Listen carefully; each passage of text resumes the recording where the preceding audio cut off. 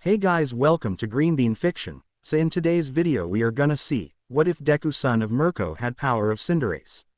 Part 1. This story is Izuku Cinderace by ZachDark1408.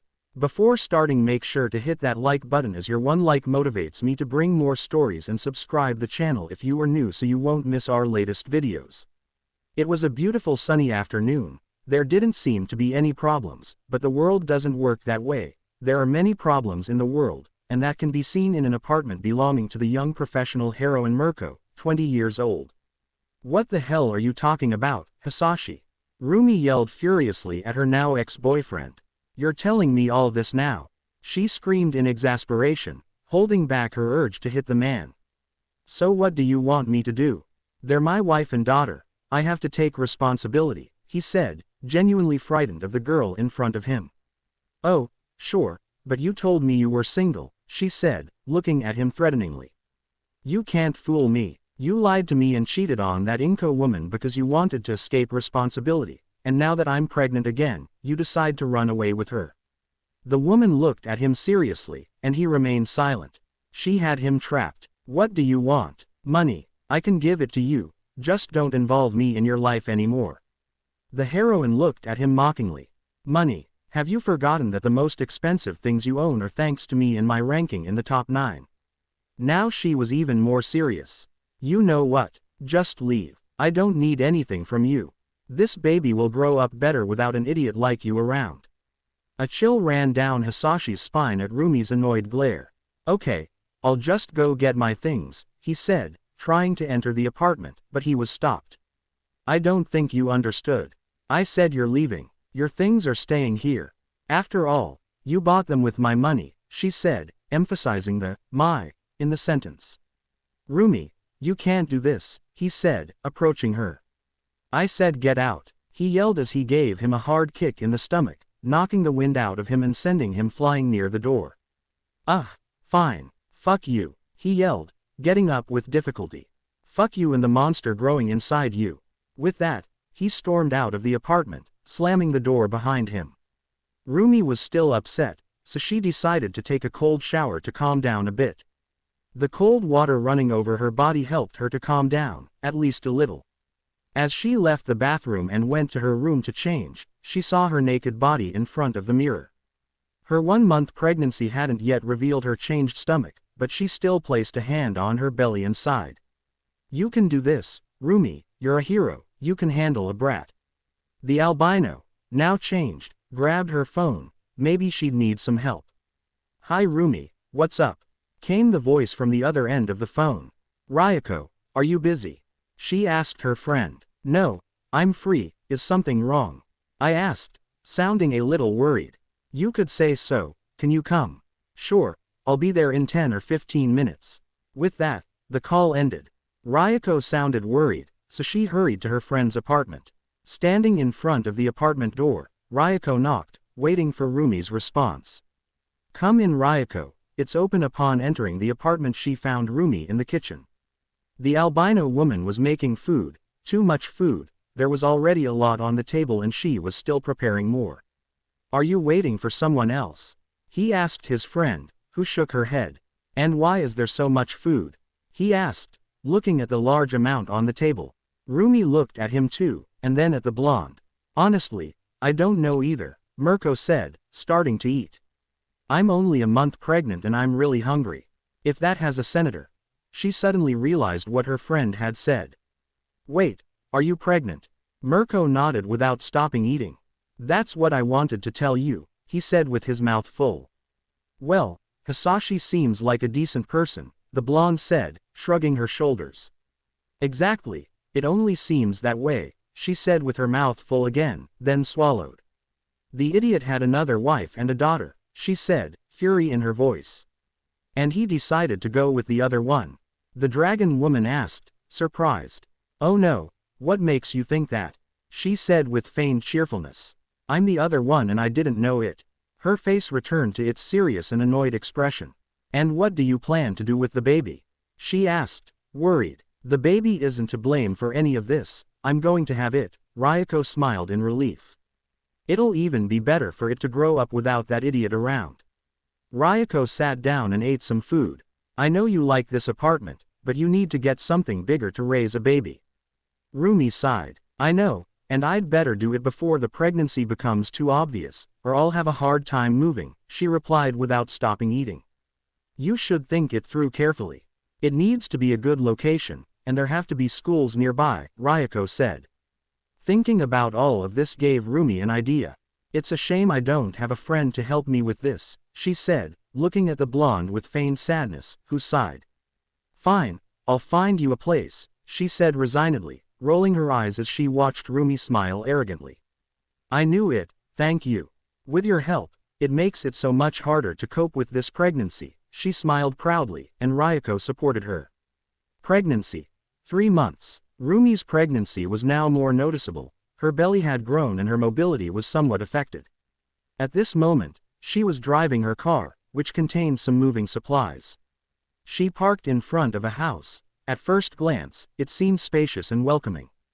The furniture was already inside since the moving truck had come earlier with Ryoko, and she was bringing the last of the furniture. She got out of the car and started taking out her things. It was a little difficult for her, but she kept trying. A couple, a brown-haired man and a blonde woman who was 6 months pregnant, approached her. Do you need help? The brunette asked calmly. Rumi just sighed. I'd normally say no, but the pregnancy limits me, the heroine said irritably. Oh wow, so that's why you haven't shown up in a while, the blonde said to the heroine, who nodded. Well, we'd be happy to help with whatever you need. We live 2 houses down from here, she said, pointing to her house. Thank you, ma'am. Rumi left the sentence hanging in the air for the blonde to finish.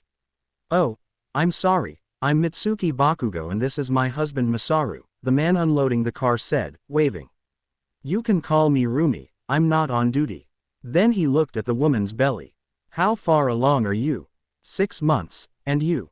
I asked the rabbit woman.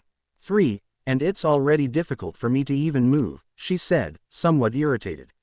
Once Masaru had unloaded everything from Rumi's car, she, with a little help, brought everything into the house. After that, the Bakugos said their goodbyes. Well, little brat, welcome to our new home, she said, touching her slightly swollen belly as she looked around. She set about tidying up her things in her room, then went to a spare room next to hers. It was empty, but she already imagined it filled with baby things, which made her smile tenderly, something unusual for her. She went downstairs to the kitchen, opened the refrigerator, and took out some carrots. But before closing it, something caught her eye, a jar of chocolate.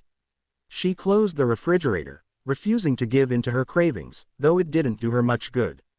A few seconds later, she went back for the chocolate. She sat down in the living room and turned on the television while eating her chocolate-covered carrots. Ryoko, on the other hand, had finished the work she had pending, so now she was heading to her friend's new house. When she arrived and opened the door with her keys, she saw the rabbit woman eating a carrot after dipping it in a pot. Rumi, what are you eating? She asked, surprised. The white-haired girl just turned to look at her. Carrot with chocolate, she said simply, and Ryoko made a face of disgust. Don't judge me, I'm pregnant, she said, taking another bite. I'll make you something decent for dinner, Ryoko said, still disgusted. Rumi just shrugged, not giving it much thought. It wasn't difficult for Ryoko to get her friend to eat, as her pregnancy gave her a big appetite. Once they finished eating, the friends spent a little more time together before Ryoko left. Rumi went upstairs, but instead of going to her room, she went to the empty room that would be the baby's. I wonder what you'll be, little brat, she said thoughtfully, rubbing her belly. I hope it's a boy. I already have enough to deal with without having to deal with periods when you're a teenager, she added with a slight smile. She went to her room to sleep, thinking about her future baby, who wasn't born yet but Rumi would do anything for him. Pregnancy. 6 months. It was a cloudy afternoon and Rumi was genuinely very excited. Today she would finally find out the sex of her baby. She got in the shower a few minutes before her appointment at the hospital. When she was ready, she came out and found the Bakugo family's car. Because her belly had grown so much, she couldn't drive, and Ryoko was working that day, so she asked them for help. She had developed a very good friendship with the Bakugos, so much so that she had told them about what had happened with her ex-boyfriend. They helped her with anything she might need if Ryoko wasn't available. I got into the back of the car where there was an ash-blonde baby, just a few days old, asleep in a baby carrier. "Thanks again for giving me a ride, Masaru," she said once she was in the car. "No problem, Rumi, you know we'll help you with whatever you need," the man said, starting to drive. "Also, if you want, you can take it as thanks for taking care of Katsuki," Mitsuki said, smiling at the white-haired girl. Once they arrived at the hospital, the Bakugo family waited in the waiting room while Rumi went into the doctor's office. A few minutes later, a somewhat young doctor came in, greeting Rumi. "Mrs. Usajiyama," he said, greeting her respectfully, "I understand you're here for an ultrasound and a checkup of your pregnancy." He affirmed with a kind smile, and Rumi nodded seriously. "Please follow me this way," he said, heading towards a door. Rumi walked with a firm step, but she was really just hiding how anxious she was to know what her baby would be. Once inside the room, Rumi could see that it was small, with a large screen in front of a stretcher next to which was a machine that she assumed was an ultrasound machine. "All right, lie down and lift your shirt please," she said as she prepared the machine and the gel. Rumi did as asked and was anxiously watching the doctor turn on the machine. "Okay, what now?" I asked the doctor. "I just need to apply this gel to her belly and then we can see her baby on the screen to find out its sex." Rumi nodded. The doctor proceeded to apply the cold gel to the blonde woman's belly, causing her a slight shiver. Then she began to move the scanner over Rumi's belly. On the screen, the figure of the baby could be seen, making Rumi smile. "Okay, now let's find out the baby's sex," she began, moving the scanner all over the rabbit's belly. Rumi was too anxious. She had been waiting for this ever since she found out she was pregnant. "Well, here it is," she said, looking closely at the screen. "It's a boy." Rumi's smile widened. She could no longer hide it. She was very happy. "And is everything all right with him?" Rumi asked the doctor seriously, who checked some papers and nodded with a smile. "Yes, everything is fine. The pregnancy is progressing normally and your health and the baby's are very good according to the tests you had done earlier." The woman smiled kindly and continued inspecting Rumi's belly. "There's something here." She pointed to a small bump that looked like the baby's head. "Is there a problem?" she asked, worried too much to try and hide it. "No, there are only two options. It could be that her hair has become like that because of her position, or it could be that her ears haven't fully developed yet," he said, smiling to reassure the woman. "Her ears? Do you mean she could have my quirk?" The doctor nodded, and Rumi felt proud. Once the ultrasound was finished, the doctor cleaned the gel from Rumi's belly, gave her the images, and told her she could leave. The Bakugo family then approached her. "And what will it be?" Mitsuki asked excitedly, while Masaru chuckled softly. "It will be a boy," Rumi smiled slightly. "Congratulations Rumi, I know that's what you wanted," Masaru said with a kind smile. The Bakugo family and Rumi left the hospital and headed home. Rumi entered her house very excited. In the living room was Ryoko, who had finished her work and was waiting for her friend. "Hey Rumi, how did it go?" She turned to look at her, noticing the smile on her face. "Let me guess, is it a boy?" the blonde asked with a smile, and Rumi nodded as she sat down. "Yes, I can't wait these 3 months for the baby to be born," she said smiling, not bothering to hide it from Ryoko. "And tell me, have you had any other pregnancy symptoms?" Rumi nodded in response to the blonde's question. "Just the usual nausea. I'm actually surprised I didn't throw up in the hospital," she said thoughtfully, leaving Ryoko feeling somewhat disgusted. "And the mood swings?" the blonde asked, and the white-haired girl shook her head. "Well, I suppose it's because you're already very temperamental."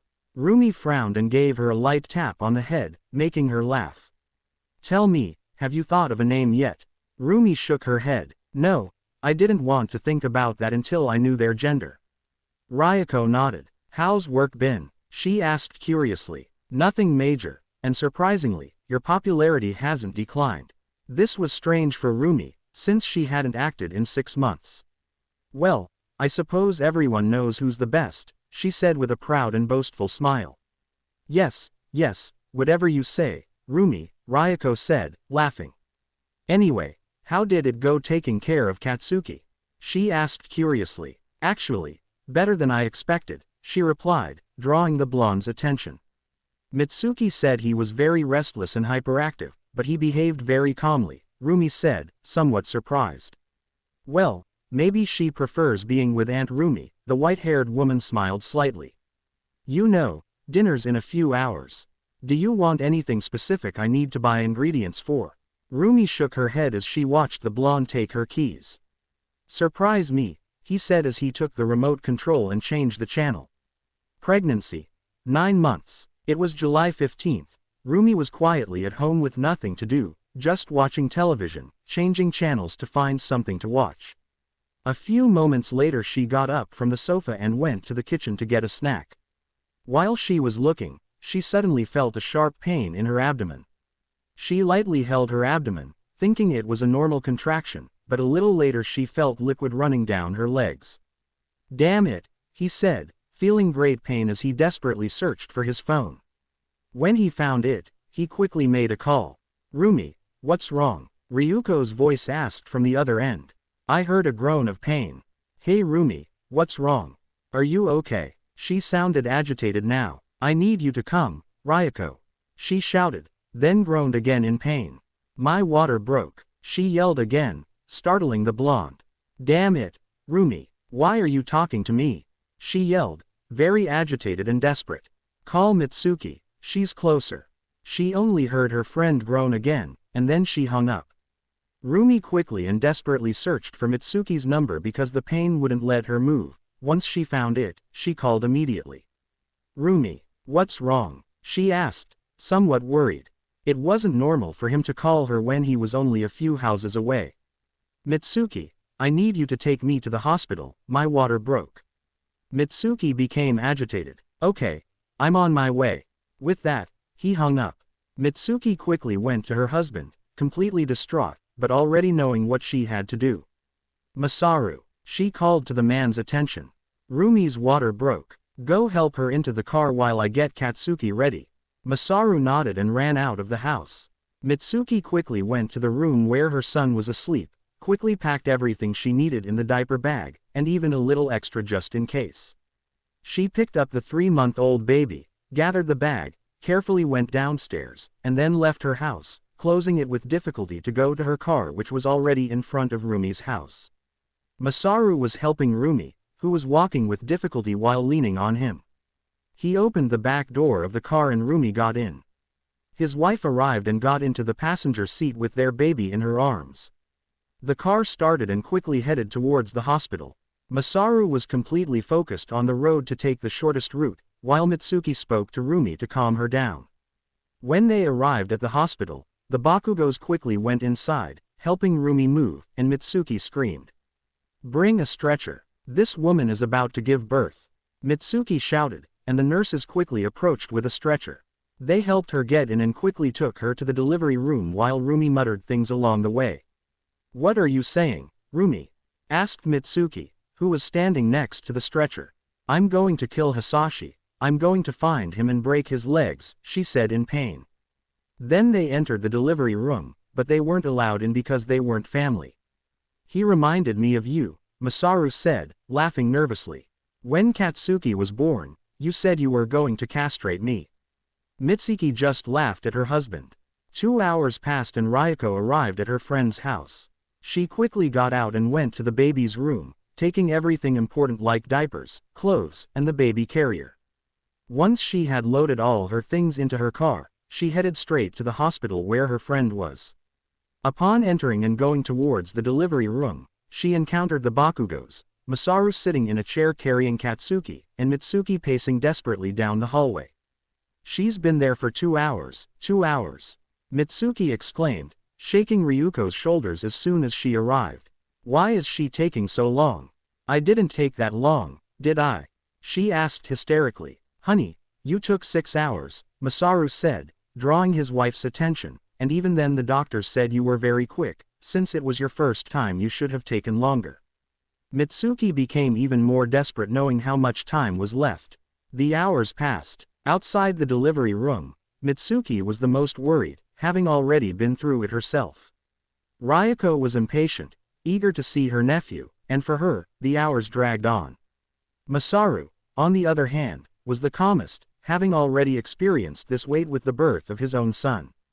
Inside the delivery room, occasional screams and curses could be heard coming from Rumi.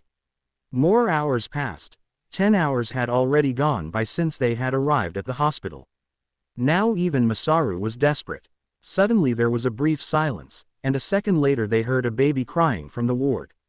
A few minutes later the doctor came out with a friendly smile to give the good news to those waiting outside. "I'm happy to inform you that the delivery was a complete success," she said with a kind smile, cheering up the three of them. "You can come in if you'd like." The two women hurried towards the room, pushing the poor doctor a little. Masaru apologized as he followed, carrying Katsuki. Inside the room they found Rumi with a bundle in her hands. They silently approached the white-haired girl's side. "Can we see it?" Ryuko asked excitedly, but in a low voice. Rumi nodded, moving the blanket to free Izuku's head, revealing his green hair and rabbit ears just like his mother's. "Did you finally think of a name?" Mitsuki asked with a smile, and Rumi nodded. "Izuku," she said with a tender smile, "very rare for her." "Izuku Usajiyama," she said, lightly caressing the infant's cheek, causing him to open his eyes, revealing that they were red. "A lovely name for a lovely baby," Masaru said with a calm smile. "Baby Izuku. 6 months." Rumi, Mitsuki, and Ryuko, who had the day off, were in the living room of the Bakugo house while Masaru worked. "How is this possible?" Ryuko said, very surprised, watching Izuku walking. "The doctor told me that babies walk around a year old," said a stunned Mitsuki. "Katsuki can barely stand up at 9 months old." Rumi laughed somewhat mockingly. "I spoke with the doctor about it. He said that thanks to his rabbit Quirk, his legs are stronger," she said calmly as she watched Izuku trying to help Katsuki walk. "That still confuses me," Mitsuki said, turning to look at the white-haired girl. "Don't quirks develop at 4 years old?" Rumi shook her head, but then nodded, confusing everyone else. "It's the most common age," the white-haired woman began to explain, "but with mutant-type quirks, we often have them from birth," she finished. "Only mutant quirks?" Mitsuki asked curiously, and Rumi shrugged, so Ryuko replied. "No, an example of that is the hero present Mike. He had his quirk at birth, and his crying made the doctor's ears bleed," he said, surprising Mitsuki. "Leave that aside and look at this," he said, recording with his cell phone as Izuku let Katsuki lean on him to take small steps together. "They'll be great friends," said a smiling Mitsuki, and the other two nodded. Izuku. 3 years. A few days had passed since Katsuki and Izuku had started preschool, and Izuku was really annoyed. It was really annoying how all the kids flocked to him just because his mom was a hero, so the only one he truly considered a friend was Katsuki. The ash-blonde and the green-haired boy were sitting a little ways away, eating peacefully, until they saw a group of their classmates approaching. "No way," said the green-haired boy. "Let's get out of here," said the ash-blonde boy, getting up just like Izuku and starting to run. They didn't want to have to deal with those kids who would only bother them because of Mirko. For Izuku it was really annoying, and for Katsuki, if they bothered his friend, they were bothering him. The blonde boy really wanted to hit all those children, but he didn't because he had already done it and didn't want to be punished again so soon. The little ones moved away from the other children and finished eating in peace. Both of them had been bothered since they arrived and Izuku's last name was revealed. Izuku was really proud of his mother and how she was becoming more and more popular because of the great work she did, but that still caused her problems like this. Izuku. 4 years old. Bakugo had already manifested his quirk and was excited to show it to Izuku. As soon as he returned from the doctor, he ran straight to Rumi's house while his mother followed a little behind. Standing in front of the door of the house where his friend lived, he knocked excitedly, eager for someone to open it. Seconds later, Rumi opened the door. "Hello Aunt Rumi," I greeted the white-haired woman. "Can I see Izuku?" I asked impatiently. "Of course, he's in the yard," he said kindly, letting the ashen-haired boy in, who ran towards the yard. In the courtyard, Izuku could be seen trying to throw a kick like the ones his mother used to throw, but he would lose his balance and try again. Deku. Neither of them knew where the nicknames came from, but they didn't mind. "What's wrong? Kachan? He asked, turning to look at him. I awakened my quirk, he said excitedly, generating explosions in his hands. Awesome, Izuku shouted, his eyes beaming. Do you know what that means? He asked with a wide grin. Of course I know, he replied emphatically. We'll be the greatest heroes ever. They both shouted at the same time as they bumped fists. From inside the house, their mothers watched with a smile the two children who were starting to train, since they were really just playing. You know, Rumi said, drawing Mitsuki's attention, Izuku asked me to train him. Mitsuki listened attentively. Maybe I will. He'll keep insisting, she said with a slight smile, and Mitsuki looked at her doubtfully. He's just a kid, Rumi, she said, laughing at her friend, who shook her head slightly. I can't deny Izuku much, she said with a slight sigh, making Mitsuki laugh. Besides, obviously the training won't be like mine, it'll be less intense until he grows up, she added, and an idea occurred to Mitsuki. Do you think you could train Katsuki too? Rumi nodded and the blonde smiled at her. Thanks, I know he'll ask too, she said, laughing a little. A few weeks had passed since Rumi had started training her son and Katsuki. All of the two friends' classmates had awakened their quirks, so the teachers decided that the children should give a small demonstration with a mannequin to their classmates. The demonstrations continued, most of them clumsily using their newly awakened quirks. However, to the eyes of other children, it was incredible how they used them, except for Katsuki and Izuku, who found it pathetic. All right, next, the teacher said, then pointed to Katsuki. Want to try, Bakugo? The boy stepped forward with a smug smile. Now I'll show you what I can do, not like your pathetic demonstrations. Some got angry at Bakugo, but Izuku just smiled. Bakugo began to bombard the mannequin with his explosions, striking it fluidly and powerfully. Everyone watched in awe, even the teacher, as the ash blonde was hitting weak points like the ribs, neck, and head with great precision. Bakugo finished his presentation, leaving everyone amazed. The teacher was about to speak, but Bakugo spoke first. Hey Deku, show them who's boss, he said, bumping his fist with the. Of course, I'll show you why we're the best, he said, walking past the mannequin with a confident smile. The teacher decided not to interrupt. He was curious to see what Izuku could do. The rabbit boy stood in front of the mannequin and then jumped to deliver a powerful kick to what would be its shoulder. Izuku's kicks were incredibly fast and powerful, surprising everyone even more. He delivered blows to the ribs, direct kicks to the stomach that would easily leave a person breathless, and kicks to the head powerful enough to disorient someone. The professor's surprise only increased with each blow the little boy made. They were definitely not as strong as his mother's, who could easily break that mannequin, but for such a small child it was very impressive. The demonstrations ended with Izuku and Katsuki standing out by a lot. The rest of the children were very surprised and began asking them questions about their quirks and more. But all that ended very soon. The children easily steered the conversation back to Mirko. Izuku was fed up with all of it, with them only approaching him because he was the son of a heroine. That's why his only friend was Katsuki. Izuku's annoyance grew stronger, and Bakugo felt the temperature rise near his feet. He glanced at his friend, noticing a slightly annoyed expression, then looked down at Izuku's feet, realizing his shoes were starting to steam. The other children didn't notice this and continued to bother Izuku. Bakugo was about to speak, but suddenly Izuku exploded in two different ways. Shut up already. Everyone was startled, not by the scream itself, since it was a typical high-pitched scream from a 4-year-old, but because Izuku's feet suddenly burst into flames. Bakugo jumped back to avoid the flames, as did the rest of the children. After that, the teacher, with Bakugo's help, calmed him down so that his fire would go out. Rumi was arriving to pick up Izuku and Katsuki, but before leaving she went to the principal's office. Katsuki was waiting outside. The woman entered, seeing Izuku staring in shock at his bare feet and the principal just reviewing some papers until she noticed her presence. Mrs. Usagiyama, please sit down, the principal said with a smile. Did Izuku do something wrong? She asked, surprised. Her son's temper was strong when he got angry, but he had never hurt anyone before.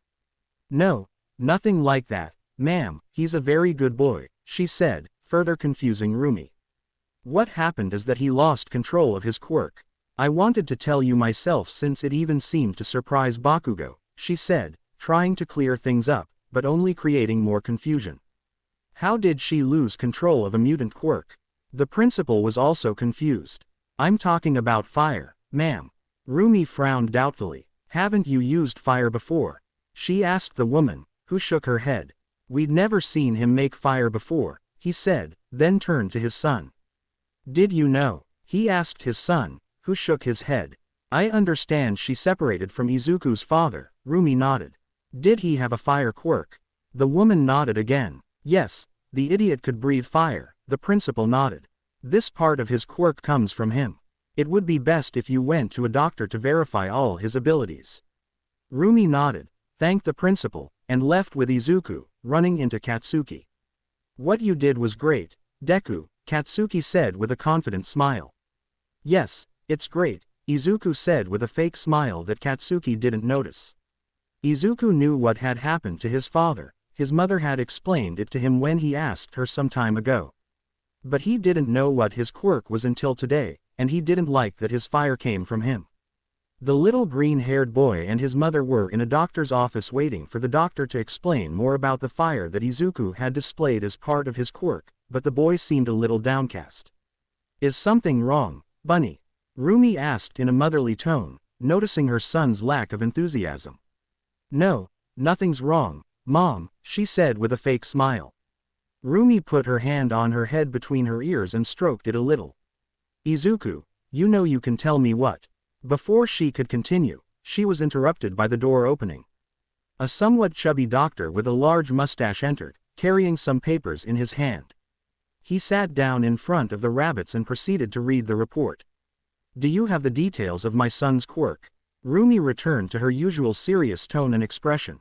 Yes, ma'am, they're right here, said the doctor, showing the papers and then reading them. Well, the most basic and obvious thing is that her feet can generate fire. For now, only that part of her body is capable of generating it, but perhaps in the future she'll be able to use other parts of her body. Are you saying that his quirk can evolve? The doctor nodded and continued reading. Apparently, he can't shoot fire like Endeavor, for example, but he can shoot fireballs. The doctor's last comment confused them both. Fiery balls? Asked the white-haired woman. That's what we decided to call them. They're just simple fireballs, but your son can manipulate them with his feet like they're balls.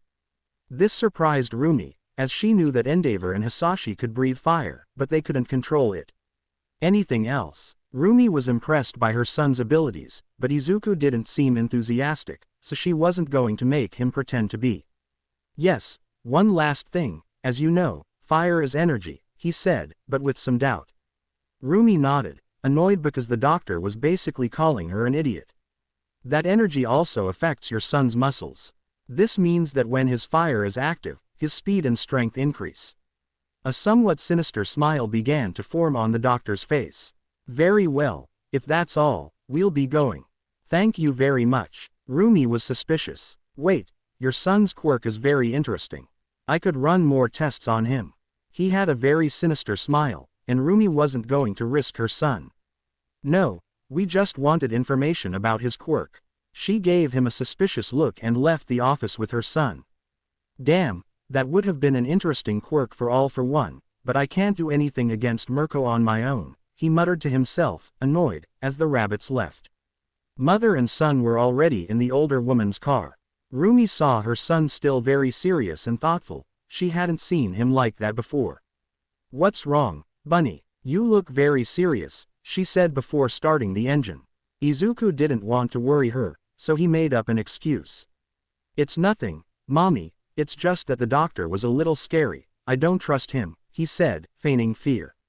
Luckily for him, his mother also distrusted the doctor. It's very strange, but don't worry, kid, she smiled at him like she never smiled at anyone else. He can't do anything to you, your mom is the best hero in the world.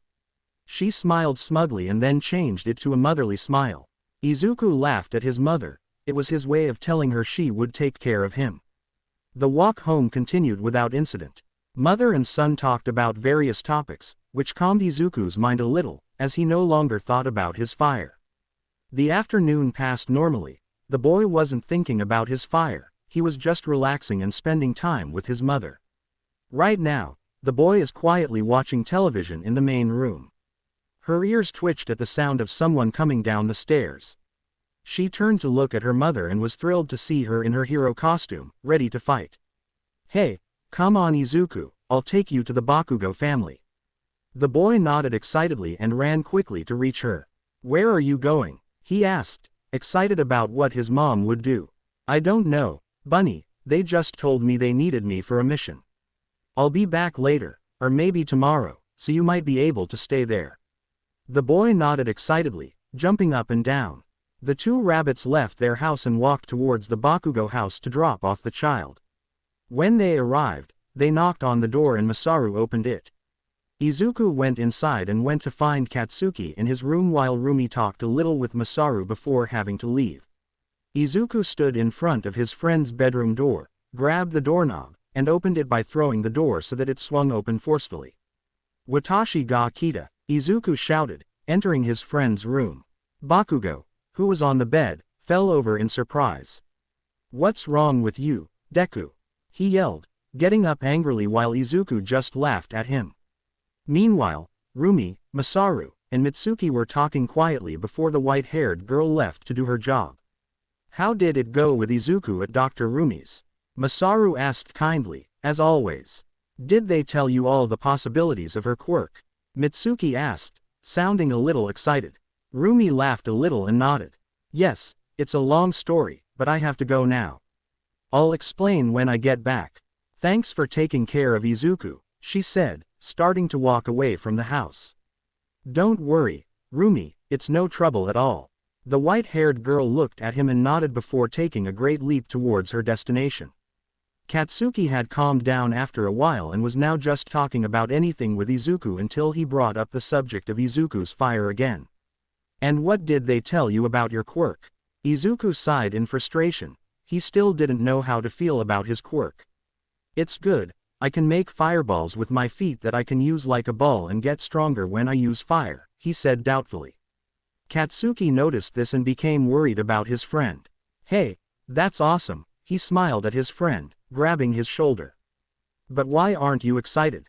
You can tell me, Deku, maybe I can help." Izuku sighed, his ears drooping in sadness. There was no need to pretend nothing was wrong anymore. "You can't help, Kachan," she said sadly, and Katsuki continued listening. "I once asked Mom about my dad," she said, sitting on the bed, and the blonde boy sat beside her. "When those third-year losers bullied you for not having a dad?" Katsuki asked, remembering the kids a few years older than them whom they both beat up after they bothered Izuku. "Yes, I was curious and asked Mommy," Katsuki nodded, indicating he was paying attention. "She told me Dad lied to her and that he was a coward." The blonde boy continued listening intently to what his friend was saying. When he found out Mommy was pregnant, he left her alone and didn't care. Now he wore an expression of anger and contempt. "Don't worry, Deku, your mother already told you, he's just a useless coward," she smiled at the rabbit boy. "But what does that have to do with your quirk?" he asked, still doubtful. "He could breathe fire," Izuku replied. The little blonde boy put on an expression of understanding on his face. "I have my fire thanks to someone who abandoned me and my mom." Izuku had small tears in his eyes. Katsuki hesitated for a moment, but when he saw his friend's tears falling, he decided to hug him to calm him down. Hugs weren't his thing, but Izuku liked them and they calmed him down, so he did it to help him. "Listen, Deku, I'm not going to pretend I know how you feel, but I am going to tell you something." He pulled away from the hug when the green-haired boy calmed down a bit. Izuku looked at him, waiting to hear what he was going to say. "You're Izuku Usajiyama, and you've been my friend forever." A small smile appeared on the green-haired boy's face, and his ears perked up again. "I don't care where your fire comes from, and I'm pretty sure Aunt Rumi doesn't either." Izuku now had a huge smile on his face because of his friend's words. "Thank you, Kachan," Izuku said, hugging the blonde boy again gratefully, but he didn't return the hug. "Don't think I'll ever hug you again, Deku," he yelled, trying to break free from the hug, but the green-haired boy ignored him and continued the embrace. The day had passed, and Izuku had stayed overnight at the Bakugo house because his mother's mission had taken longer than Rumi had anticipated. Now, Izuku was in his room, getting dressed to train a little with his mom. The little boy went to the room where he trained with his mother, which was full of exercise machines and a large number of mannequins, as his mother used to break them very often. "I'm ready, Mommy," Izuku called to Rumi, who was stretching before starting her training. "You know what to do, Izuku," he smiled at his son. The boy nodded and began to stretch as well. Once Izuku finished his stretches, he approached the dumbbells and picked up some small ones that were specially made for him, but then he saw some that were slightly larger. "You can try with a little more weight, Izuku." The boy got excited and grabbed the slightly larger dumbbell.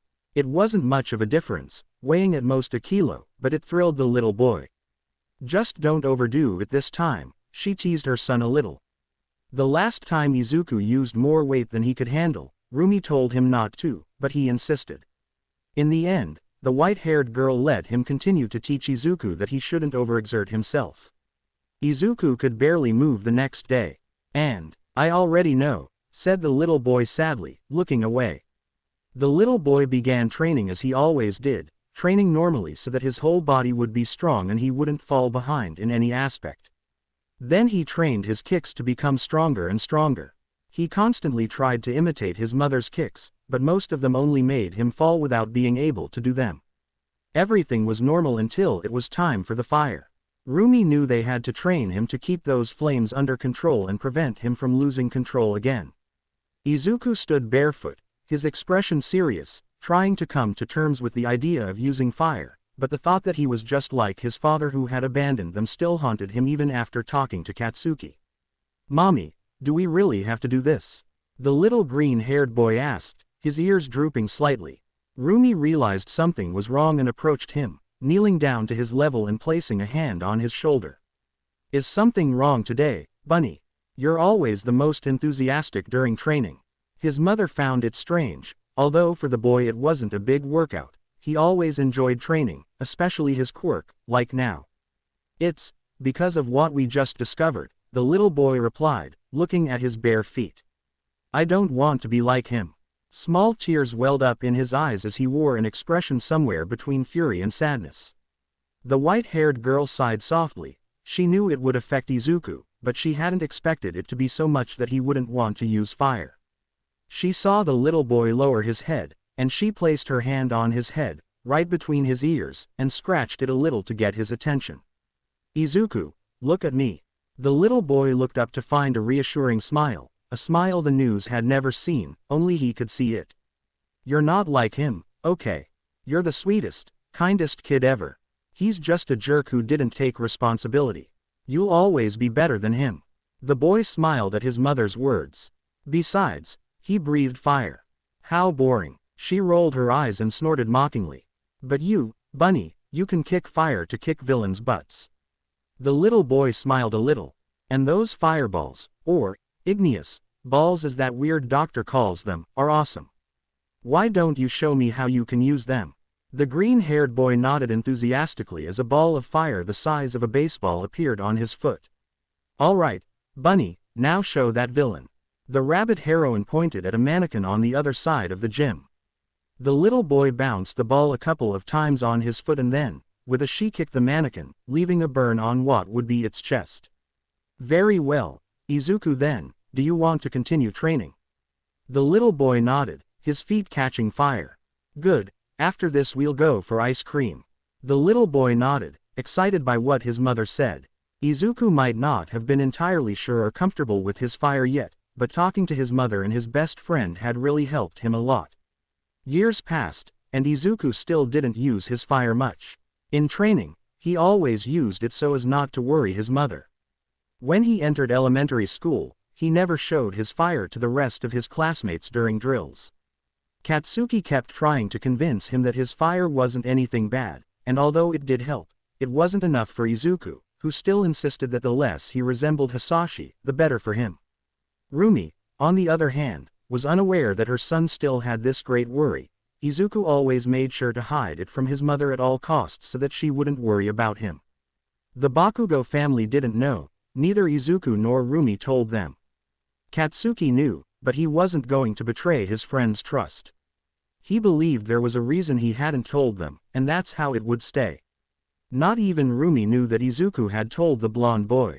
His aunt Ryuko doubted that a lot and believed that something was wrong, yet Izuku managed to try to convince her otherwise, even though the dragon woman always tried to find what was wrong with Izuku, but she hadn't found anything.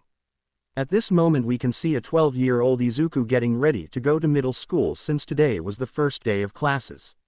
Once he was in his uniform, he went downstairs ready to find his mother, but she wasn't there. He went into the kitchen and found a note on the table. "I had to go out, Izuku. I made you breakfast. When you're finished, go see Masaru, he'll take you to school. Don't forget to bring everything. Take good care of yourself and don't get into trouble. Mom loves you." Izuku sighed. Lately, that had been happening a lot. He wasn't bothered by the fact that his mother was leaving. Rather, it was all he worried about. Each time she left, she became more worried about him when he returned, as it was difficult for her to call him. What bothered her most was that he blamed himself and Hisashi. He told himself that if that idiot hadn't abandoned them, his mother wouldn't be worried because he wouldn't be alone. He sighed, very frustrated and annoyed, as he served himself his food and began to eat calmly, since there was still some time before going to high school. When he finished eating, he went back upstairs to get his backpack and some money. As he was about to leave, he stopped, looking at the rest of his money. He took a little more and left his room to go to the Bakugo family so they could give him a ride. Once he was in front of the house, he knocked on the door and Mitsuki opened it a few seconds later. "Hello Aunt Mitsuki," I greeted the older blonde politely with a smile. "Hi Izuku, come in. Masaru will take you in a moment," she said calmly, letting him in. Izuku sat down on the sofa in the main room, watching as Mitsuki approached the stairs. "Hey, Izuku's here, come down quickly so you're on time," she said, a little louder so they could hear her upstairs. She turned to look at Izuku and smiled, which the boy returned. "Don't rush me, witch," Katsuki shouted from above, angering Mitsuki and causing a bead of sweat to form on Izuku's face. "Shut up and hurry up, you disrespectful brat," the older blonde yelled back at her son. Izuku was still surprised. His mother generally had a more aggressive attitude than his Aunt Mitsuki, but even so, he had never fought with his mother like his friend did.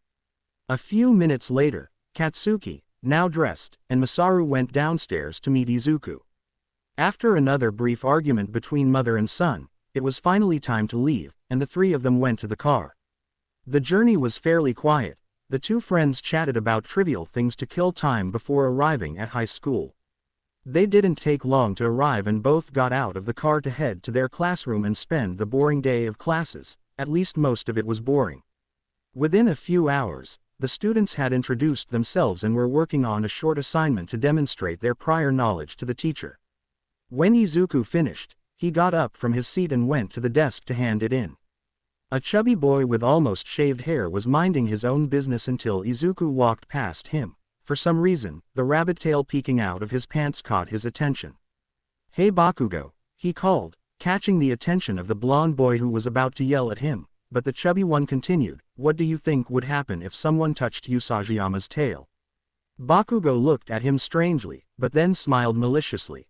His classmates knew they had known each other before, and he was going to take advantage of that.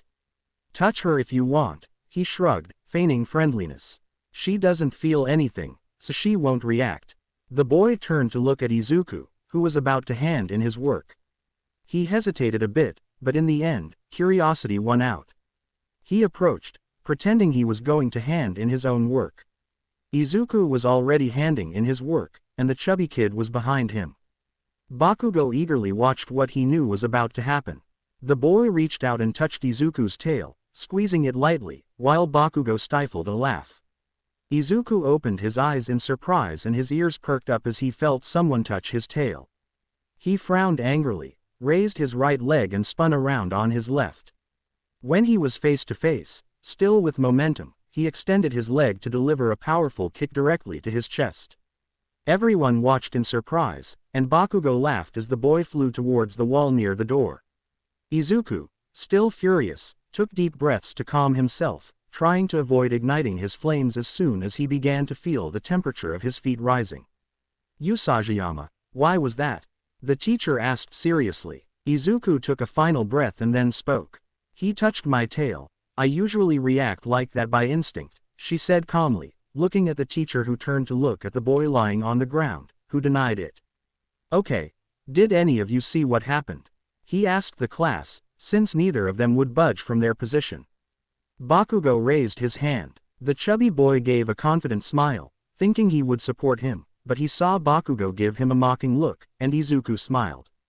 He touched Izuku's tail, and it's true that he always reacts that way instinctively when his tail is touched. Bakugo gave a mocking look to the boy on the ground who watched fearfully as the teacher nodded. "Right, you and Usajiyama have known each other for a while now." "Well, he pointed at the chubby boy who was struggling to his feet, clutching his chest. "Go to the infirmary and then to the principal's office," he said seriously, scaring the boy for getting into trouble on the first day. The chubby boy left the classroom in pain, heading towards the infirmary. He was scared because it was only the first day, and that could get him in trouble with his parents. "Here, Usajiyama," the teacher said, handing Izuku his notebook with the graded assignment. "Go sit down." Izuku nodded and went to his seat. When the green-haired boy passed near Katsuki, he turned around to make sure the teacher didn't see him. Once he confirmed it, he gave his friend an annoyed look and hit him on the head because he knew he started it all. Bakugo just laughed mockingly while rubbing the bump. The rest of the day was quiet. Nothing important had happened, other than the fact that some were now afraid of Izuku because of the force of the kick he had given. Everyone believed that the boy probably had at least one broken bone. When it was time to leave, Katsuki and Izuku went outside and found Masaru's car. The ash blonde got in, but Izuku spoke to his uncle through the window. "Uncle Masaru, I'm going home on my own. There are some things I need to do," he said calmly with a smile, but Masaru doubted it. "I don't know, Izuku." The man knew Izuku could defend himself, but he wasn't sure if he should leave him alone.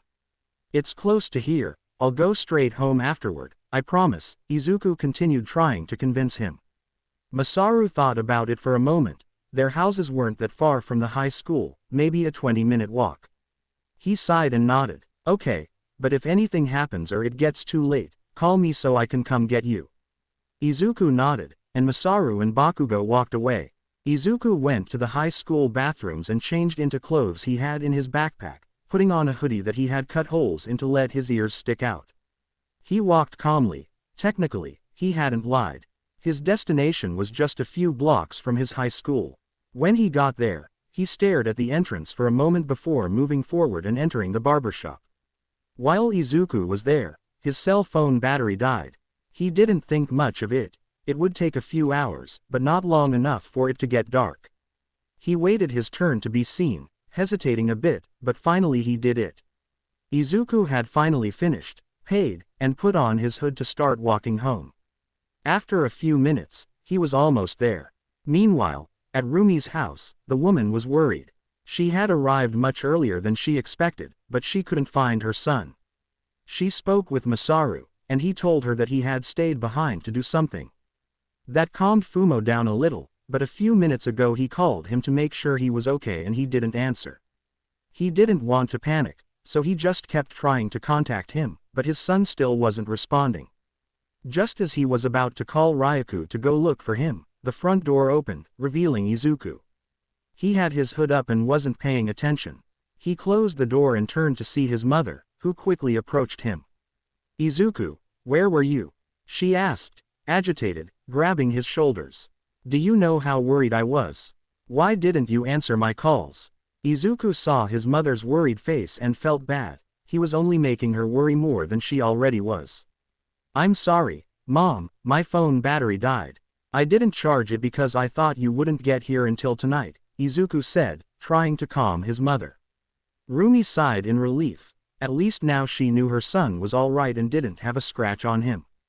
"Okay, Izuku, but still make sure you always have battery," she said seriously. Izuku nodded, a little nervous, but Rumi caught a glimpse of a white strand of hair peeking out from under the boy's hood. "Izuku, what?" Rumi pulled Izuku's hood down with some difficulty because of his ears. When the hood was gone, Rumi saw that her son's normally green hair was now completely white, just like her own. She frowned in confusion. Why? Why did you change it, Izuku? Rumi was truly confused. Izuku had never mentioned wanting to change his hair color. She saw her son look away, embarrassed and somewhat sad. Is it because of him, isn't it? She asked, understanding. Izuku nodded with a sigh. You've been worrying about me a lot lately when you go out, about leaving me alone. Rumi listened attentively. It's all his fault. If he weren't such a complete idiot and were here, you wouldn't have to worry, he said, his voice dripping with contempt as he clenched his fists. I thought it would be better if I looked less like him. He looked away again, now with sadness. The woman moved her hands from her shoulders to her cheeks to make him look at her, and gave him a reassuring and understanding smile. Izuku, don't worry about it, she said, pressing her forehead to his. Listen, I'd worry even if he were here. I'm your mother, I'll always worry about you, brat. The green-haired man smiled affectionately. Besides, it's much better for me that you grow up without him. I wouldn't want him to turn you into a jerk like he is. She separated their foreheads and looked him directly in the eyes. Thanks, Mom, but still. Izuku was still hesitating. Now Rumi had another idea. You don't use your fire, do you? Izuku sighed and shook his head. Rumi sighed, disappointed in herself for not realizing it sooner. Listen, Izuku, he doesn't matter anymore. She stroked his head between his ears like she used to when he was little. You're not him. You're much better, and to show the whole world that, you have to give it your all. Izuku looked at her with intrigue, receiving a smile from his mother. Show him and everyone else what you're capable of. Show everyone who Izuku Usajiyama is. She gave him a confident smile that was also beginning to appear on Izuku's face. Show them that without him, you'll always be the best. Show him what he missed out on, not by leaving me, but by leaving you. She pointed at him and then held out her fist. Okay, he asked, still with his fist extended, and Izuku bumped his fist against hers. Okay, Mom, she smiled confidently, giving a look of affection and gratitude. I'm sorry I didn't tell you sooner. I didn't want you to worry more. Rumi smiled and shook her head. It doesn't matter anymore, Izuku. Just talk to me if you need anything. I'll always be there for you. Izuku thanked me again. The burden on his body had greatly lessened. A few days had passed since what happened with his mother. Izuku decided to simply let his hair grow. Now, Izuku was much more willing to use his fire. He wanted to prove that he would be the best. His mother was right. He couldn't simply limit himself because of an idiot he didn't even know. Today was the first day of physical education at the high school. They decided that everyone should demonstrate their quirk abilities to see their level of control. All the students had good control of their quirks, with Bakugo being superior in terms of physical condition and fighting skills. Now it was Izuku's turn, and Bakugo was waiting to see what his friend would do. What's the mystery behind his quirk? It's just a simple mutation, there's nothing to control, said a boy in the stands near where Bakugo was standing. That's true, he may be strong, but there's nothing else to control, said another, speaking to the first one somewhat boastfully. Shut up, you damn extras, he said to the two of them, angry at them for talking about his friend like that. Oh, come on, Bakugo, you know it's true. I understand he's your friend, but his quirk is simple, the first one replied, somewhat nervously, while the other tried to hide his own nervousness. Bakugo was about to yell at them until Izuku appeared in the center of all the mannequins, barefoot and with his pants rolled up above his knees. Huh, why are his pants like that? The first one asked, confused. And why is he barefoot? Asked the second one, equally confused. Upon seeing this, Bakugo's face broke into a confident and proud smile. Izuku, watching from where he stood, also gave him a boastful and self-important smile. Now you'll see how pathetic you damn extras are, he said mockingly. The two were confused until they heard the coach speak. All right, ready Usajiyama. Izuku nodded, simply standing among all the dummies without even taking an attack stance. Good, get ready. Izuku looked directly at the first dummy near him. Now, shouted the coach. As soon as the coach shouted, everyone saw Izuku's feet burst into flames and he started running, the first dummy received a direct flaming tackle that made it fall. He jumped, hovering above all the mannequins, and began throwing fiery balls at some of them, melting parts of the mannequins. When he reached the ground, he wasted no time and ran to attack the remaining ones, gradually destroying all the mannequins. Only one remained. He ran towards him and jumped. In Izuku's mind, the mannequin transformed into Hisashi. Izuku's anger made his flames grow, becoming more powerful and giving him more strength. When he fell and his kick connected directly with the mannequin's head, everyone watched in shock as the mannequin's head shattered into pieces and the mannequin showed many cracks, and it was also starting to catch fire. The two students who were talking about Izuku's quirk had their mouths open while Bakugo had a smug smile. "I told you, idiots," he said, getting up from the stands once he saw Izuku walking away from the arena where all the burned mannequins were. She approached him and sat down next to him as he was putting his shoes back on. "How did I do, Kachan?" he asked with a smug smile while still putting on his shoes. "You showed everyone they're just miserable extras compared to us," he smiled, then became a little more serious. "Since when did you start using your fire again, Deku?" the blonde asked calmly. "A few days ago, when I dyed my hair," he said, pointing to his hair. "Mom realized I did it for Hisashi. After we talked, she also realized I wasn't using my fire." He sighed and then gave a genuine smile. "We talked about it, and it made me realize I shouldn't limit myself just because of some miserable bastard I don't even know." Bakugo smiled. He too had been trying to help his friend, but hadn't been able to. "So, no limitations?" Izuku nodded in response to the question. "Without limitations," he replied with a confident smile.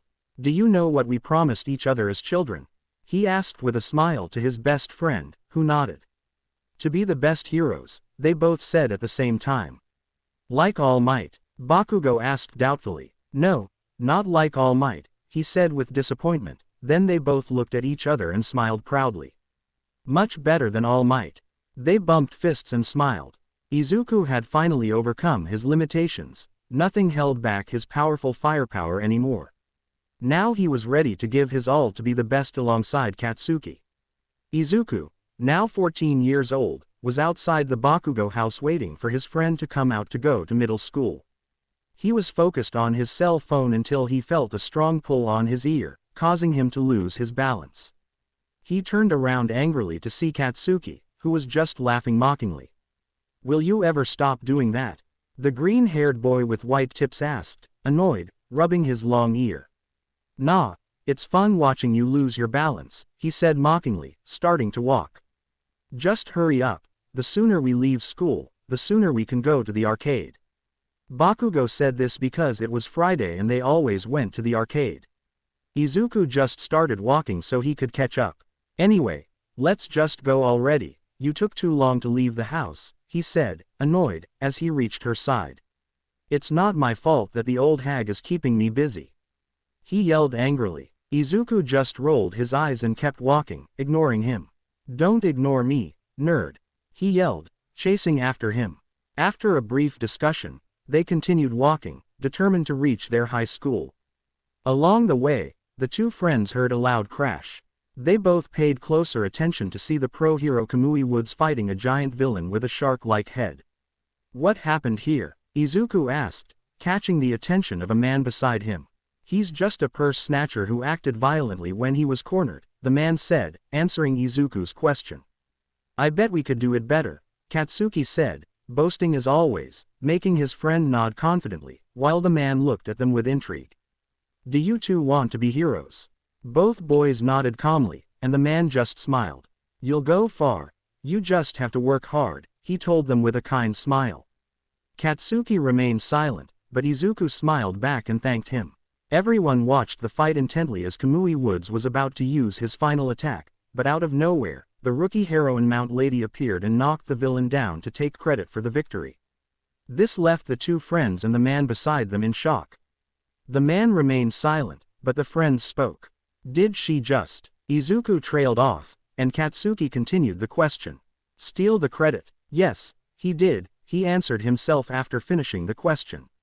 Then they saw the heroine strike a provocative pose, showing her backside to all the reporters who had just arrived. Katsuki and Izuku turned to look at each other with puzzled expressions and just shrugged. Sometimes I think heroes and heroines are getting worse and worse, said the green-haired boy, annoyed, pinching the bridge of his nose in disappointment. Don't take it too seriously, nerd, said the blonde, rolling his eyes, but he was also disappointed. You're right, Kachan, I shouldn't pay attention to a useless heroine like her. Izuku rolled his eyes, speaking a little louder. The heroine, along with some of the civilians and reporters, heard him. The blonde quickly approached him, confronting him and trying to intimidate him. Obviously, it was of little use, his mother was the heroine Mirko, after all. What did you brats say?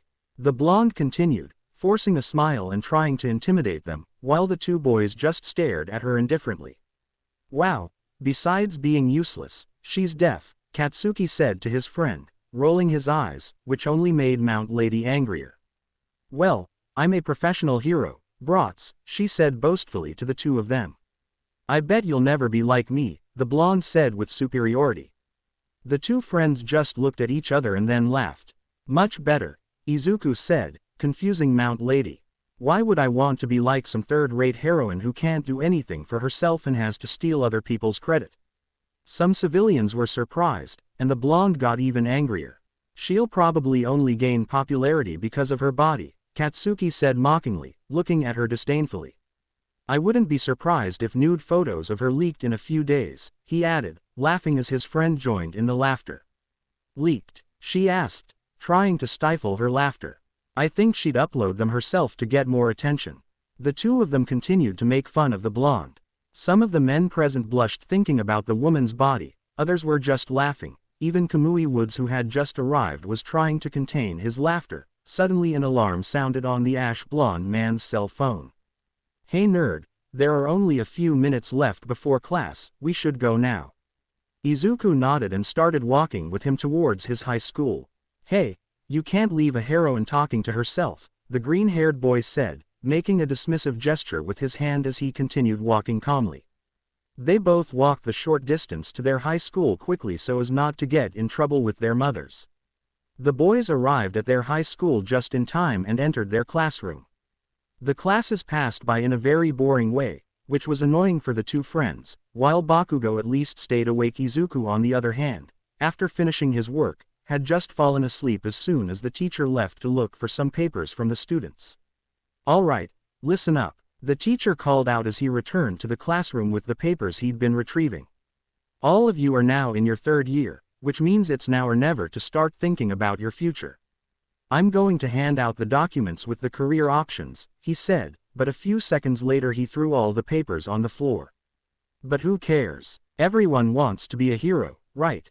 All the students excitedly started using their quirks, except for two, one who was grinning smugly and another who was still half asleep. Please don't bribe me with these extras who will never amount to anything, the ash-blonde man said arrogantly, angering his companions. Oh right, Bakugo, you and Usajiyama are planning to take the UA entrance exam, right? Everyone was surprised, even Bakugo, who stood up and approached Izuku. Hey nerd, he shouted, but Izuku was still asleep, so he caused an explosion that woke him up and made him look around in confusion. What do you mean you're going to take the entrance exam? Didn't Aunt Rumi recommend you? Izuku nodded while yawning. I rejected the recommendation, he said calmly, surprising his colleagues. I prefer to show what I'm truly capable of, rather than enter as a recommended candidate without any real opportunity, just because I'm the son of a heroine, he added, rolling his eyes with a smug smile.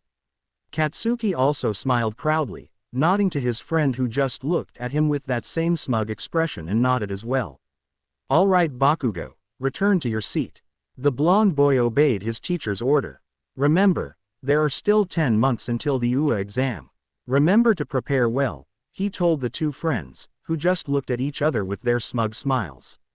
Izuku and Bakugo were walking calmly towards the arcade, having decided to take a shortcut, so they were about to pass under a small bridge. Are you telling me that if any of the girls in your class asked you out, you'd turn her down? Izuku asked Bakugo, and he nodded. Would you accept? He asked his friend with a raised eyebrow, and the green-haired boy just shook his head. No, I just thought maybe you'd be interested in someone, she replied, shrugging. Like you and Frog Face? Asked the ash blonde boy, and his friend looked at him with confusion. What, you think Suyu and I are dating? He asked incredulously, and his friend just nodded. Of course we're not dating. Suyu is just my best friend, he said, shaking his head, and the blonde just rolled his eyes. Sure, let's just say I believe you. You've even been to his house several times, she said, looking at him accusingly, as if she had him trapped. What does that have to do with anything? Even you, being the bitter person you are, have gone. Bakugo huffed in annoyance and hit his arm. You guys never leave each other's side in winter, you're hugging the whole damn time. Izuku just sighed. Kachan, you know that in winter my body generates a lot of heat to compensate for the cold. Bakugo nodded, looking at him without interest. I'm a damn human heater. Suyu can't stand the cold, she only clings to me to avoid hibernating. Even you did it when we were kids. Bakugo was silent for a moment. Okay, you got me there, he said, looking at him with an indifferent expression. Everyone who's seen you two thinks you're dating. Izuku sighed in frustration. You two are the epitome of friends who look like a couple, he mocked the green-haired boy. Izuku was about to say something else when his ears twitched as he heard something. He stopped, causing Katsuki to stop as well, just before leaving the bridge. Watch out. He pushed his friend to avoid the drool that was about to fall on him. He kicked but his foot got stuck. That won't work on me, kid, yelled the slimy villain. Now give me your body, he shouted, trying to cover Izuku in slime. But before that could happen, an explosion in the slime that had trapped Izuku's foot managed to free him. That sounded really sick, you bastard. He yelled at the villain, then looked at Izuku. Get ready, Deku, I'll distract him. Izuku nodded and jumped back to take off his sneakers. Bakugo kept the villain at bay by dodging attacks that tried to trap him and breaking parts of the villain's slime body with his explosions. Is that all you've got, you bastard? He yelled at the villain, who glared at him angrily. Suddenly, Bakugo felt something on his legs. Looking down, he realized the slime had enveloped his legs. He tried to pop it to free himself, but before he could, the villain knocked him down by pulling the slime off his legs. He was about to pounce on the ash blonde boy when a fireball hit him directly in the face. Thanks to the distraction, Bakugo managed to break free and back away a little towards where Izuku was. Alright, let's finish off this useless Kachan, he said confidently, igniting the fire at his feet. Then he glanced sideways at Bakugo. Didn't your mom tell you to take care of your legs? He said mockingly. Shut up, Deku, don't lecture me. He yelled, very annoyed, already in a fighting stance.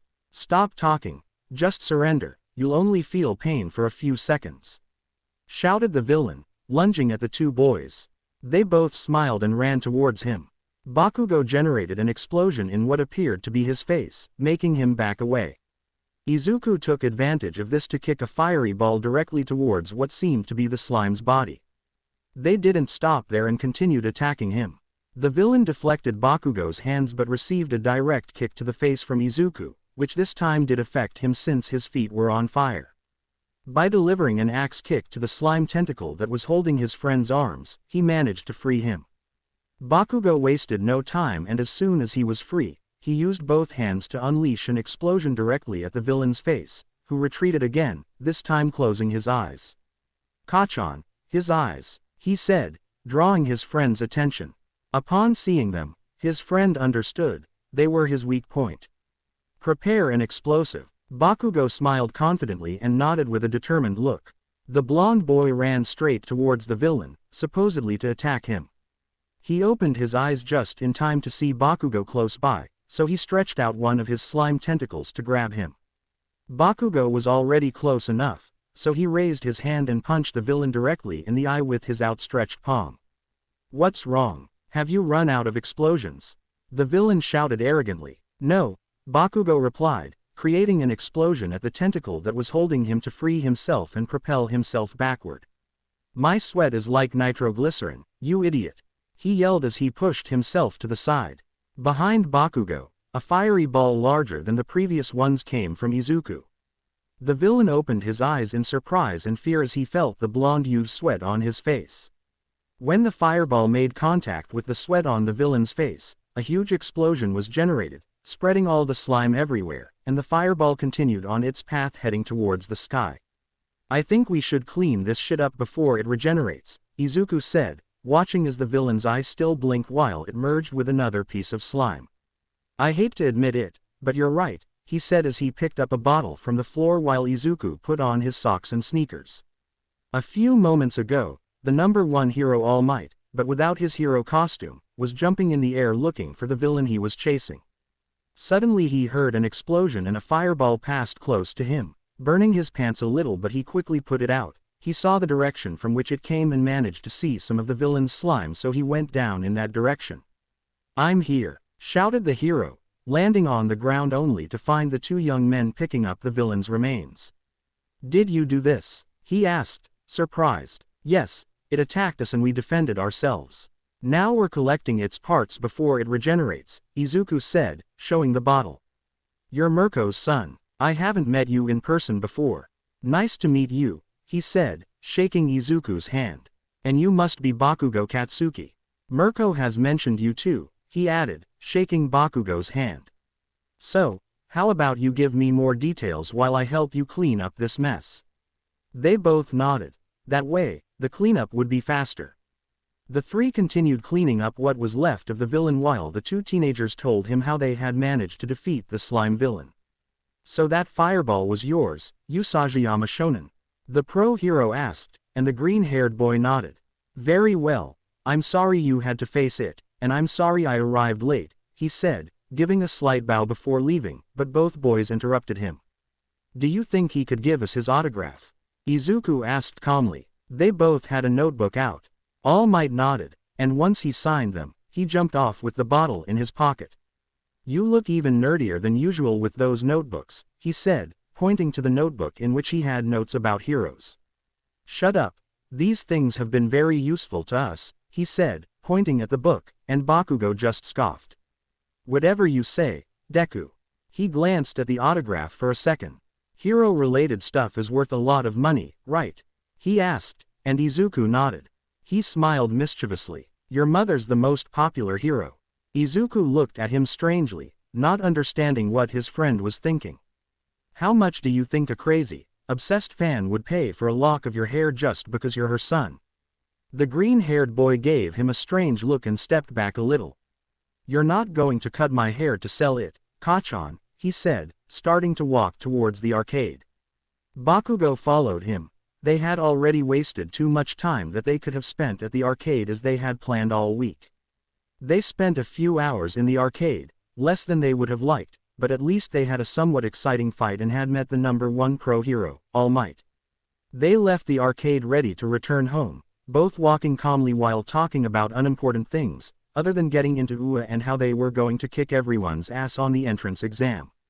As the two walked, they noticed a large crowd and some heroes gathered near an alley, so they decided to go and see for themselves. On the other hand, All Might in his skeletal form also noticed the commotion, so he too approached. In the alley, the same villain the two young men had defeated earlier could be seen trying to possess someone. The fire was spreading because the sticky villain had destroyed some cars and gas tanks. How the hell did he escape? Bakugo yelled angrily, and Izuku had an idea of what might have happened. It was my fault, the blonde boy said, turning his attention to his friend who seemed to be in shock.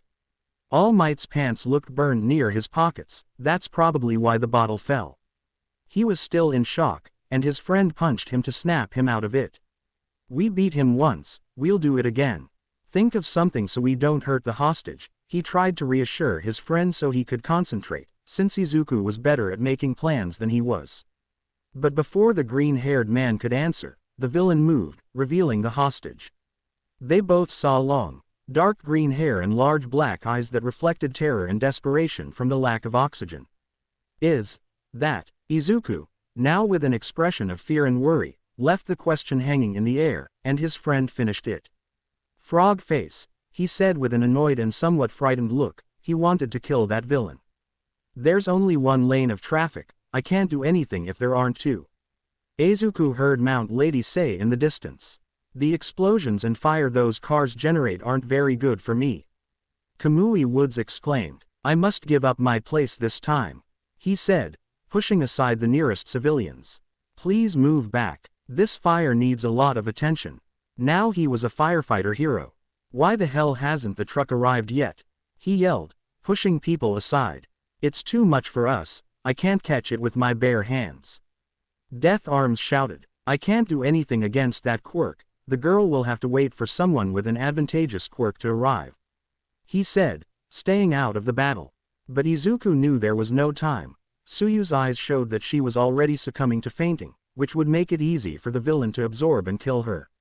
So his fearful gaze changed to a determined one, full of resolve. For fuck's sake, Deku, think about, he was interrupted when Izuku jumped up. What the hell are you doing? He yelled at his friend, who had only left after he threw his backpack down. He didn't know what to do, he couldn't go there without hurting Suyu.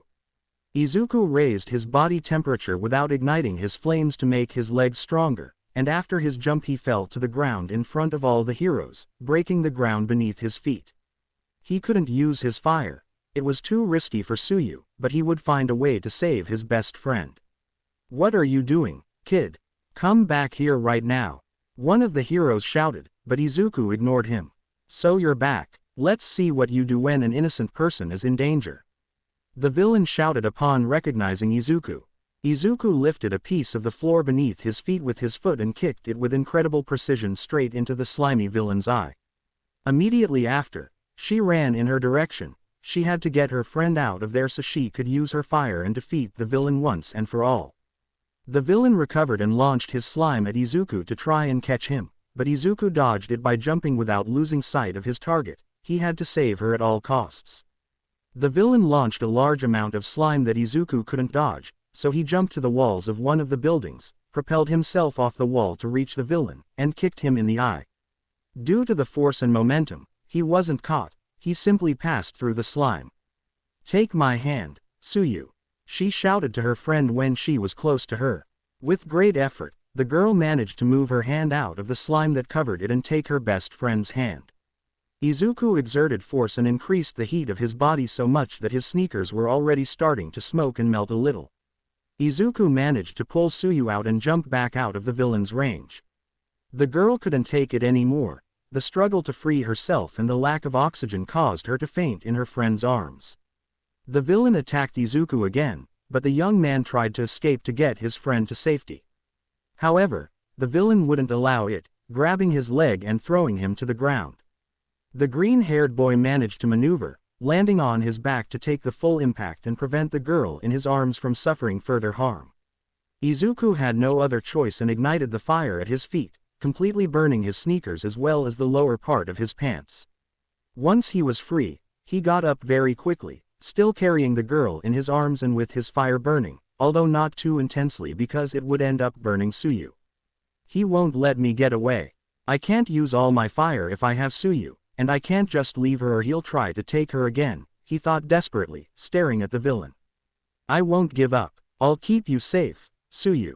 I'm going to save you, he thought with great determination, and the villain moved toward him. The green-haired boy took a step back and began shooting fireballs to keep the villain away, but he didn't stop walking. Izuku raised his leg and stomped hard, breaking the ground again.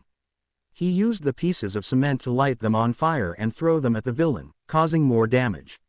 The stones hurt his bare feet. He was sure some had drawn blood, but he didn't care. He was only focused on saving his friend from the disaster, which he told himself was his fault since he had caused the bottle containing the villain to fall. Izuku couldn't hold out much longer without his fire and without Kachan to prepare an explosive that, even if he were there, he doubted would work again. He couldn't face the villain much longer, as his kicks had no effect on him whatsoever. The slimy villain lunged at him again, intending to trap him and the girl in his arms. Izuku only slightly increased his fire to try and keep the villain at bay as long as possible. But he couldn't go on any longer. The villain was very close to him, and his bleeding feet from kicking the chunks of cement weren't helping. As a last effort, he tried to deliver a direct kick that pierced the villain, slowing him down a little, but it wouldn't be enough to stop him. This time I'm going to kill you, kid. The slimy villain shouted with anger and resentment. Try it, you damn monster. Izuku yelled back, his ears pricked up and his tail bristling with rage. As the villain was about to engulf them, Izuku hugged Suyu tighter, his expression resolute. He knew he would have to apologize to her later, but he couldn't simply give up. He was prepared to give his all. He was certain he would burn Suyu, but it was the only way for him to save his own life, and more importantly, the life of his best friend.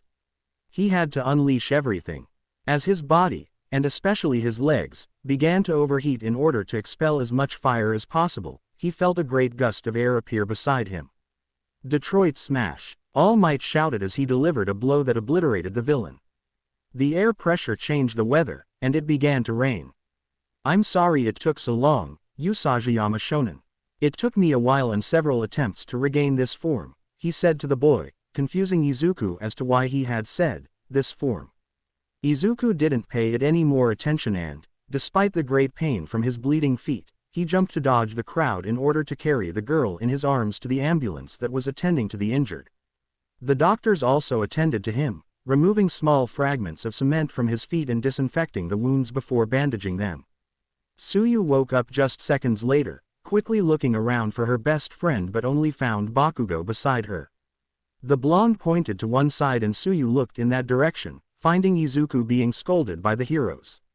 Katsuki watched this with clear annoyance in his eyes. His friend had done his job, had saved Suyu, and these idiots were just criticizing him.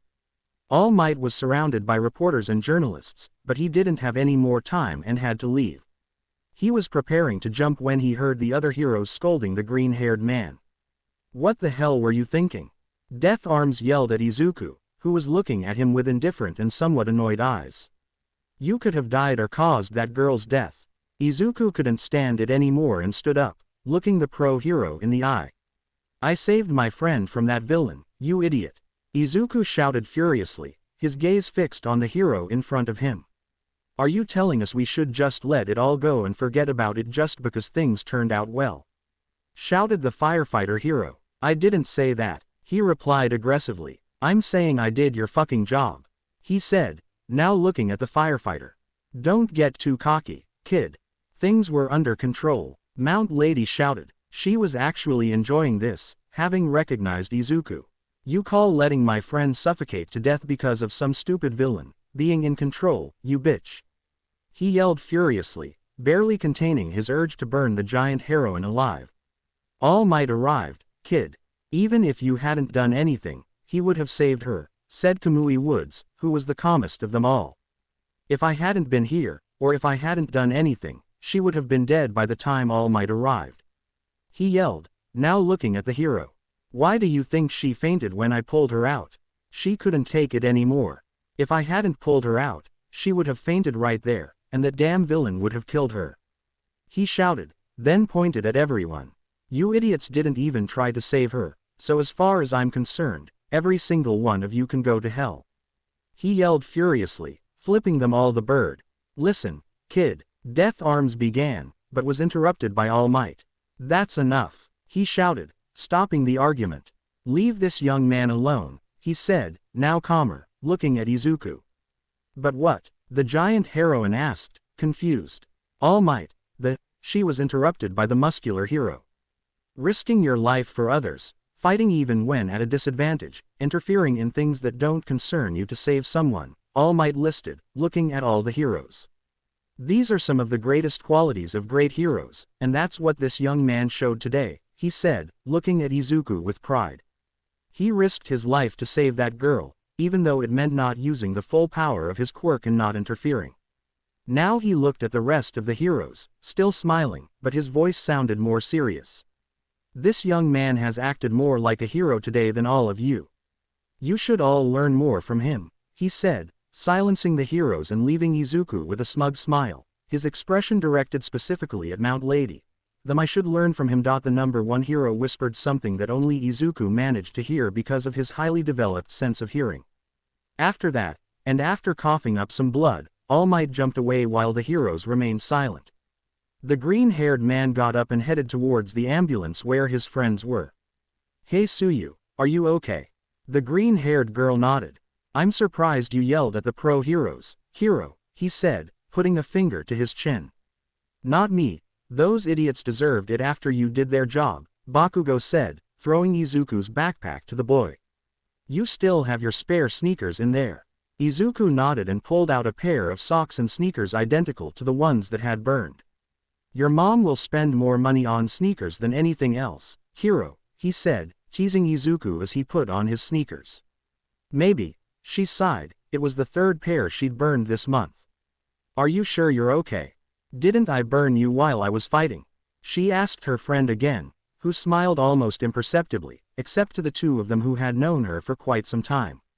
I'm fine, Izuku-chan, come here. Izuku moved closer to her, close enough for her to hug him. Thank you for saving me. I really felt like I was going to die there.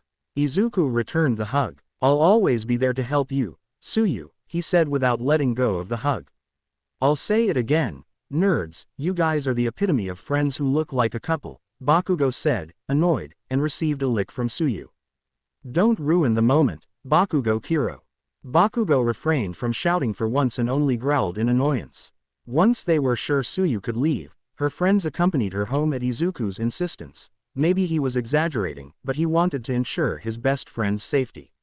It was already getting dark, and now both boys were walking back to their homes together in silence until Bakugo decided to speak.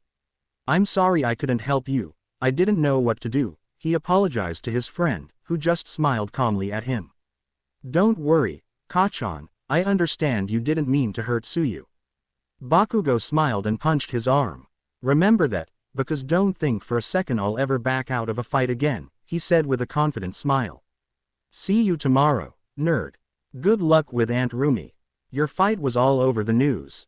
Izuku sighed and nodded. Bakugo went into his house and Izuku continued on his way, only 2 houses away from his own, but before he could move forward, All Might appeared out of nowhere. I'm here. Appeared out of nowhere, stopping Izuku in his tracks.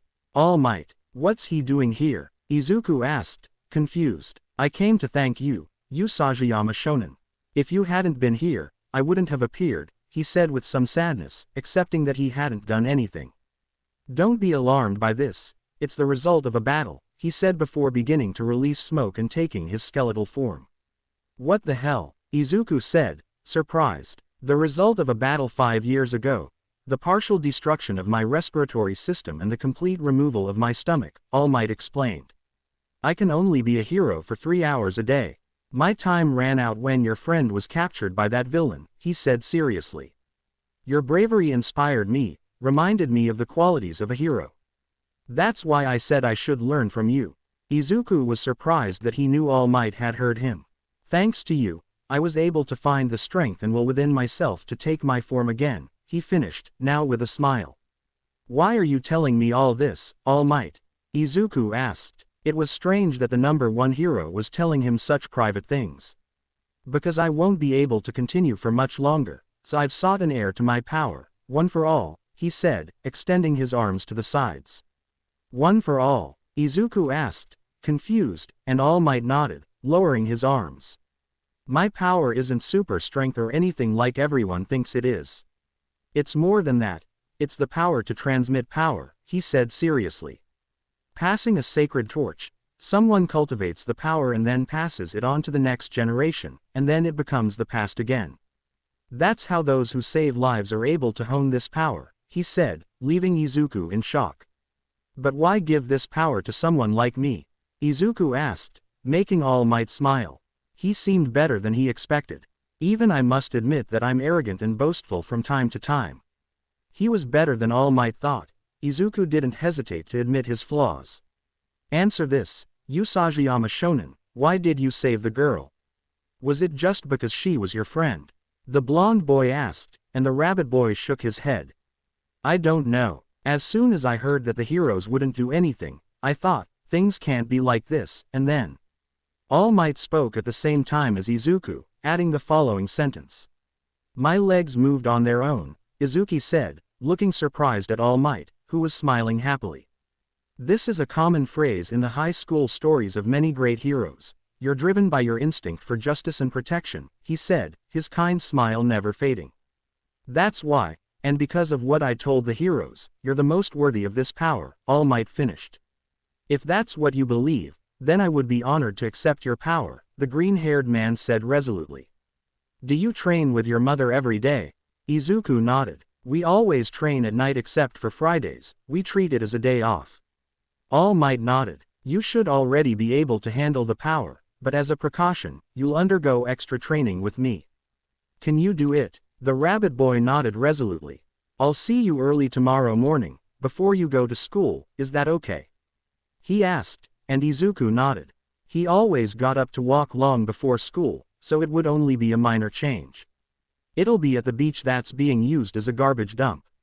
Izuku nodded. He thought the place was a bit strange, but he didn't dwell on it. All Might became muscular and jumped away while Izuku continued on his way home, unlocked the door with his key, and went inside. As he closed the door, he felt a gentle tug on his ear that pulled him into the living room. Ow, ow, ow, Mom, I'm sorry. Rumi let go of Izuku's ear and turned on the light, looking seriously at Izuku. Even though she was shorter than the rest of the class, she intimidated him. I know, I'm sorry, I shouldn't have used my... Izuku began to apologize, but his mother interrupted him. I'm proud of you, Izuku, Rumi said with a motherly smile, and Izuku looked at her, confused. What? Izuku asked, confused, since he was expecting a scolding. I thought you didn't like me using my quirk in public, he said, very confused. When you use it unnecessarily, like to compete with Katsuki, he said, looking at him seriously, and he nervously rubbed the back of his neck. So why the ear pull? He asked, rubbing the ear his mother had pulled. Because I was scared and worried, brat, why didn't you use all your fire?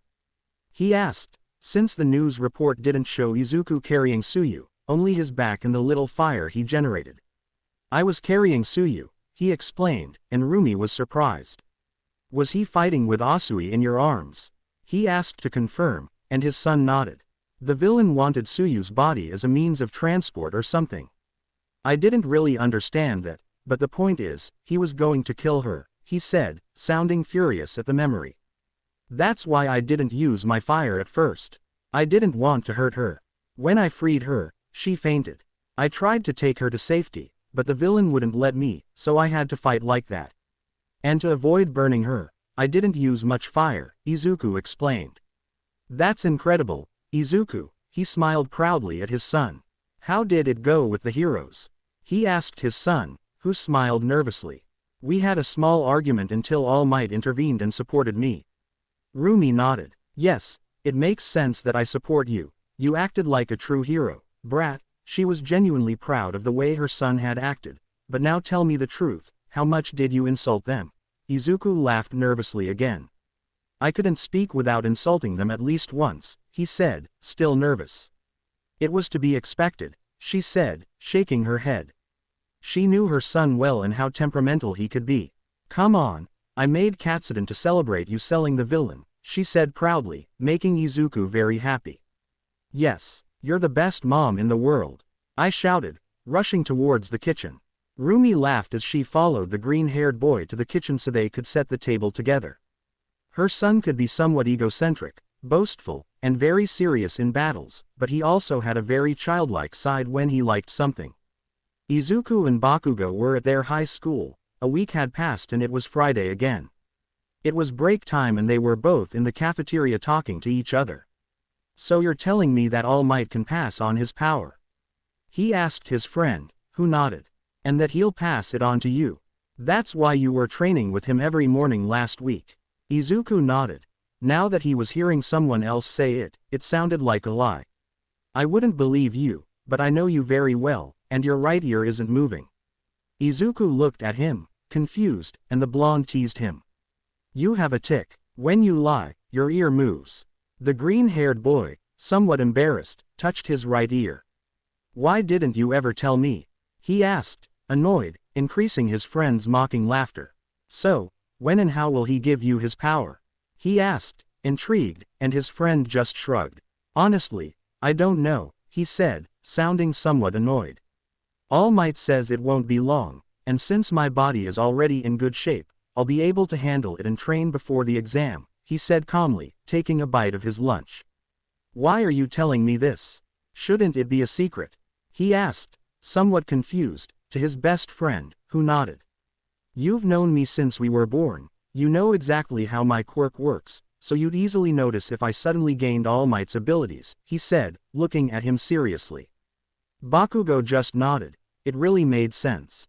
Besides, if Deku kept a secret from him, he usually found out. Hey Deku. The boy looked at him while chewing. I know you well. Accepting a power like that isn't your style. Why did you do it? He asked curiously, and Izuku sighed. I want to help as many people as possible. I know I can't save everyone, but if obtaining this power helps me save more people, and All Might believes I deserve it, I should try. Katsuki couldn't help but smile. That had always been his best friend's mindset. Even so, I think I'd use it as a bonus, he said, shrugging. There was the Deku the blonde knew, too proud of his quirk to use one for all so much. I guess you're right, Deku. Even so, your quirk is somewhat similar, so maybe it'll be easy for you to control. Izuku looked at him strangely. I don't know about you, but I can't picture All Might with bunny ears or throwing fireballs, he said mockingly, and Bakugo threw a piece of meat at his forehead, leaving a stain that Izuku quickly wiped away. I'm talking about strength, you idiot. He yelled angrily, then calmed down so that nosy students wouldn't hear. You use the energy generated by the heat of your fire to become stronger, Bakugo said seriously. Yes, you're right, although if I overuse it I can overheat, he said thoughtfully until he heard the bell signaling that they had to return to their classes. Anyway, nerd, you're generating more and more heat without overheating, right? He asked doubtfully. He knew Izuku had been training for this.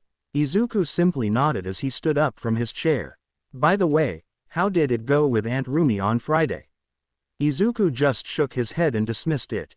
He wasn't bothered at all, he was just worried about me. Katsuki nodded, though deep down he did expect Deku to have been scolded.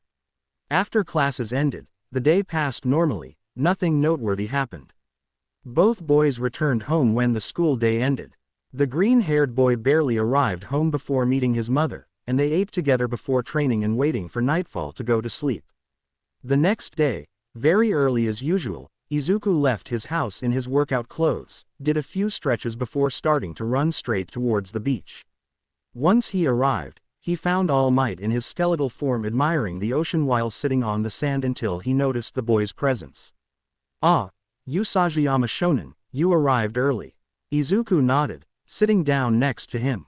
What were you doing here? All Might just shook his head, relaxed. I was just relaxing a bit while I waited for you, he said, getting up. You made a lot of progress over the weekend and you've already taken out the lighter trash. Ready for the heavy stuff? The blonde man asked, patting one of the refrigerators and pointing to the other appliances and large trash items. More than ready, he said, getting ready and approaching some tires, to pick them up and take them off the beach where a garbage truck would pass. All Might watched as his student exerted himself, not only carrying heavy things but also occasionally stopping and concentrating to avoid generating heat and gain more strength. Izuku stood in front of a refrigerator. He grabbed it by both sides and tried to lift it. As he struggled, he unconsciously began to generate heat in his body. He dropped the refrigerator and sighed in frustration as he relaxed to dissipate the heat from his body. Why don't you use your quirk to make things easier? All Might said as he approached him. My quirk makes me stronger with fire or heat energy, but that makes training less effective. I want to do this right, he said determinedly, picking up the cooler again, this time without generating heat, to carry it off the beach. You always try so hard, Usajiyama Shonen, that's admirable, Izuku smiled at All Might. I heard you rejected Mirko's recommendation, he said to the green-haired boy, who nodded. Is there a reason? The young man nodded again, placing the trash he had collected on the ground. Many believe that being the son of a famous heroine like Mom is the best thing in the world, he said, gazing at the sea, but it's not all good. All Might was giving his full attention to his now student. People always expect me to be like her, but I'm not. All Might nodded. It seemed the boy also wanted to vent a little. Don't misunderstand me, I'm proud of her work, and I know I'm her successor as much as yours, but even so, I want to show myself and everyone who I really am, he said seriously, looking at the horizon, the rising sun reminding him of his fire. You want to show the world who you really are, not be what the world wants you to be, show that you don't depend on your mother and you can do everything your own way. Izuku nodded at the words of his now mentor, who also seemed thoughtful. And even when the time comes that Mom can no longer be a hero and it's my turn, I want to uphold her legacy, and even elevate it, she said with a calm smile. The perfect combination of forging your own path and making those who came before you proud, the blonde man said to the young man, who simply nodded. He saw it that way too. Mom has always taught me that hard work brings great things, that's why I want to take the exam like everyone else, to show how strong I am. All Might smiled as he nodded proudly. I think you're becoming more and more worthy, Usajiyama Shonen. You'll truly be someone great in the future, I'd even say you already are. Izuku nodded gratefully and smiled before picking up the trash he had left aside to resume his training. The months passed slowly. Izuku had grown stronger even without generating fire. This conditioning of his body allowed him to generate even more fire without overheating, so the training had been more useful than he thought. Now teacher and student were on the now clean beach. There were still 3 months until the UA entrance exam, which gave the blonde boy time to train the green-haired boy a little using One for All. You've done very well, Usajiyama Shonen. You're ready to receive my power, he said, proud of his student's rapid progress. But before, you said you increased the capacity of your fire, right? Izuku nodded with a proud smile. Refusing to increase his strength with his fire energy had helped him more than he realized. What happens if you overheat? He asked, clearly curious. Not much, after that I stop for a few seconds and I can't use my fire for a while, he said thoughtfully, then remembered something else. It can also get a little out of control and start trying to come out of other parts of my body, but I still can't generate fire in other parts of my body, so it can hurt me. The blonde nodded, understanding the situation. Do you think you could show me what it's like? Izuku nodded as he took off his sneakers and rolled his pants up to his knees, though they would still get a little hot. He gestured with his hand to All Might to move away. The blonde obeyed and moved a few meters away. The green-haired boy took a deep breath, concentrating on generating as much heat as possible within his body before expelling it. He gave his master a determined and confident look before releasing his fire. A large and powerful flame spread rapidly all around the boy's legs. The burst of fire was so powerful that even the older boy, standing a considerable distance away, felt the intense heat it generated. Oh my, goddess, he said in amazement, taking on his muscular form and remaining that way. At Izuku's feet, the sand began to yield to the heat and turn into glass. Izuku seemed determined and focused to prevent the fire from spreading and trying to expel it from the rest of his body, which would hurt him since he wasn't ready for that yet. A few seconds later the fire stopped. Izuku was breathing heavily and remained in place for a few seconds unable to move. At his feet, a thin layer of glass could be seen due to the heat in the sand. All Might approached him, but before that he saw Izuku approach the seashore and enter, getting his legs wet. He faintly saw smoke rise from the water, indicating a change in temperature. The boy came out of the water after a few seconds and approached his master. That was incredible, Usajiyama Shonen. You even managed to turn the sand into glass. Izuku looked around in surprise at where he had been before. He had never accomplished anything like that before. I'm even absolutely certain that you surpassed the temperature of Endeavor's fire, at least its normal fire temperature, he said with a smile that the green-haired boy proudly returned. But I think it's time. Izuku nodded, ready to receive One for All. Okay, I'm ready for that, what should I do? He asked decisively. The blonde man brought his hand to his head and pulled out a hair, which he then placed in front of his student. He said, making Izuku look at him in shock. You must obtain my DNA, so to it. The green-haired boy took it and swallowed it quickly with some effort. I was expecting something different, Izuku said, disgusted, taking a sip of water and then spitting it out. I still don't feel anything, he said, looking at his hands, then horrified. Tell me I don't have to repeat myself, he said to All Might, who just laughed at him. Don't worry, Usajiyama Shonen, your body needs to digest my DNA.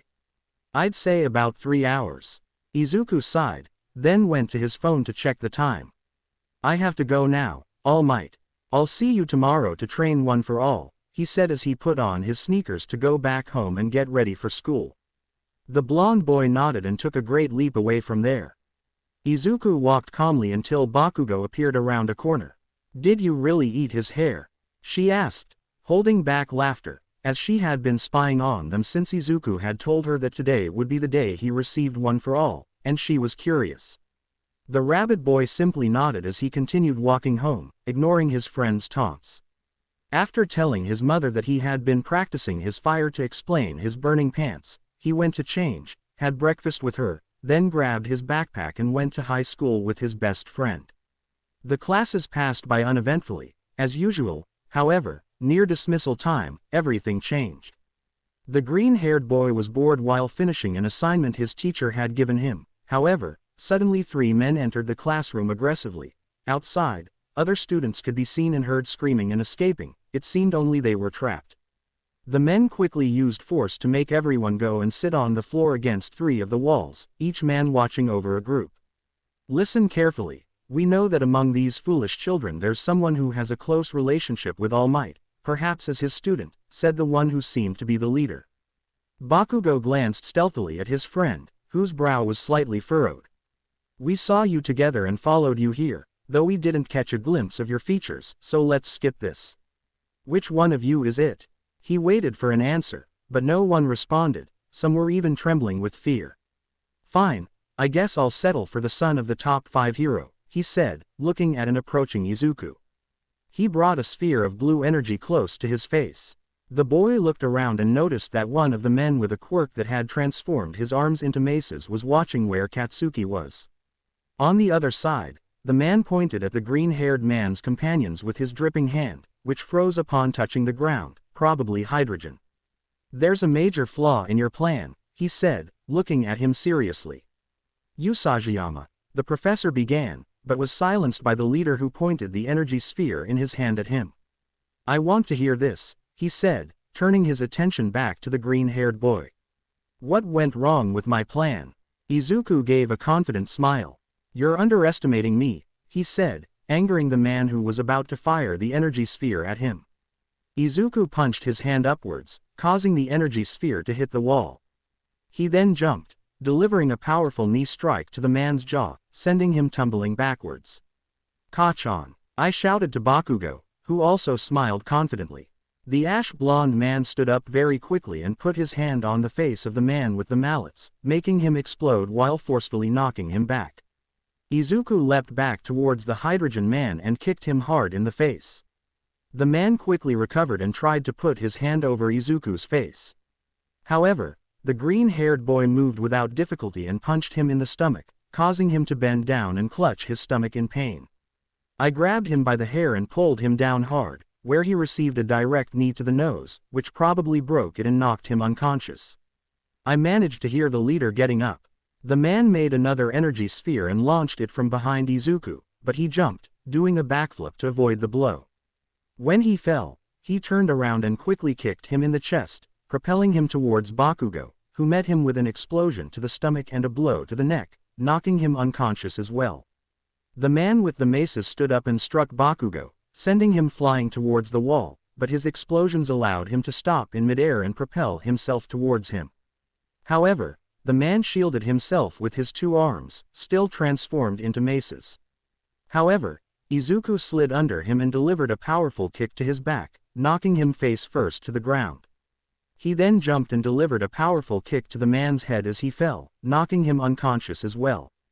Their companions watched them with surprise, gratitude, admiration, and a touch of envy, since neither of them had hesitated even a little to fight, while the other young men just trembled with fear, sitting where those men had left them. The teacher called the police, who took the 3 men away. The police thanked the young men. After all, they hadn't used their quirks in public. Classes ended and they both left as if nothing had happened, while their classmates were still nervous. Rumi had work and Bakugo didn't care about going home, so they just went to hang out around the city until they ran into Suyu and her siblings in a park near the girl's house. Hey frog, mini frogs, Bakugo called, drawing the attention of the 3 brothers as he arrived with Izuku by his side. Bakugo, Izuku, what are you doing here, hero? Suyu asked curiously as her brothers went to greet the 2 friends who had just arrived. Nothing really, we were just walking around town, Izuku said, smiling as he put Satsuki on his shoulders, the little girl playing with her bunny ears. Are you ready for the entrance exam? Bakugo asked as he stood up after greeting Samadare. Honestly, I'm a little nervous, but I'm prepared and I've trained a lot, Hiro. What about you guys? She asked the two friends who smiled confidently. Nah, I know I'll be the best of all, Bakugo said, boastful and arrogant. I've also trained a lot, I don't think I have anything to worry about, Izuku said dismissively as he jumped excitedly on the little girl's shoulders. They spent the afternoon together before the frog family had to return home, as did the two friends. They walked slowly, enjoying the scenery and talking about unimportant things. They said their goodbyes, and Izuku went home to sleep so he could train with all might the next day. It was Saturday. The green-haired boy and his master were on the beach that the boy had cleaned as training this afternoon. Izuku was preparing while talking to All Might after he gave him a brief explanation of how One for All works and that he should clench his buttocks. So those criminals followed you and attacked your school. Izuku nodded as he continued his warm-up stretches. I'm sorry, I should have taken more precautions, All Might apologized with a slight bow. Don't worry, there wasn't any problem, I think I'm ready. He changed the subject, looking at the only thing they had left behind, a larger and more durable refrigerator. All Might nodded and Izuku charged his fist to deliver a punch with One for All. Red marks appeared on his arm but disappeared almost instantly. He gave it a strong blow but only managed to create a large dent, without breaking the refrigerator. Ow, ow, Izuku complained as he clutched his arm in pain, drawing All Might's attention. It seems your body isn't prepared for full power, he said, approaching to inspect his arm, but it wasn't broken. Even so, I think you only used a small percentage of your full power. I'd say about 5%, he mentioned, looking at the refrigerator. Could it be because of my quirk? Izuku asked, and All Might listened attentively. My quirk allows me to regulate my fire energy to increase or decrease its intensity, and it also prevents me from using more than I can handle. That's why I have to concentrate to avoid overheating, the green-haired boy explained, receiving a nod from his master. That's probably it. You could probably force yourself to use 100%, but it's not recommended. That could wreck your bones. Your body will gradually release more of that percentage, he said, more as an order than a suggestion. All right, All Might, I understand. I'd better go. I have things to buy before I go home. All Might nodded and walked away as well. Izuku walked on and bumped into Bakugo. So you already used it, nerd. Izuku nodded, still clutching his arm in some pain. Then we just have to wait for the exams. Izuku continued walking to buy what his mother had asked him to get for dinner. Bakugo accompanied him, asking questions about One for All, which the green-haired boy answered with what little he knew. Once they had bought everything, they were returning to their homes. Hey Deku, remember what I told you a few months ago about selling your hair? The green-haired boy huffed in annoyance, pinching the bridge of his nose. I found a weird girl who'd pay a lot of money. Bakugo laughed, more to tease his friend than for any other reason. I already told you I'm not going to let you cut my hair so you can sell it to some crazy chick who I don't know what she'll do with it, he said angrily, making his friend laugh. Anyway, hey, do you want to race me? He asked, getting ready because he already knew the answer. You know it, he said with a confident smile, taking off his sneakers ready to run, holding the bag away from the fire at his feet. Both got into position just before running with their quirks activated. Unfortunately for them, they hadn't thought things through, and since their quirks were so flashy, they were stopped by the police and taken home. Needless to say, neither of them received a friendly welcome and are now grounded indefinitely. Izuku was now barefoot, sitting on the windowsill of his second-floor bedroom while his mother was preparing dinner. Suddenly, he saw a messy-haired blonde man of about 29 years old approaching his door, so he sighed. Keigo Takami, better known as Hawks, was approaching the Usajiyama house, ready to ask Mirko out on a date. Just as he was about to knock on the door, a ball of fire passed by his head, so he turned to look at the boy at the window. You do know that Mom is like 6 years older than you, right? The green-haired boy raised an eyebrow, intrigued and annoyed. That doesn't stop me from trying, the blonde boy said, shrugging with a hopeful smile. The green-haired boy just shook his head. Anyway, Mom's fed up with you. Maybe she'll only agree so you'll stop bothering her. The boy was already somewhat annoyed by Hawk's attempts to woo his mother. "Thanks for the encouragement, kid," he said, knocking on the door as Izuku sighed and rolled his eyes.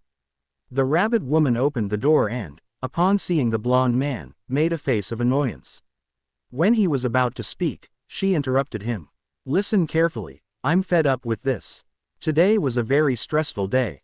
I had so much paperwork, and because someone," she emphasized the last word, looking towards where her son sat, who simply looked away, "decided to have a race with his stupid friend using their quirks, and the police brought him in." Izuku was now whistling. "So save yourself the trouble and get lost." Now Rumi just stared seriously at the winged boy. "Yes, but She couldn't finish because the door slammed shut in her face and the boy at the window burst out laughing. "Oh, man," Izuku jumped and landed near the blonde boy. "Honestly, I feel sorry for you." The blonde boy looked at him, annoyed, which made Izuku let out a slight laugh. "Although I don't really like the idea of you and Mom, I'll give you some advice." Now the blonde boy was looking at him with interest. "Don't try so hard. If you even have a chance with Mom, you'll ruin it by bothering her so much." Hawks then put his arm around the boy's shoulders. "Thanks, kid, you're amazing." Izuku flicked his bare foot so a fireball grazed Keigo's face and singed his hair a little. "Okay. No hugs, I get it." He pulled away and started to walk off. "Thanks, kid." After that, he just walked away. The green-haired boy jumped up to his room, lay down on his bed, and waited for his mother to finish dinner so he could help her set the table and eat with her. Izuku was arriving at UA prepared to take the entrance exam. He was confident. His mother had managed to get the people who would make his hero costume to give him fireproof shoes beforehand, and he was carrying them in his backpack. He was really anxious. He would prove to himself and all the teachers who he really was. Suddenly, he felt his foot get stuck, causing him to start falling forward. He put his hands up to receive the blow but it never came. He looked around, confused, and found himself face to face with a pretty brunette girl who smiled kindly at him. "I'm sorry I used my quirk on you. I thought it would be bad luck if you fell right now," she said with a smile while Izuku remained mesmerized. "Release," the girl whispered, clasping her fingers together, and the boy touched the ground again. "See you later. I hope you have good luck," she said, waving goodbye. The boy waved back with a smile. "Were you seriously going to fall, idiot?" Bakugo asked mockingly, arriving at his side. "I was anxious and generated a lot of heat," he said, picking up his sneakers, whose soles were melted. "Come on, I need to put on the others before the exams," he said before going into the building with his best friend. After changing into his special fireproof sneakers, he went to take the exams. The first was the written exam, which he was sure he had gotten a good grade on. Now it was what really mattered, the physical test. Now he sat next to Bakugo to listen to the explanation of the hero present mic. "Welcome everyone to my show," he shouted as soon as he arrived. "Everyone say, hey," he called out, but was completely ignored. "What a boring audience," he muttered, sounding dejected and annoyed. "I'll explain how this is all going to work. Are you ready?" He became animated again. "So even though we're from the same school, we'll be in different locations," Izuku said to his friend, looking at his sheet of paper. "It must be so that the useless ones don't support each other," he said casually, although he would have liked to be in the same place as Deku to compete for points. "I suppose that makes sense. It would be an advantage for those who can't do anything for themselves and then wouldn't achieve anything," he said casually while the teacher explained. "A large number of villains will be scattered across the battlefield, appearing in 3 varieties, with tiered scores according to their difficulty. Your goal is to get the highest score by destroying these villains, and don't even think about attacking other participants or doing anything unheroic, or you will be disqualified." The teacher shouted repeatedly to explain everything. "Excuse me, may I ask a question?" shouted a blue-haired boy with glasses, receiving a nod from the blonde boy. "The pamphlet clearly illustrates 3 types of villains. Such an error would be a disgrace to an institution of UA's caliber," he said rudely and seriously. While he was talking, Izuku mocked him, giving him a haughty look while his right hand mimed a mouth talking too much. Bakugo just laughed slightly. It was somewhat childish, but in his opinion, the blue-haired boy really was a chatterbox. "And you too," he shouted, pointing at both of them, but they didn't pay attention. The bunny boy and the blonde one. They both turned to look at him, bored. You haven't stopped talking the whole time, being disrespectful. If you think UA is just a joke, you'd better leave and forget about this place, he said with a serious look. Present Mike was about to speak, but his friends spoke first. Just because you need to pay so much attention to understand such simple instructions doesn't mean we're all equally idiotic, Bakugo said mockingly to the guy who had supposedly scolded them. He was about to speak even more angrily, but Izuku interrupted him. Besides, Present Mike never said he'd finished his explanation. The blue-haired boy turned to look at the blonde, who nodded since the explanation wasn't over yet. So, who's more disrespectful? Us, who spoke quietly without interrupting, or you, who actually interrupted Present Mike's explanation? The green-haired boy said, looking at him in a conceited and arrogant manner. The blue-haired boy remained silent and sat back down, apologizing to the adult on the stage. As I was saying, the fourth villain is actually worth 0 points, he's just an obstacle meant to be avoided. The blonde teacher finished explaining. Now let's move on to the main event. Give it your all, plus ultra, he shouted, letting the students leave. I'd wish you luck, nerd, but I know you don't need it, he said, trusting his friend. Likewise, Kachan. They bumped fists and separated to go to their assigned exam areas. Izuku stood before the large gates that separated him from the fake city where the exam would take place. He was warming up, raising his body temperature so he could leave faster as soon as the signal was given. As he stretched, he caught sight of the brown hair that had helped him when he arrived at UA. The boy headed towards her to thank her, but the blue-haired girl placed a hand on his shoulder to stop him. You're not planning to block that girl's path, are you? Are you planning to break her concentration? He asked seriously. Izuku jerked his shoulder away, trying to get him to let go. This girl helped me earlier, I was just going to thank her, idiot, he said, glaring at the blue-haired boy in front of him. And we begin, Present Mike shouted. Izuku ignited fire at his feet, causing the boy in front of him to back away, and leapt powerfully towards the fake city. What are you waiting for? There are no countdowns in real fights, so run or that kid will take everything, followed by the loud crashes of robots being destroyed. The other participants also rushed to run towards the fake city to score points. Izuku was easily destroying the robots, none of them posed a significant problem. He only had to approach quickly and deliver a powerful kick to destroy them in just a few seconds. Izuku saw one of the two-dot robots hovering over one of the participants. He ran towards it and kicked it away. Once it was out of the other boy's reach, he threw a fiery ball, destroying the robot's head and rendering it useless. Thank you, said the boy, getting up with difficulty. Izuku helped him to his feet. Are you okay? The boy nodded and thanked her again before saying goodbye and going back to his spot check. Izuku jumped and, using the buildings for momentum, traveled throughout the fake city to find as many robots as possible and help those in trouble. Izuku had quickly achieved over 80 points and was confident he could get many more, that's what he planned to do. On the other hand, inside a room with many cameras and some teachers, including the director of UA. It seems we have a good crop of candidates this year, said the rodent, looking intently at the screens and then at the teachers. Is there anyone you're interested in? Some nodded. The explosion guy is interesting, very strong, said the blood hero better known as Blood King. I find the metal boy and the redhead interesting, said the 18-year-old heroine Midnight, looking at the screens. They exude a lot of youthful energy, she added, making strange movements with her body.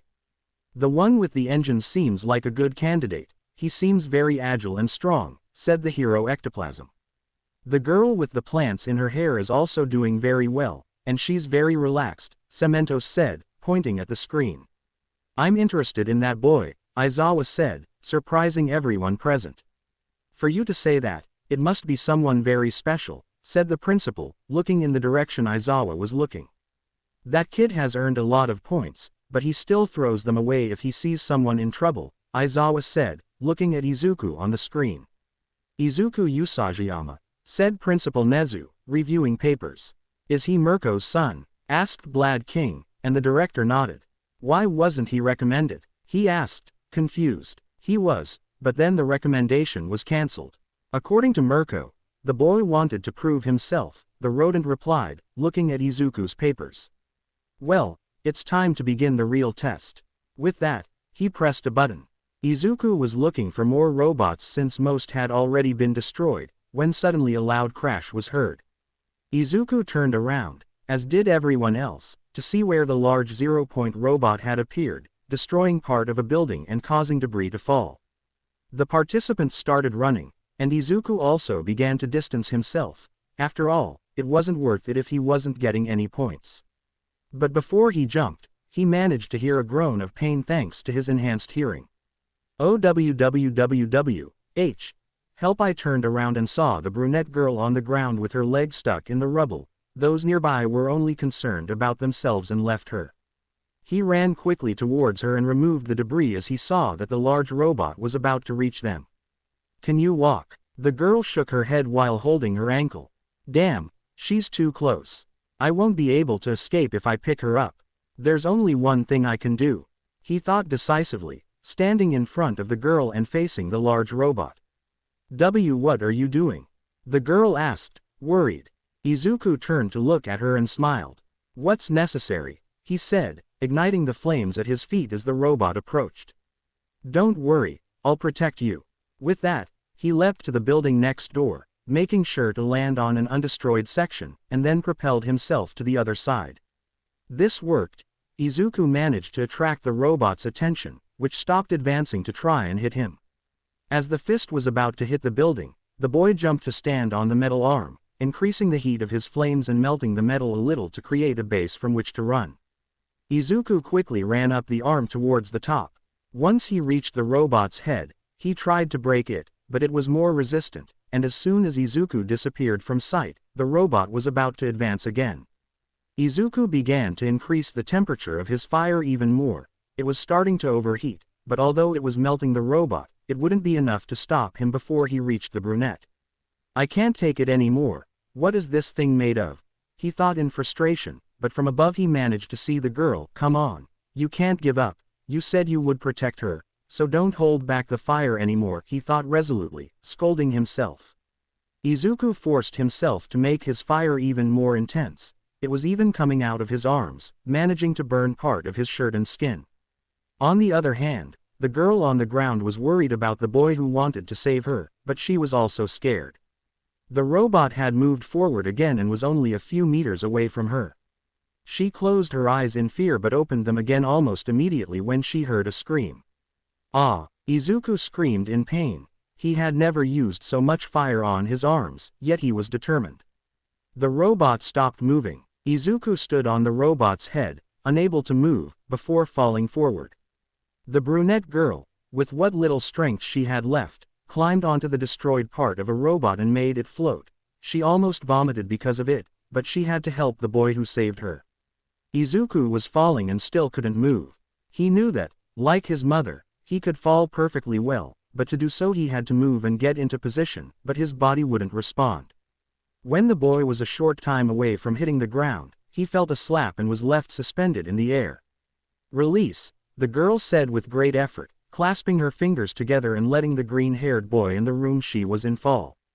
Izuku stood up slowly. He couldn't move any faster. Once he was up, he approached the girl. Are you okay? The girl tried to nod, but the nausea was too much and she only vomited rainbow-colored vomit. The exam is over, President Mike shouted as if nothing had happened. Izuku waited until she stopped vomiting, and once she finished, he carried her in his arms. Even with the pain caused by touching the burns, he made sure his arms didn't touch the girl's skin so as not to burn her. I'll take you to the infirmary, she said, starting to walk once her mobility had returned. It's not necessary, young man, said an old woman with a syringe-shaped cane, approaching them. She's the backbone of UA, the teen heroine recovery girl, said an eccentric blonde. The old woman kissed the girl, who a few seconds later stopped feeling pain in her ankle, so Izuku lowered her, still careful not to touch her.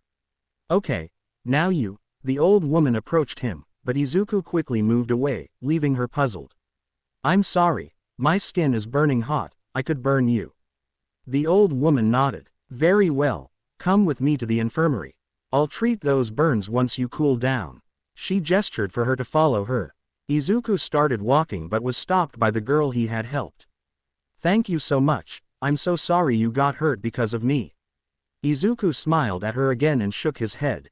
"Don't worry, you saved me too, twice, I still owe you one," he said, then walked away and accompanied the old woman. Bakugo was outside Ua. He had agreed to meet his friend there but hadn't come out yet. "Hey Kachan." I hear my friend's voice from behind me and I turn around to look at him. "Hey Deku, how are you?" He trailed off, seeing the state of his friend's clothes. "What the hell happened to you? The exam wasn't that hard." Izuku cracked his neck. "I'll tell you on the way," he said, starting to walk, and the ash-blonde boy followed him instantly. A week had passed since the exam, and Izuku was having a quiet dinner with his mother. "When will the UA results arrive, brat?" his mother asked, and the boy shrugged. "I think today or maybe tomorrow," he said, taking another bite of his dinner. Having said this, the doorbell rang, and both of their ears perked up with excitement. "I think it's today," Rumi said, getting up to open the door. Seconds later she returned with a letter. "Yes, it was today," she said, tossing the letter to her son. Izuku opened it right there and found a metal disc inside. He placed it on the table, and a hologram of the hero All Might emerged from it.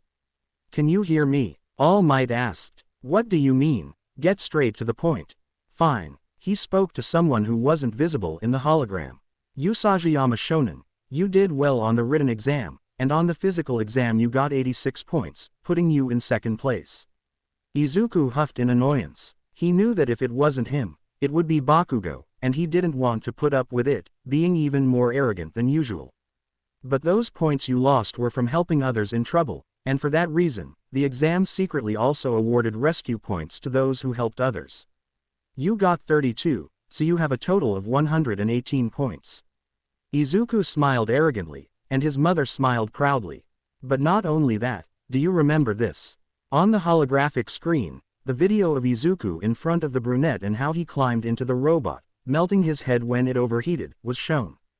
His mother already knew because he had told her, but she hadn't. "I've never seen my son generate so much fire. Because of that, you've been awarded 60 extra points, breaking the UA record. Anyway, Usajiyama Shonen, welcome to your Hero Academy." With that, the hologram shut off. "Hey, brat," his mother called, drawing his attention. "You're not grounded anymore." Izuku sighed in relief. He'd been grounded for 3 months. "Just don't do something stupid like that with Katsuki again." Rumi gave him a light tap on the head. Izuku nodded, happy. This was his first step toward becoming a great hero alongside his friend. Then something else crossed his mind. He really hoped the kind brunette girl had passed the exam, since he at least wanted to know her name. He went to sleep soon after, ready to go to UA and brag to his friend that he had earned more points. It wouldn't be long now. It was Monday, a few days before they had received their exam results confirming that they would be going to UA, and that's exactly where the green-haired boy was headed at that moment. He had gotten off the train at the station with his hair more disheveled than usual and started running while fixing it. Izuku ran hurriedly through the city, his ears twitching and his breathing rapid. "He's late, he's late, he's late." No, not on the first day. He entered an alley where he took off his shoes and socks and rolled up his pants to his knees, put his things in his backpack, and leapt onto the roof of the house next door. "I hope they don't see me." He looked around and smiled when he didn't find any heroes. "Okay, here we go." His feet burst into flames and he began to run and jump at great speed, avoiding the gaze of the pro heroes. Izuku was entering UA while trying to adjust his shoe when he suddenly felt a tug on his ear that almost made him fall. "What's wrong, Deku? Are you so stupid you can't even tie your shoes?" the ash-blonde boy said mockingly as he let go of his best friend's ear. "Shut up, Kachan, I was going to be late and I had to run all the way here," the rabbit boy said, rubbing his ear.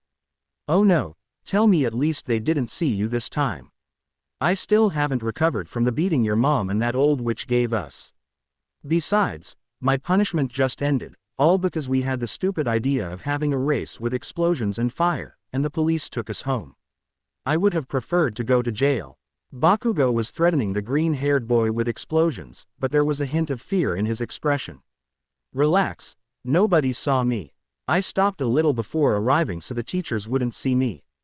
Besides, it was your idea. Izuku spoke fearfully, not because of Bakugo, but because he also remembered the beating and that his punishment only ended because of his mother's joy at learning that he got into UA. You better watch out, you damn nerd. And you went along with it, so you're just as guilty, said the ashen-haired boy as he lowered his hand. Now walk to find our classroom. They both went into the school. The friends didn't take long to find their classroom. They were standing in front of the large door of room 1A. It's too big, Izuku said with a bead of sweat as he looked at the door. Well, maybe gigantification quirks, the rabbit boy said thoughtfully. Whatever, nerd, he said, rolling his eyes. I just hope that idiot with glasses isn't with us, he said as he roughly opened the door. Unfortunately for him, the blue-haired boy was sitting in his seat, paying attention even though there was no teacher around. When he heard Bakugo and saw him rudely open the door, he went to confront him. Hey you shouldn't come in like that. It's disrespectful to the people who built this institution and the heroes who studied here long before us. He shouted, moving his arms mechanically. You know, man, you're way too stuck up and uptight, Izuku said, giving him a strange look with a bead of sweat on his temple. What school do you go to? He asked with a smug smile. I come from Sume Private School. My name is Tenya Iida, he replied, moving his arms again. Sume? Bakugo asked with a somewhat sinister smile. So you're an elite. It'll be a lot of fun destroying you, he said, his sinister smile never leaving his face, making the blue-haired boy nervous. Destroy me? Do you really want to be a hero? He was still nervous but tried to remain composed. I guess it was bad luck to end up in this classroom with that snob, he said, completely ignoring Iida. Bakugo gave him a light tap on the arm to get his attention. Not really, I said, pointing to the green-haired girl who wasn't paying attention to them. Hey, frog face. The girl looked up, seeing her two friends in the doorway of her classroom. He quickly approached them, greeted Bakugo, and gave his best friend a hug. I'm glad the three of us ended up in the same classroom, hero, she smiled, imperceptibly to everyone except them. Me too, Tsuyu, said the green-haired boy, pulling away from the hug. And even though he doesn't say it, Kachan is happy about it too, he added with a smile. Don't put words in my mouth, nerd. He shouted furiously, but he was actually happy about it. Oh, it's you, said a lively brunette behind Izuku, making him shiver in surprise. He turned to look at her, opened his mouth and pointed at her with a confused expression. How come I didn't hear you coming in? He asked, very surprised. The girl shrugged. Maybe she'd just been focusing too much on her best friend. It's okay, whatever. I'm glad you passed the exam, she said with a big smile. Me too, although I knew you'd get through it. After all, you saved me. She smiled adoringly. It was amazing. You just ran to me even though it was dangerous. You always protected me, and then you climbed on top of that thing. I was worried when I heard you scream in pain, but then I saw your fire go, whoosh. The girl spoke quickly and excitedly. When she mentioned fire, she extended her arms, simulating an explosion of flames. To Izuku, she looked like a little girl. She was the cutest thing he'd seen in a long time. Oh, sorry, I got carried away and haven't even introduced myself, she said sheepishly, rubbing the back of her neck. I'm Ochako Uraraka, she smiled, and the green-haired boy nodded. Nice to meet you, I'm Izuku Usajiyama. Most of those who had managed to hear were surprised. They would have two children of top heroes in their class. Wow, I recognized you, said a boy with red hair. Izuku thought it would be like his old school and that he was coming for his mother. I'm Eijiro Kirishima. I was in the same fake city as you.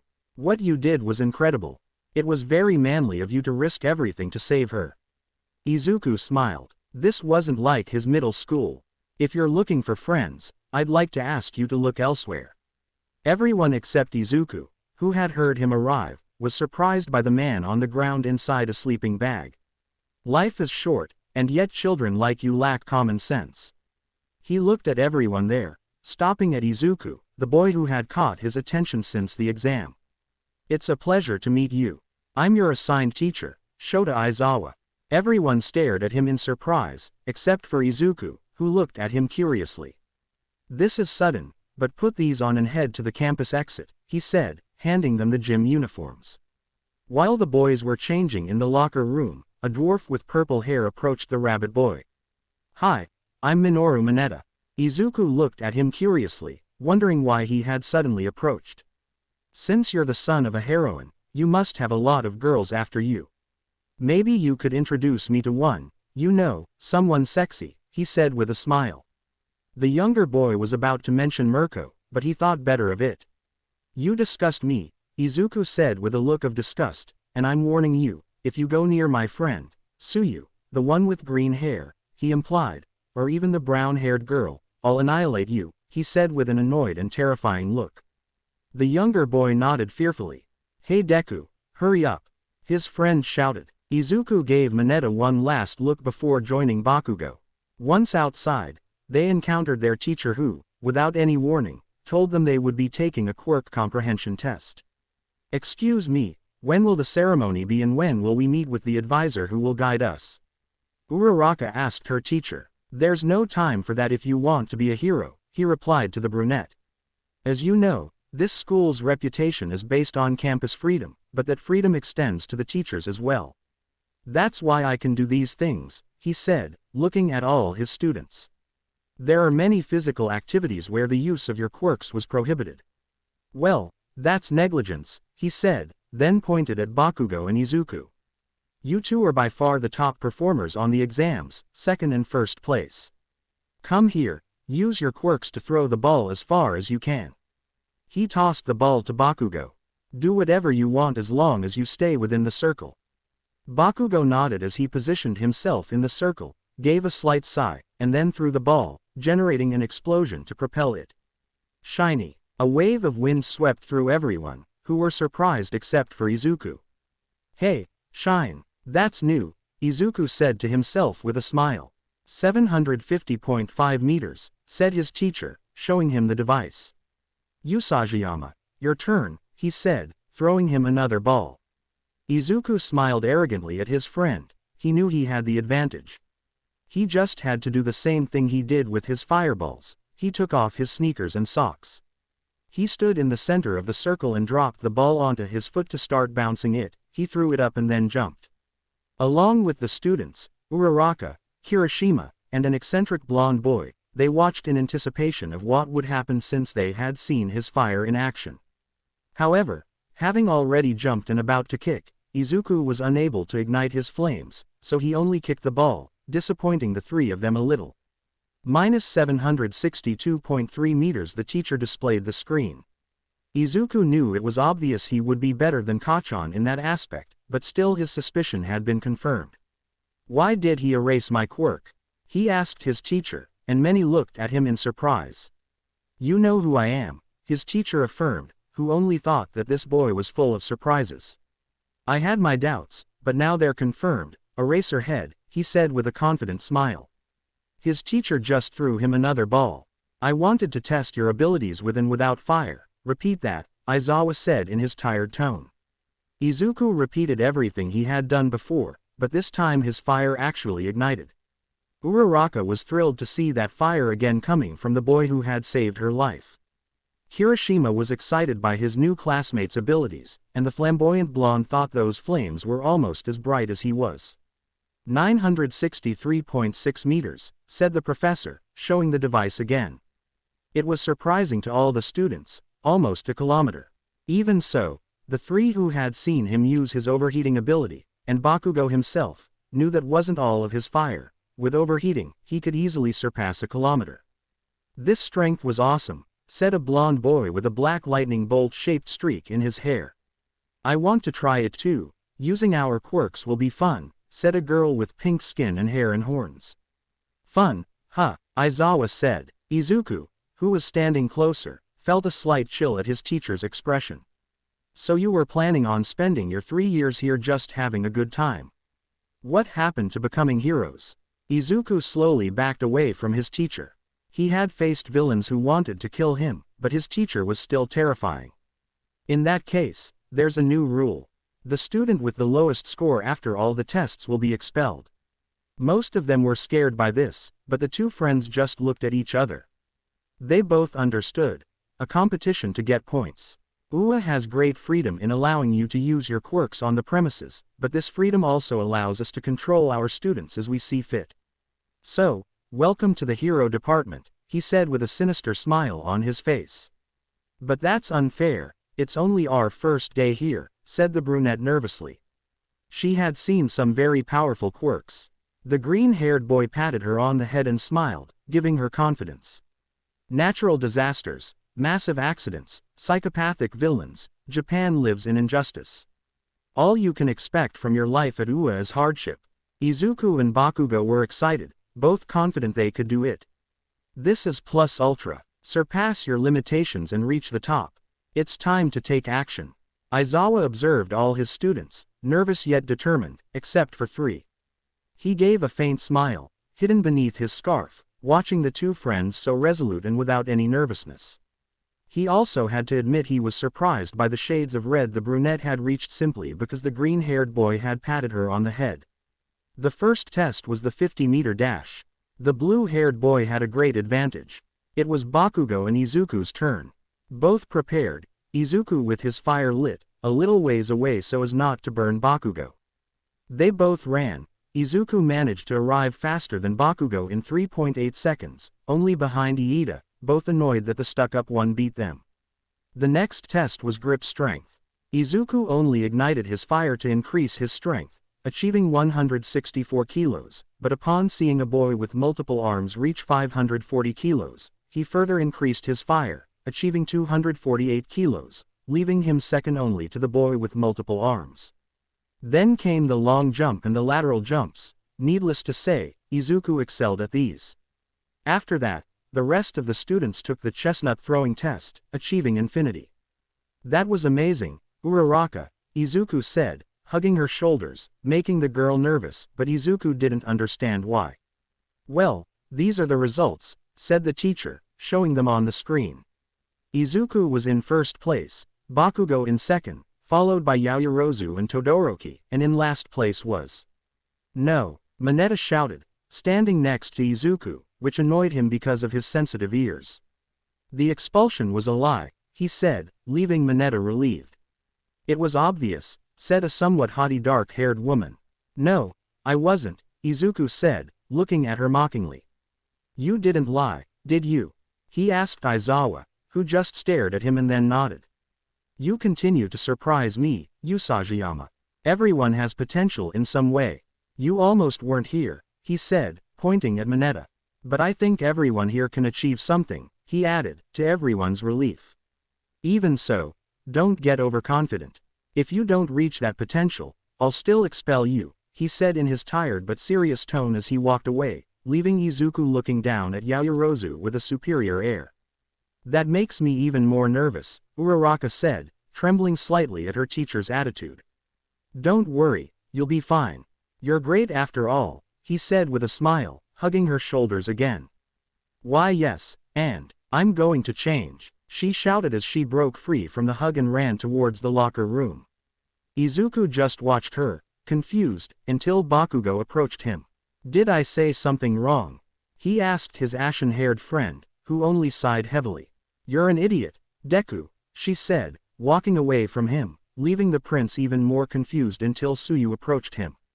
She seems somewhat enthusiastic, but even so, you approaching her so energetically and hugging her makes her nervous, Izuku Kiro. Izuku remained silent for a moment. Yes, I think you're right, he said, laughing nervously and cracking the back of his neck. Let's go, Izuku, we still have more classes, said Suyu, gently pushing him towards the locker rooms. The rest of the day passed as it would on any normal school day. The green-haired boy and Bakugo talked with Kirishima, who had become a friend of theirs. Now the three of them were walking to leave UA. They had planned to go get something to eat since Izuku's mother was at work. They were leaving when a chestnut-haired woman caught the attention of the three of them, running towards them. Hey, you three. The three of them stopped when they heard her. Are you going to the station? She asked cheerfully. No, actually we're going to get something to eat. Do you want to come with us? Izuku asked the girl with a smile. I don't know, Usajiyama, I don't want to bother you and I don't have any money with me, she said apologetically, rubbing the back of her neck. You can call me Izuku or Deku, it's shorter, he said, shrugging. Besides, don't worry about the money, Kachan's paying because he lost the bet we made about who got the highest score on Aizawa-sensei's tests. The aforementioned boy grunted under his breath. Do you mind if I go, guys? He asked the other two. Nah, the more the better, said the dyed-haired man with a sharp-toothed grin. Whatever, nerd, Bakugo said, shrugging dismissively. That's fine if you don't mind, Uraraka agreed with a smile. Alright, let's go, I'm hungry, said Izuku, starting to walk alongside the others. By the way, what does Deku mean? The brunette asked, and Izuku remained thoughtful for a moment. The truth is, I don't remember. Do you know? I asked the blonde boy, who shook his head in doubt. He couldn't remember where the nickname came from. I like it, it sounds like, you can do it, she said, as cheerful as she had been before Izuku made her nervous this morning. Haha, that sounds nice, that'll be its meaning now. Izuku had a kind smile which the brunette returned. I'm going to claim copyright, Bakugo said, looking at the two of them who were laughing at the joke. The four of them walked leisurely through the city to find a place to eat. The chestnut-haired girl had quickly become one of them. The most obvious was with Izuku, they spoke as if they'd known each other for a long time. Hiroshima wasn't too difficult either, due to his chivalrous and kind personality.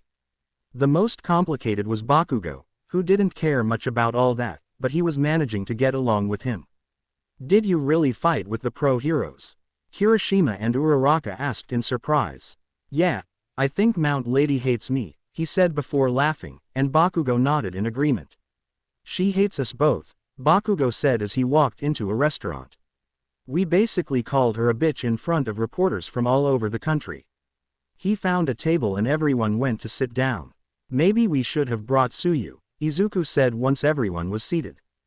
Frogface has to look after his brothers, you know it's hard for him to go out much if we don't plan it beforehand, said the ash-blonde man while reading the menu. I know, but it's been a while since we went out with her, he said, taking the menu from Bakugo's hands. He grunted and grabbed another menu. Did you already know Asui? Hiroshima asked, and they both nodded. They seemed to get along very well with her, Uraraka said with a smile. Yes, even if it doesn't seem like it and the Muslim doesn't show it, he does have feelings, he said mockingly, and the ash-blonde man threw the menu in his face. Have you decided what you're going to order? A waitress asked, sounding a little nervous after seeing them argue.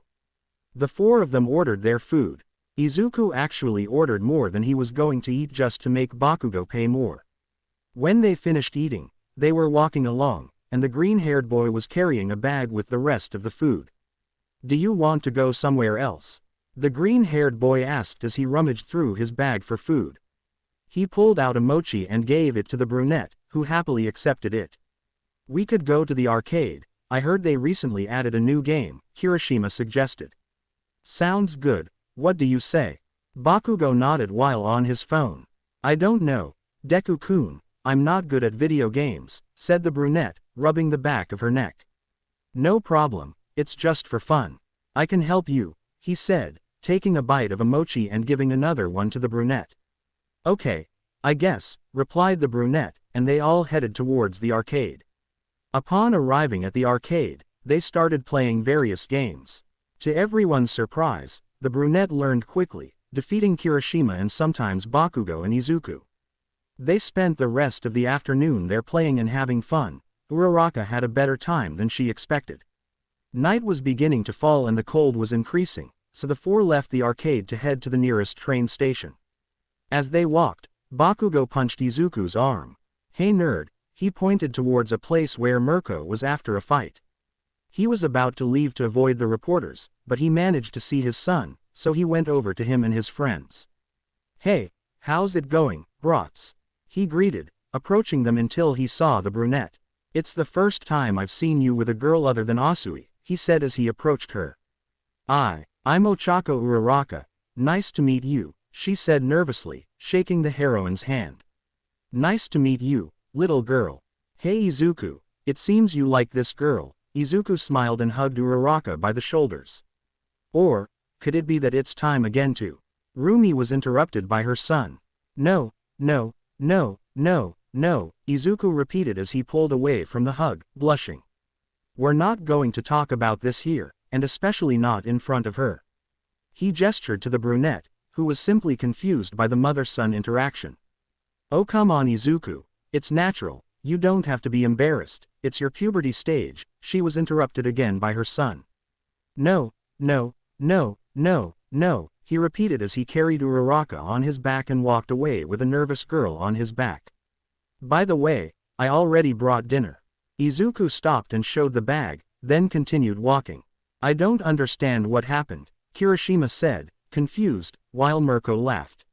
Seriously, Aunt Rumi? Asked the ash-blonde boy, and the older woman shrugged. Izuku doesn't bring any girls home besides Asui. I should take advantage of opportunities like this to embarrass him, the white-haired woman said, laughing at her son. Well, I have to go, I have paperwork to do, she said, annoyed, before jumping up. But what happened? Kirishima asked, not understanding his green-haired friend's reaction. Aunt Rumi was talking about her heat cycle. Deku has them a few times a year since middle school, he explained as they both started walking to catch up with the two who had gone ahead. Isn't heat when animals reproduce? Bakugo nodded at the dyed-haired man's question. The nerd's hormones are all over the place, it affects him more because he's a man and part rabbit, she replied dismissively, and Kirishima just nodded until they reached the station where a very flushed brunette was still on the green-haired boy's back. Hey Deku, you can put it down now. Uraraka just blushed more and looked away. She was the one who decided to stay there, Izuku said, smiling.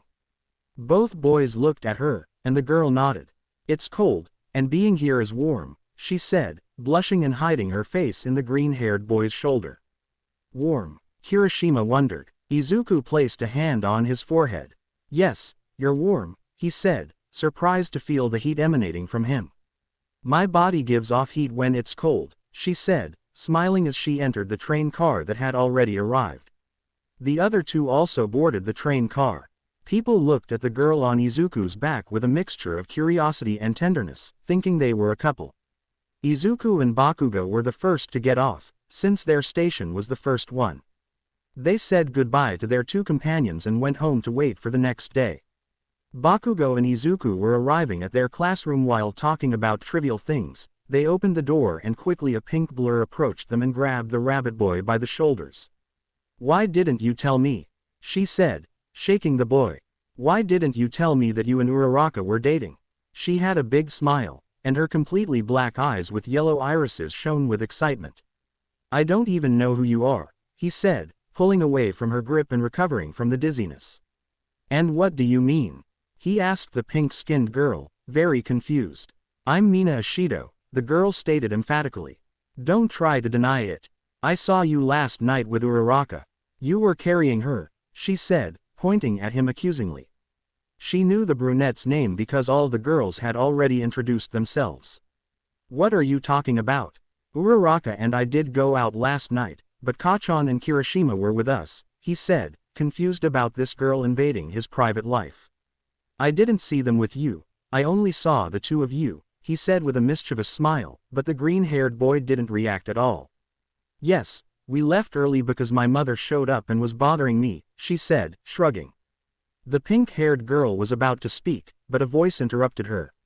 Mina, stop bothering him, it's only the second day, Kirishima said, arriving at his side. Bakugo, who was nearby watching them with amusement, huffed in annoyance at the interruption. Oh come on Kiri, I'm just, she was interrupted again by the dyed hair. Teasing him, Mina understands that not everyone who gets along is dating, the pink-haired girl huffed in annoyance and went to sit down. I'm sorry about that, Usajibro. I've known her since middle school, and she's always been overly enthusiastic about romantic things, he said with a sigh. He had become friends with the pink-haired girl, but she did things like this too often, and he had to stop her. Don't worry Kirishima, I was just surprised, said the green-haired boy with a completely sincere smile. The day seemed normal. The first part of the day consisted of classes that were typical of any other school. Then came lunchtime, just before their hero study classes and physical training began. What do you think we should do this time, Deku-kun? Uraraka asked the green-haired boy while they were in the classroom. I don't know. I hope it's something interesting, he replied cheerfully with his characteristic smile, a little mocking but very sincere. I hope we use our suits, Kirishima said excitedly. I hope the idiots who made my suit did a good job. The ash-blonde man shouted furiously. Izuku managed to hear something. It sounded like someone was running. Since they were close to the door, he made his three friends move further away. I'm here, All Might shouted, appearing in the doorway. Entering through the door like a normal person. He entered with a somewhat bizarre pose. The four of them simply went to their seats. All Might is really going to teach us, shouted the blonde boy with a black streak in his hair, excitedly. It's the Silver Age outfit, Kirishima mentioned. The Hero Training Studios, where we'll form your hero base, he said, flexing his muscles. Let's get started right away. He held up a card that said, Battle. Battle rehearsal. This clearly excited many. Battle rehearsal, Izuku and Bakugo repeated with a somewhat sinister smile on their faces. Most of the students prayed internally that they wouldn't have to face those who seemed to be the most aggressive. And for this occasion we have prepared the hero costumes that you sent. Briefcases with numbers emerged from the wall. Our hero costumes, most of the class exclaimed excitedly. Awesome. They quickly grabbed their bags and ran to the changing rooms. The suit you wear on the battlefield is of vital importance, the symbol of peace spoke. Don't forget that. From now on, all of you are officially. The students emerged from the tunnel in their suits. Heroes. Everyone except Izuku was already there. Very well, since everyone is here. He looked at everyone, but Izuku was missing. Wait, Deku-kun, the nerd is missing, Uraraka and Bakugo said at the same time. Here I am, sorry, he said, arriving alongside the others. I'm sorry, there was a problem with my suit, he said, adjusting his hood behind him. You look great, Deku-kun, the brunette said, approaching him. Thanks Uraraka, although it was supposed to be long pants, she said, pointing to the shorts, but I changed the highest temperature setting on my fire at the last minute. This is temporary until I get the other one. She rubbed the back of her neck while laughing softly. Even so, it's great. I think I should have been more specific, my suit is a bit tight. She also rubbed the back of her neck, blushing slightly. The heroism course is great, Mineta said, giving a thumbs up that earned Izuku a hateful glare, which scared him. I'd love to fight you, idiot, Izuku said, his expression terrifying and threatening. Mineta just backed away, his face etched with pure fear. And yet you still look amazing, Uraraka, he added with a wide grin and a slight blush. Gee, thank you, Deku-kun, she replied, also blushing, both of them being watched by Bakugo, Kirishima, and Tsuyu. I bet they'll start dating before the end of their first year, Kirishima said with a smile. I bet round face confesses first, Bakugo said, looking at his friend. I think it would be Usajibro, the dyed-haired man said confidently. No, it'll be Ochako-chan, the green-haired girl replied expressionlessly. The three sealed the bet with a handshake, they would discuss who would win later. This will be an indoor battle rehearsal. All Might spoke again, drawing everyone's attention. One team of villains and one team of heroes. Each team will consist of 2 members, the blonde explained. There will be a nuclear weapon. If the villains keep the bomb the entire time or capture the heroes, they win. The heroes must reach the bomb and touch it or capture the villains to win. All the students nodded. Excuse me, All Might, but how will the teams be formed? Iida asked, moving his arms robotically. They will be chosen randomly, as will who they face and whether they will be villains or heroes, he said, taking out a box. The teams were selected. Izuku and Uraraka ended up on the same team and would face Bakugo who, to the blonde's fury, had to team up with Iida. I'm going to patent the Muslim's ass, Izuku said, his foreheads bumping with Bakugo as he looked at him defiantly. I'll kick your ass, you damn nerd. The blonde boy shouted in the same defiant manner. All right, to your positions, said All Might, and both teams went to the building. The green-haired boy and the brunette were outside the building planning what they would do and studying the building's blueprints until All Might gave the signal. So how are we going to find the bomb when we train? Uraraka asked, and the green-haired boy shook his head. We won't get in the way they think. Look at this, he said, pointing to what was the building's rooftop on the plans. There's an entrance to the stairs from up here, he added with a smile. Well, that might take them by surprise. Izuku nodded. They were both ready. While everyone in the observation room watched as both teams prepared, Bakugo, without saying a word to Iida, and the other two effortlessly planned their strategy. You'd think that being the son of a heroine who doesn't like teamwork, he wouldn't be good in a team either, said a girl with jacks in her earlobes. I thought the same thing when I first met them, Hiro, Tsuyu said, her voice rising in the air. Everyone paid attention to the frog girl. But even with Bakugo's aggressive attitude and Izuku's somewhat boastful one, they're a great team, Hiro. If they were together, I'd feel sorry for whoever faced them. Tsuyu's serious demeanor, and the fact that they'd already witnessed the boy's abilities, made most of them shudder. But now that they're facing off, I'm curious, Hiro.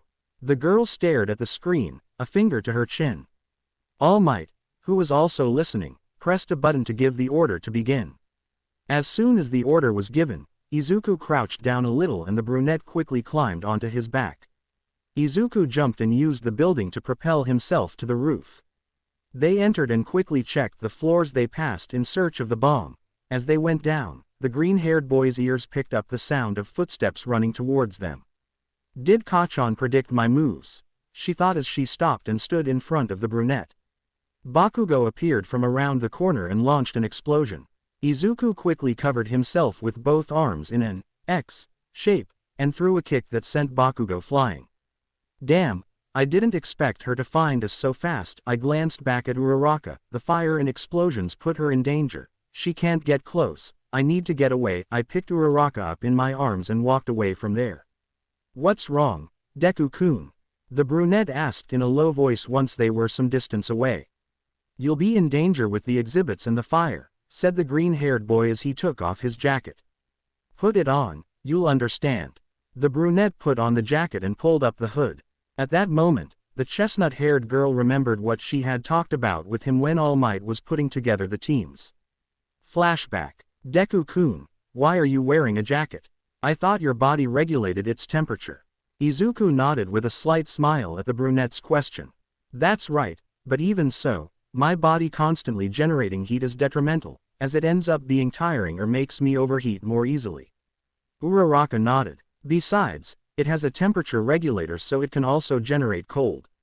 She showed the inside of the jacket, removing the layer of fabric to reveal technological circuits. That's why the jacket isn't entirely for me. The brunette had more questions, but the battles were about to begin, so she couldn't ask any more. Fin flashback. The ash-blonde man had found them and was now running towards them, preparing an explosion. Duck down and cover yourself, Uraraka. The brunette did as asked, making sure the jacket protected her completely. As he ran and jumped towards them, preparing an explosion, the blonde managed to see the brunette covered and how Izuku ignited his fire. Son of a... He couldn't finish the sentence because of the powerful burst of flame that, upon contact with his sweat as it was about to explode, threw him against the wall with great force. That jacket is to protect those he saved without having to limit my fire, he thought as he stopped his fire. Uraraka, get out of here, Izuku said, watching Bakugo get up. He thought it would take him longer. Find the bomb and tell me where it is. I'll catch up. The brunette nodded. She knew her quirk wouldn't work in this fight since she couldn't get close, so while her partner was engaged, she would find the bomb. She pulled the hood of her jacket back up and ran. It's just you and me, Kachan, Izuku smiled defiantly at his friend. And soon it'll just be me, nerd, shouted the ash-blonde boy, jumping towards the. Izuku dodged the blow coming from the right, then struck Bakugo in the face from the left and quickly moved his right leg to deliver a powerful knee strike with some fire directly to the stomach. Bakugo got back to his feet before receiving any more blows from the rabbit boy. He used an explosion on Izuku's chest, which made him back a little. He jumped to dodge the fire from his feet and put his hand to the green-haired boy's face before generating another explosion. Izuku quickly recovered to shield himself from another explosion with his arms, kicked him in the chest to push him away, and burned part of his suit. Bakugo got up from the ground to notice a fiery ball heading towards him. He managed to dodge it with difficulty, but another one was already coming towards him. He used his large wristband to block it and approach his friend. Izuku tried to catch him with a side kick, but the blonde dodged it using his explosions to propel himself over him. Once behind him, he delivered a powerful explosion to his back that knocked him to the ground and burned the back of his uniform shirt, as it wasn't fireproof like his jacket, pants, and sneakers. "If these things are made as I ordered, they can store my explosive sweat," he said, getting into position and holding the safety lock, "and when you release the lock, they'll generate an even bigger explosion." Izuku tried to get up, but although his body could withstand the heat, he wasn't prepared to use fire, so he suffered burns from the explosions. "Bakugo Shonen, stop, you'll kill him," the symbol of peace shouted over the loudspeakers, but Bakugo just laughed a little. "No, it won't." He removed the safety and a powerful explosion was released, destroying part of the building. The green-haired boy was breathing heavily, his shirt had almost completely disappeared, revealing the many burns this fight had caused him. He stood up and wiped the little blood that was coming from his nose. In the observation room everyone was surprised. The strength they both displayed was very imposing, but worrying. "This needs to stop, one of you will end up dead," Kirishima said, worried about his friends. He knew how competitive they were, even though he'd only known them for a day. All Might was about to speak, but he noticed the challenging, determined looks they both had. It froze him. This battle had been almost like a game to them before, but now they were taking it seriously. "If that's how you want to play, Kachan," Izuku looked at him resolutely, tearing off what little remained of his shirt, "let's play." His flames reignited, and Bakugo smiled. "All right." This was getting boring. Bakugo ran towards the green-haired boy to attack him. Izuku dodged it by jumping over him. Bakugo expected a kick, so he turned around to cover himself, but Izuku jumped towards the ceiling. He propelled himself forward with force and spun around to deliver a powerful axe kick directly to the back of the ash-blonde man, sending him crashing to the ground. Bakugo quickly got up, dodging another kick from Izuku from above.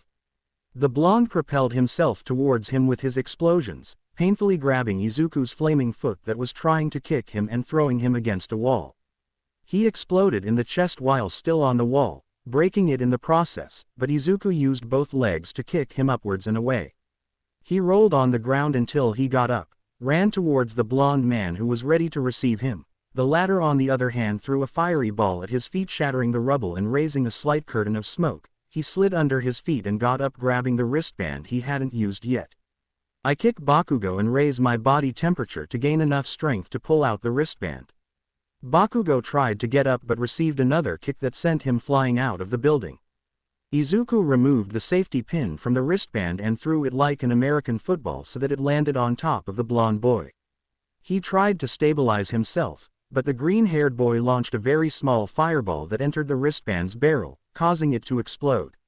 The blonde boy was now falling while unconscious, startling some of those watching from the room, but Izuku jumped and caught him, then laid him down on the pavement.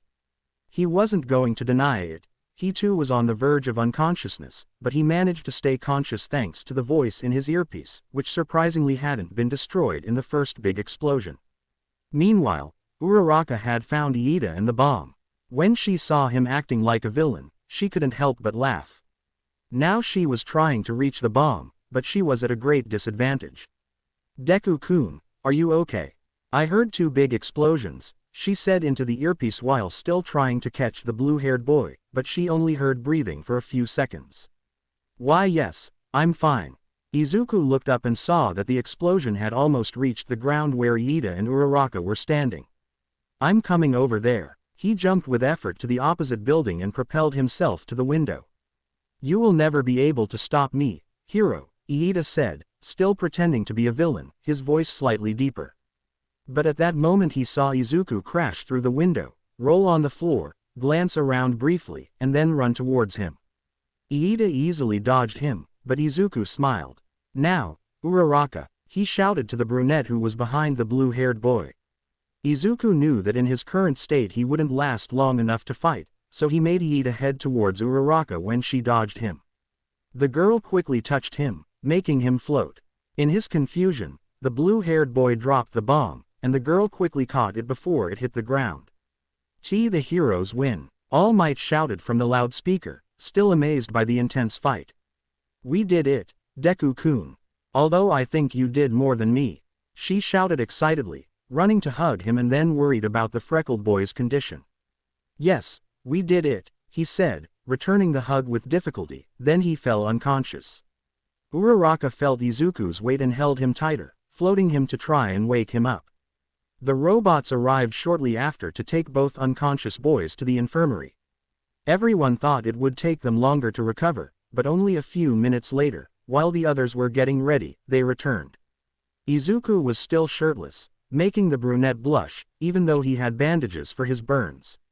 Bakugo was in the same state as him, since both were exhausted.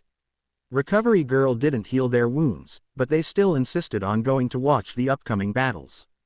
Everyone watched them with respect and a touch of fear. The power and the aggressive way they attacked each other had frightened some. They were friends, so they were afraid of what they might do to someone else. They understood why the frog girl said she felt sorry if anyone faced them both together. "All right, this fight was incredible," All Might said to all his students. "Can anyone tell me what mistakes the teams made?" A dark-haired girl raised her hand. "I can do it, All Might Sensei," she said calmly. Izuku looked at her, and a smug expression appeared on the green-haired boy's face. Watching the battle, it's very obvious that the fight between Bakugo and Usajiyama was purely due to rivalry. That's why Usajiyama kept Uraraka away, and a long-range attack in a confined area was idiotic. Bakugo was about to shout, but Izuku stopped him. Seeing his confident smile, Bakugo calmed down. His friend was planning something. Uraraka's game was lost the moment she couldn't contain her laughter. The brunette lowered her gaze, but the green-haired boy placed a hand on her shoulder and gave her a reassuring smile. Not to mention that it was risky for her to go alone against Iida instead of calling for backup when he discovered her, considering her quirk isn't useful for combat. Uraraka was just like Bakugo. She tried to speak, but Izuku stopped her. Iida really got into character, so he made the right decisions, he finished. "She just said more than I expected," thought All Might, somewhat nervously. Well, good answer." The blonde man gave a thumbs up. "We should always start our studies as if they were familiar to us. And if we don't help each other, then, we'll never be good heroes." The dark-haired woman placed her hands on her hips, exuding an aura of superiority. The room was silent for a few seconds until suddenly a loud laugh echoed through the room, coming from the green-haired man. "You're a complete idiot for saying all that without knowing what really happened," the green-haired boy said with a smug smile. The black-haired girl glared at him and was about to speak, but Izuku continued, "I admit I have to congratulate Bakugo Square for how he acted, and we all made mistakes. Uraraka lost focus, Kachan used that attack irresponsibly, and I didn't pay attention to Bakugo's team, so I got overconfident." The green-haired boy calmly conceded, "But my fight with Kachan wasn't just because of our rivalry. It was because we're evenly matched. Besides, the reason I kept Uraraka away was because she was in danger. She couldn't get close to the fight because my fire would hurt her, so the smartest thing was for her to look for the bomb and try to get it.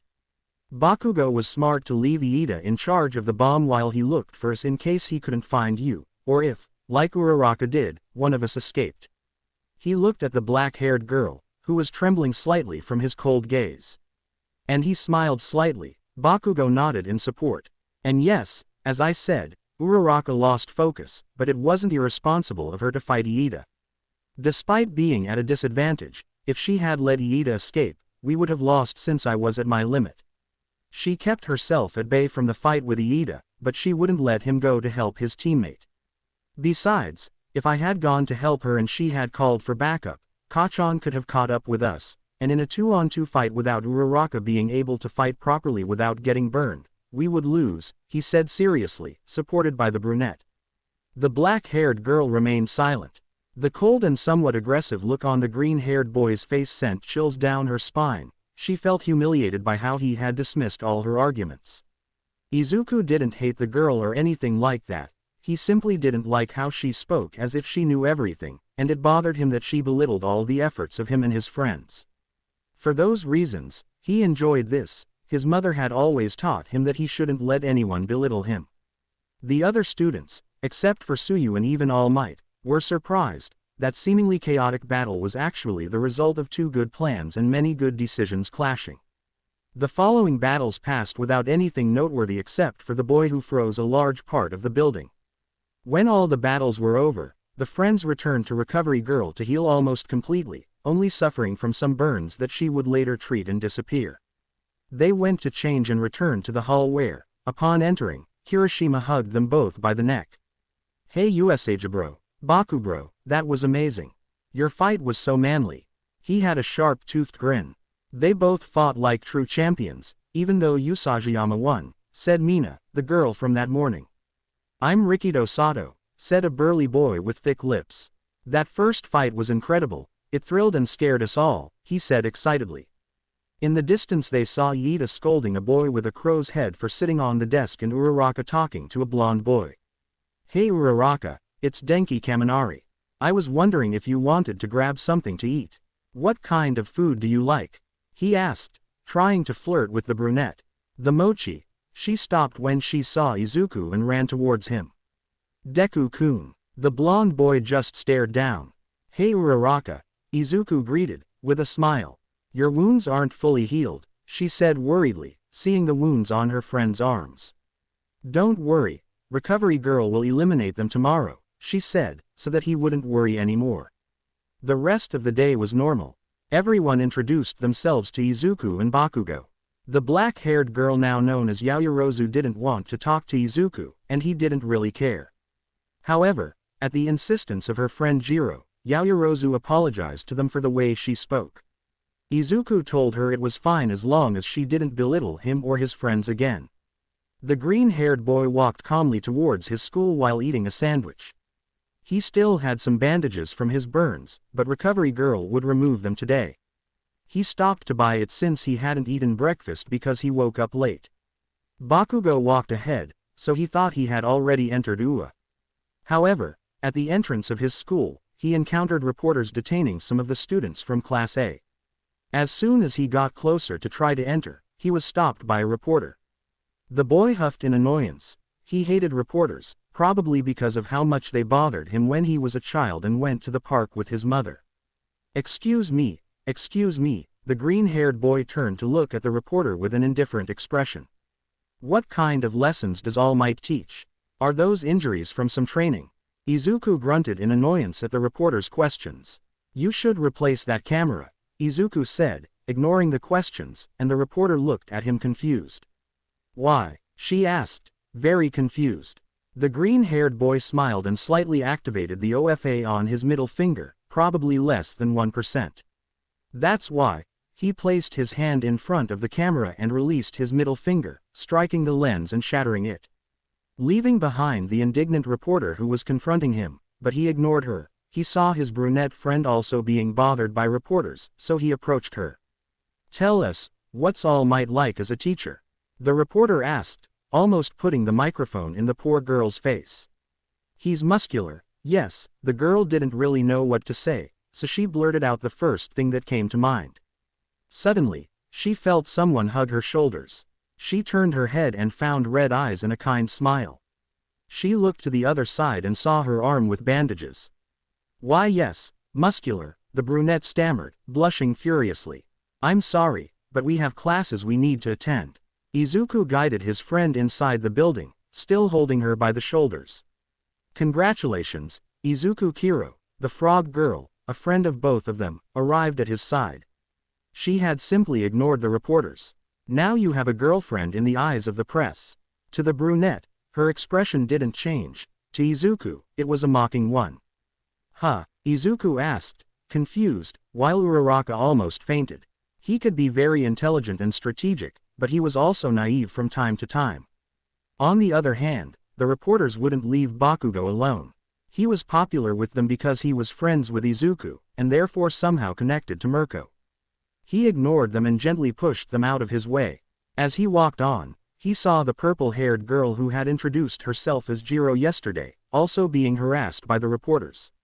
He approached her with a serious expression. When he was beside her, he placed his hand under the camera that was pointing at the girl and created a small explosion so that the smoke would obscure the camera's view. "Let's go," Ears, we have class, the purple-haired girl smiled. The boy was aggressive, so she didn't expect his help. He followed him into his school. Neither of them spoke. They just remained in comfortable silence as they walked. Kirishima, who had seen Bakugo, felt disappointed that he hadn't helped him, but in reality, the ash-blonde boy hadn't even seen him. When everyone entered, Aizawa told the reporters to leave because they were interrupting classes. Ignoring them, the teacher entered the school. A reporter tried to follow him, but the security doors closed, all under the watchful eye of a hooded figure. After going to the infirmary so recovery girl could finish treating their burns, they learned that since Bakugo's burns were more severe, he should return later.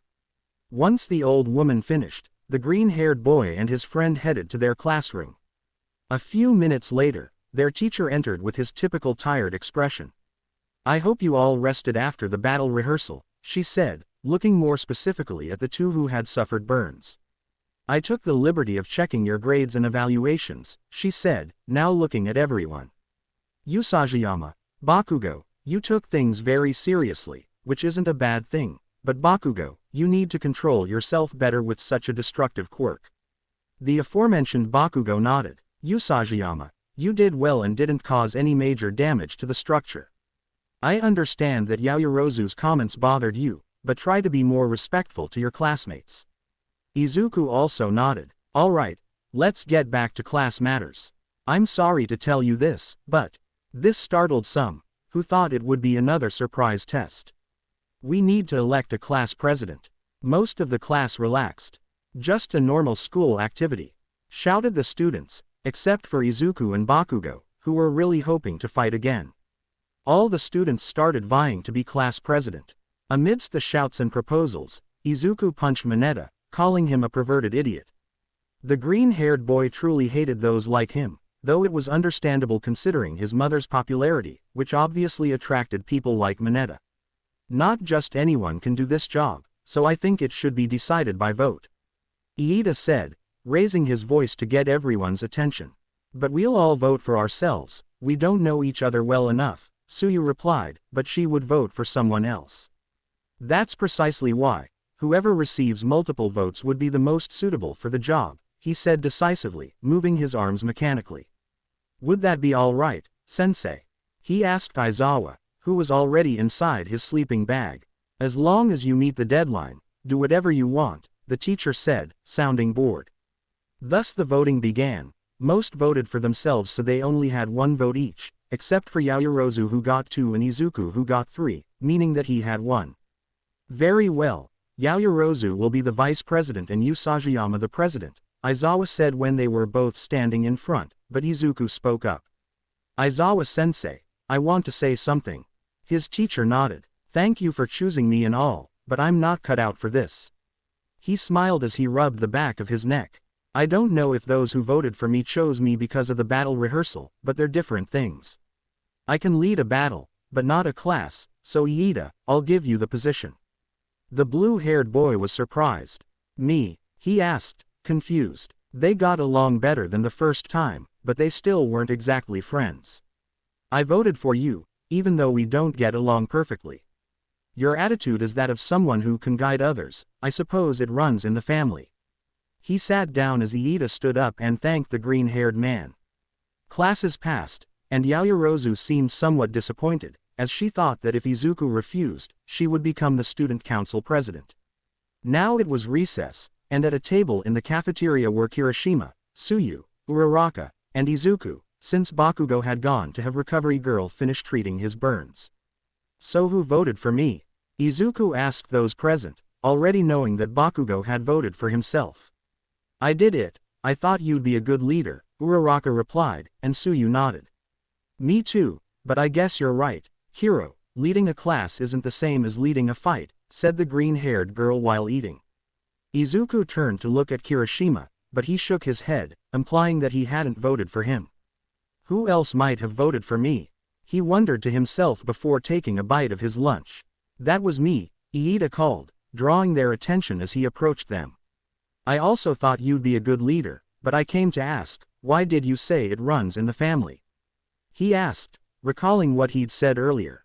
"You're related to Ingenium, aren't you?" Iida nodded, somewhat surprised. I didn't recognize the last name at first, but your quirk and your suit made me remember, he said to the boy with glasses. Is he my brother? Do you know him? The blue-haired man asked, moving his hands mechanically. Yes, I've met some pro heroes thanks to Mom, Izuku said, shrugging dismissively. While they were talking, the siren started to sound, making Izuku groan through his more sensitive ears. Security breach level 3, students please evacuate immediately. What is a level 3 security breach? I asked one of the running students. That means someone infiltrated the school, the boy said and kept running. The 4 who were sitting stood up and, along with Iida, also moved away, but the large crowd was crushing them. Iida bumped into the glass and realized it was just the press. Uraraka, make me float. Iida pleaded, trying to reach the brunette girl's hand. Izuku noticed and pushed aside those between them to allow them to touch. Once airborne, Iida used his engines to reach a point where he attracted attention. Everyone calm down, it's just the press, there's nothing to worry about. He shouted once everyone saw him calming the crowd. Izuku looked out the window, the disintegrated security door made him frown. A mere reporter might have a quirk like that, but he wouldn't use it to break into UA. The day had passed, and Izuku was still thinking about what had happened. He couldn't shake the fact that someone had destroyed the door to let the reporters in. Today we'll be doing the rescue drill. It's been decided that you'll be supervised by 3 teachers, including myself, Aizawa said, explaining what they would be doing this time. It's up to each of you whether or not you wear your suits, he said, pressing the button and the briefcases emerged from the wall. The training area is quite far away, so we'll go by bus. Go get ready. The students nodded, quickly got up to grab their briefcases, and went to the locker rooms to change. Already in their uniforms, the students stood in front of the bus waiting to leave. Iida was explaining some things while Uraraka approached Izuku. They've already changed your suit, said the brunette, seeing how the green-haired boy with white tips was now wearing long pants, but of the same design as before. Yes, and they made it just like my jacket. It has a temperature regulator, which will help me avoid overheating, she said with a smile. A few seconds later, they both boarded the bus, as did the rest of their class. As they got on, Iida seemed disappointed, but the green-haired boy and the brunette didn't know why, since they hadn't paid any attention to him. Hey Usajiyama, how does it feel to be so famous? Kaminari asked, showing a picture of himself that had appeared in the news. It's really annoying, the blonde boy and others listened attentively. No matter what I do, the only thing the media cares about is my mom, he said with a very small smile. Don't say that to yourself, the purple-haired girl sitting next to Bakugo said, drawing his attention. Believe it or not, the most popular news story about you is about a fight you had with a slimy villain. She showed him her phone. Really? The electric blonde asked excitedly, grabbing Jiro's phone, which annoyed her. The girl attacked him by connecting one of her jacks to his neck. He dropped his phone, but Uraraka caught it and saw a photo.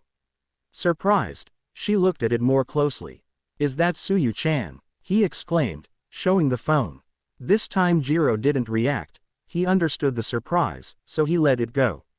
The device displayed a picture of Izuku carrying an unconscious Suyu as he tried to get away from the villain. Yes, it was a little difficult to peel without using my fire so as not to burn her. That's what the jacket is for, to protect others like Uraraka during the combat rehearsal, Izuku said, his smile still small. Suyu and Uraraka regarded that smile with distaste. It lacked its usual boastful and confident air, appearing more cautious and subtle. The brunette felt she shouldn't interfere, but Suyu, who had known him for a long time, decided to speak. Izuku, you've been acting really strange since yesterday, Hiro. Is something bothering you? Suyu asked her friend, intrigued by his behavior.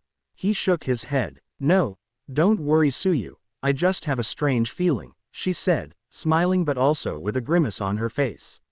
Relax, Usajibro, you're probably just nervous about yesterday's alarm. You're usually very cautious, Kirishima said with a sharp-toothed grin. I guess so, I'm just overthinking it, he said with a sigh, but that strange feeling lingered. That strange feeling of insecurity persisted. The security door was damaged. He also managed to see the principal and some teachers inspecting the damage. Furthermore, thanks to his developed sense of hearing, he overheard the principal say that perhaps it was a declaration of war. The worry that all of this caused him made his body unconsciously generate heat as if he were ready to jump into a fight at any moment. When they arrived in front of the large building, everyone got off the bus. Bakugo approached him and lightly bumped his shoulder. "Relax, Deku, you're generating heat," said the ash-blonde boy with an indifferent look. Izuku stopped his thoughts and only then did he notice the heat his body was generating, so he relaxed to suppress it. "Floods, earthquakes, fires, and so on," someone in a suit similar to an astronaut said as they entered the building. "This is a training area I've created to simulate all disasters and accidents. Its name is Ultimate Space for Jams, or USJ for short," he said, surprising everyone with the building's enormous size. "Wow, I've always liked No. 13. The brunette exclaimed excitedly, jumping up and down. "Hey, calm down, I'm supposed to be the rabbit," said the green-haired boy, placing his hand on Uraraka's head to stop her jumping. The girl just blushed and fidgeted with her fingers, while Izuku overheard the teachers talking about how All Might hadn't been able to come. The boy was lost in his thoughts. The strange feeling he had hadn't gone away. He just grunted under his breath, trying to ignore it. It was just an exaggeration. "One thing before we go in, or 2, or 3, or 4, 13 said, raising his fingers with each number. "Everyone should already know this, but my quirk is black hole. It turns any material trapped inside into dust. It's useful for rescues, but it can also be used to kill."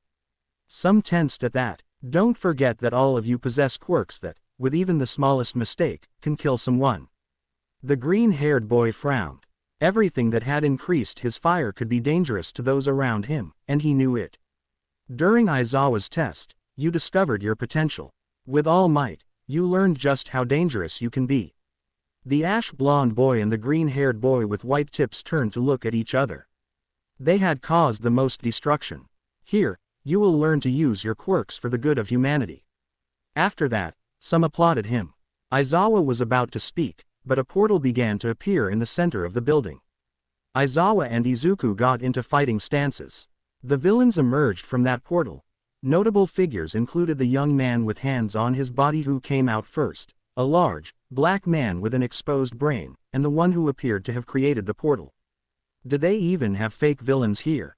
Kirishima asked, somewhat doubtful. "They're real villains," Izuku and Aizawa said when the villains seriously. "All Might is supposed to be here too," said a villain who seemed to be made of smoke, the creator of the portal. "Where is he? We went through a lot of trouble and brought many of our own here," said the one whose hands were on his body. "I wonder if he'll show up if we kill all these kids," he said, frightening most of them. Izuku positioned himself protectively in front of Uraraka and Tsuyu, raising his temperature and preparing to fight. "What about the intruder alarms?" the dark-haired woman asked, worried. "Of course we have them, but they must have a quirk capable of nullifying it. They must have a clear objective," 13 said seriously. 13, get them out of here. Kaminari, try to contact Ua. 13, I'm counting on you. With that, he jumped into the fight. Izuku was also about to do it, but he was quickly stopped by the heroine. "What do you think you're doing?" she asked seriously. Izuku looked at her seriously. "I'll go help," he said, trying to go again, but the heroine grabbed his arm. "We have to leave here now." Izuku was about to ignore her and jump, but a voice interrupted him. "I'm afraid that won't be possible." Everyone turned to look at the smoke villain behind them. "Greetings, my name is Kurogiri. We are the League of Villains, and we are here to kill the symbol of peace." "Wasn't he supposed to be here?" he asked, but received no response from the heroine. "Well, putting that aside, this is my role." He was interrupted by an attack. Bakugo and Kirishima had launched a direct attack on the smoke-like villain. "Bakugo!" shouted the purple-haired girl with jacks in her ears to the ash-blonde boy. "Kiri!" shouted the pink-haired girl with horns at the dyed hair. "Idiots!" the green-haired boy with white tips shouted angrily at both of them. "Get back!" 13 shouted when he saw that the attack hadn't affected the villain. "All of you will be scattered, tortured, and killed," said the villain as he began to cover them all. In a swift movement, Izuku pushed Uraraka out of the smoke. He tried to do the same with Tsuyu, but the smoke had already enveloped them both. Izuku was falling. He tried to stabilize himself in the air to land on his feet, but he realized he was in the flood zone. As soon as he hit the water, he encountered a villain with a shark quirk. The bait's here. It's nothing personal, but goodbye forever, idiots.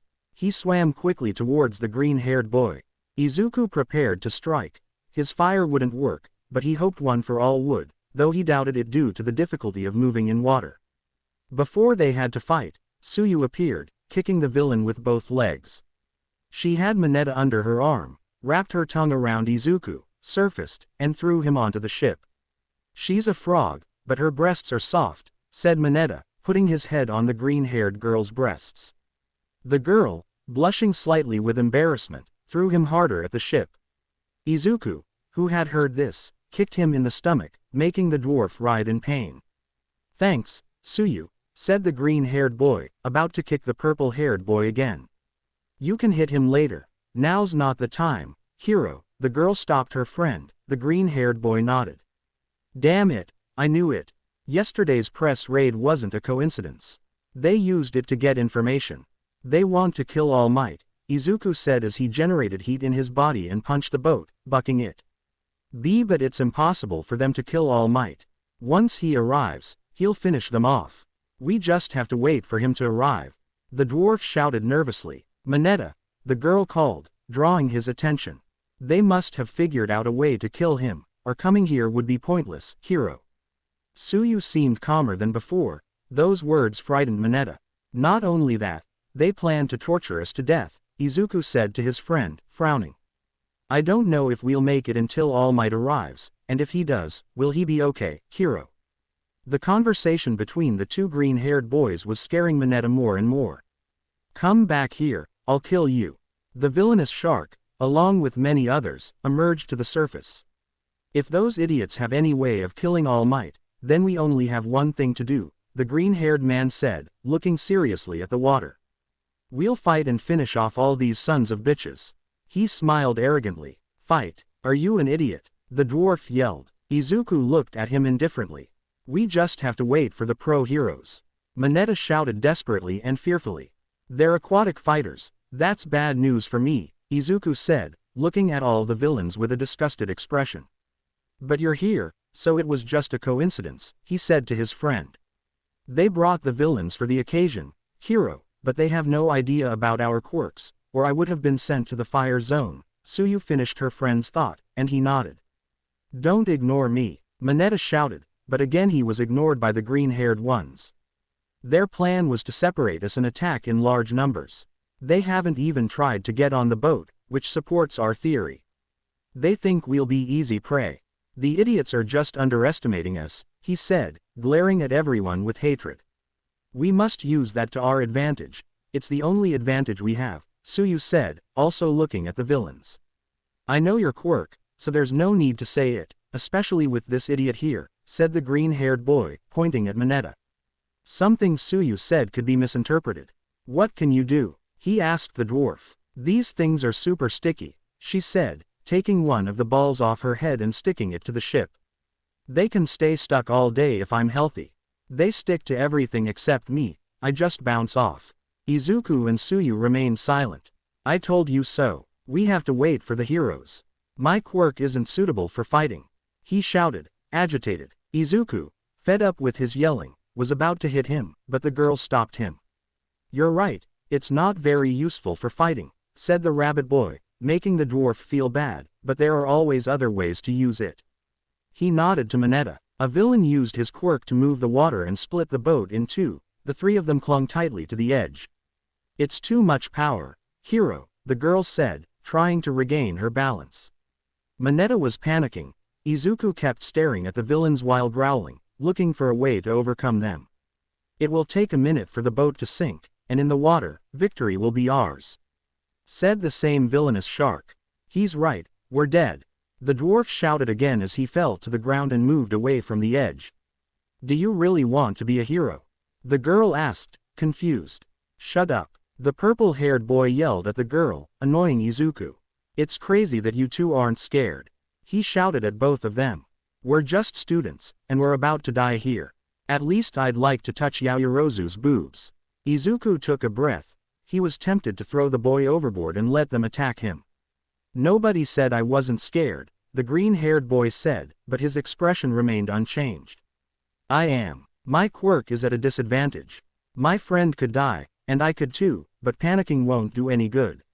Mom taught me not to show fear to the enemy. He gave a determined look. Get back, Tsuyu. Catch me in midair. They both obeyed and moved away from him. Their flames ignited, preparing to leap. The amount of one for all I control isn't enough, but combined with my fire, he thought, and he jumped.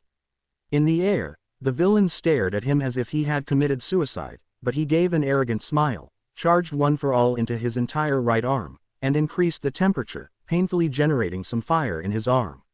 He swung a punch straight towards where the villains were in the water. A sharp pain shot through his arm. He had forced himself to use a little more than last time. The pain was more intense, but his arm wasn't broken. He also felt a burning sensation from the burns.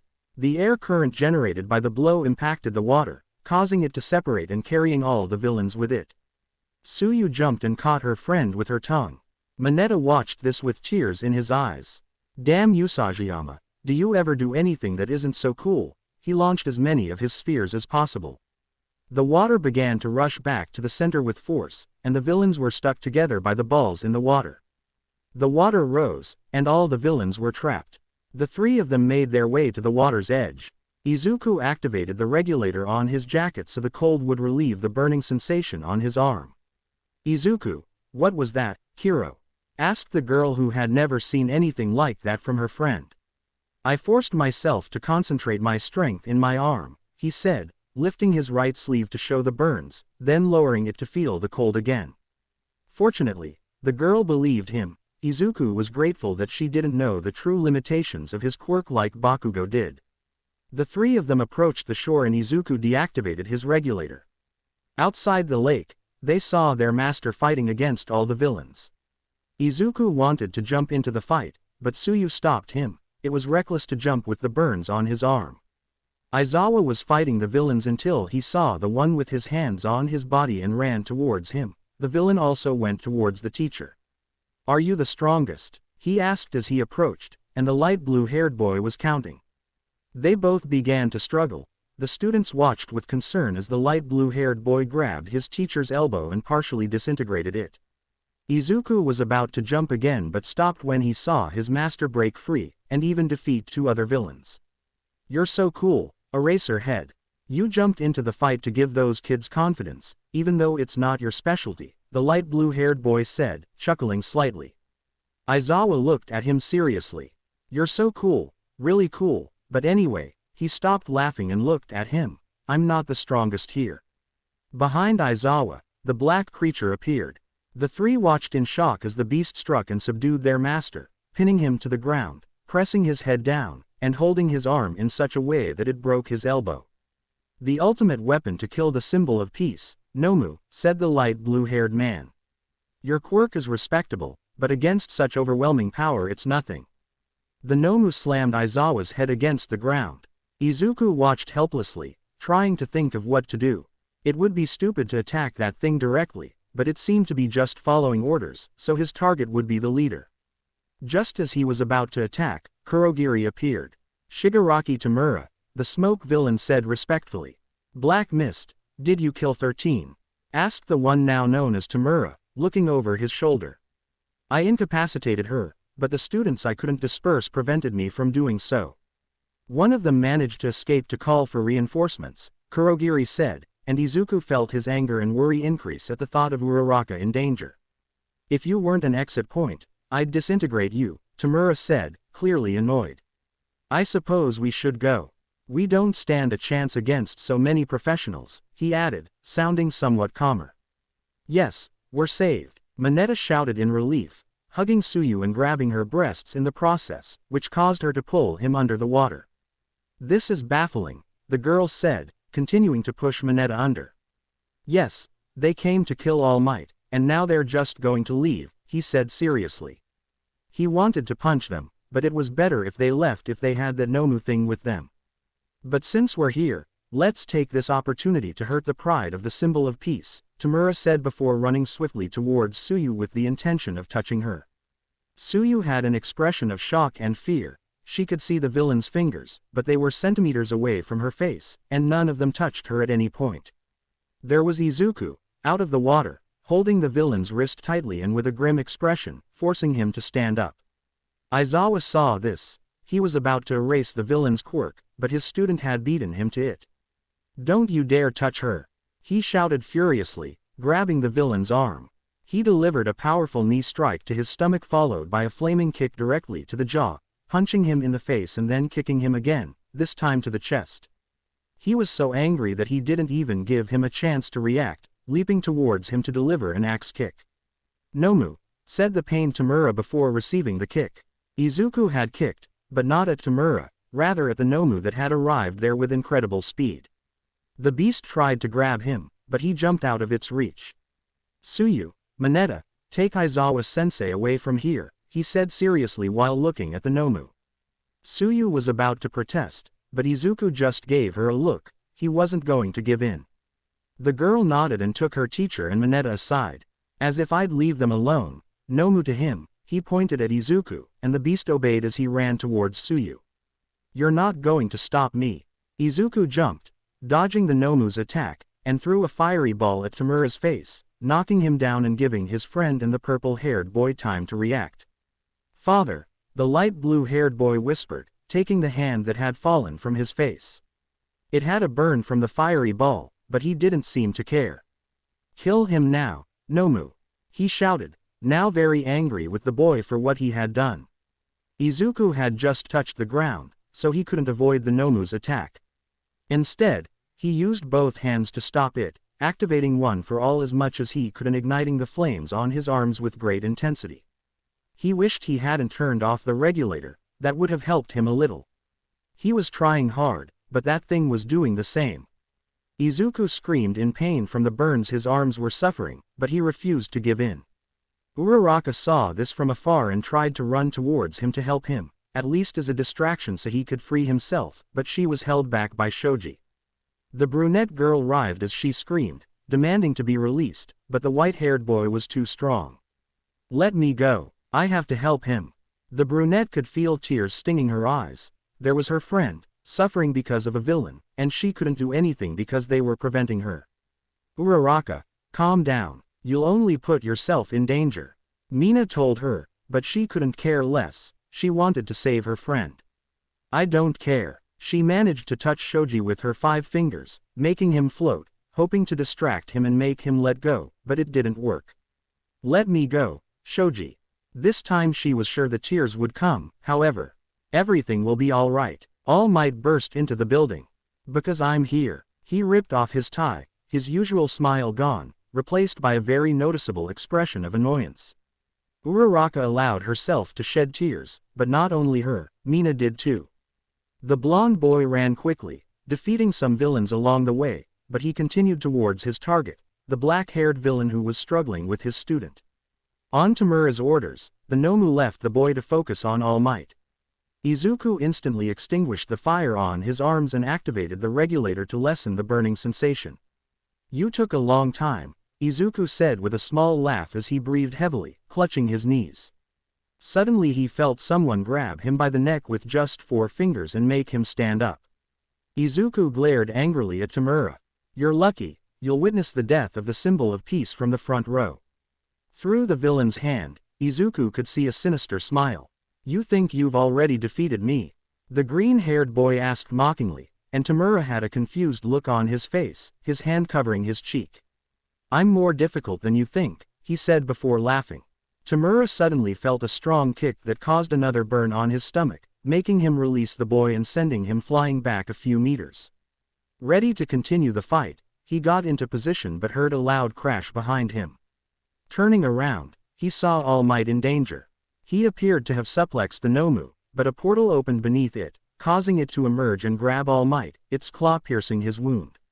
He ran towards Kurogiri. If he knocked him out, perhaps the portal would close. Before he could reach him, an explosion knocked Kurogiri down. "Did you think you'd get all the nerdy fun?" The ash blonde asked with a somewhat sinister smile as he held Kurogiri back. I guess I can share it a little, he smiled confidently, also seeing Todoroki freeze part of the Nomu. He turned his head to see Kirishima almost hitting Tamura, but he dodged it. Speed wasn't the dyed-haired boy's strong suit. Damn, I almost had it, Kirishima said to himself in frustration. All Might broke free from the grip of the now immobile Nomu. Everyone was now facing the leader of the villains, who glared angrily at everyone, especially Izuku and All Might. Now that we've lost control of the escape door, things have become dangerous. We've been cornered. You're almost unharmed, and you hurt me badly, said the light blue-haired boy, glaring angrily at Izuku while touching the burn on his face. I think I did you a favor, you idiot, you're less disgusting, the green-haired boy replied mockingly. Stop moving or I'll tear you to pieces, Bakugo threatened Kurogiri, pressing him harder against the ground. Nomu, finish off the explosive boy, let's reclaim our exit, he ordered the frozen beast. The Nomu began to rise, breaking through the ice and its limbs at the same time, leaving it without half of its body. How the hell is he moving without half his body? Izuku asked no one in particular, regaining his fighting stance. Everyone back off, he told the teenagers, but they ignored him.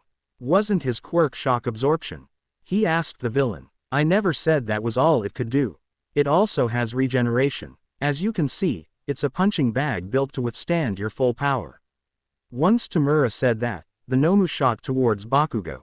Kachan. Izuku tried to get out of his way, but in seconds the ash blonde was already by his side. Did you dodge him?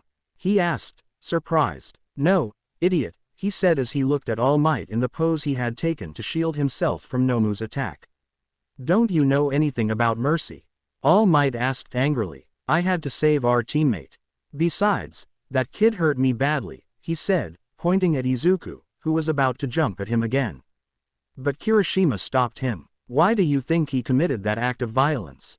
We're categorized as heroes and villains, but in the end, it's just violence, and society decides what's right and wrong. He was about to continue his speech but had to dodge a fiery ball.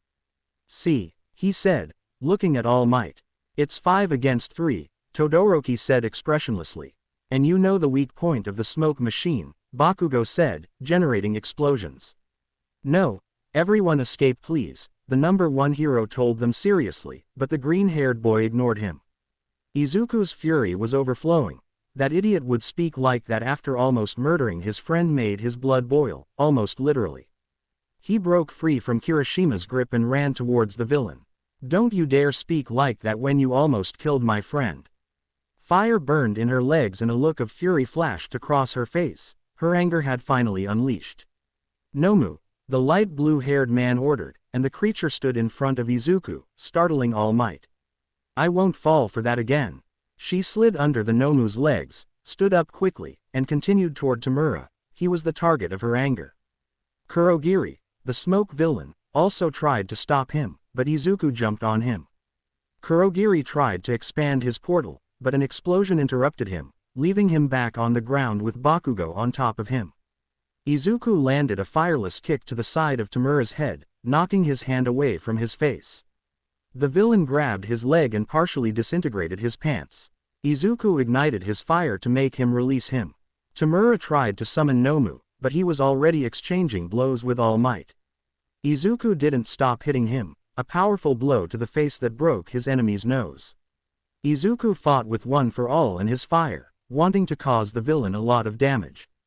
Without extinguishing his fire, he kicked the villain in the chest. Tamura tried to cover himself, but the green-haired boy's constant blows prevented him.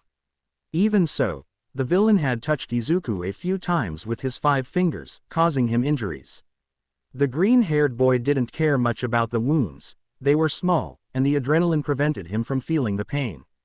He punched his opponent in the face with his right fist, but the other grabbed his arm, opening a large wound by disintegrating part of his skin. Izuku pulled him towards him and headbutted the light blue-haired man, disorienting him and knocking him to the ground. Izuku then placed his hand on the villain's chest, burning his shirt and chest. It doesn't matter if I fall, Nomu won't. He yelled in pain, seeing the satisfied smile on Izuku's face as he had him subdued. All Might, who heard him, just laughed. A hero is someone who overcomes every obstacle. He shouted as he pushed Nomu back a little. It's impossible. It has shock absorption. Izuku shouted, somewhat desperately, extinguishing his fire. He had gone a little too far. But it's not a nullification, it has a limit, Izuku said, watching the fight with Ian's arrogant smile.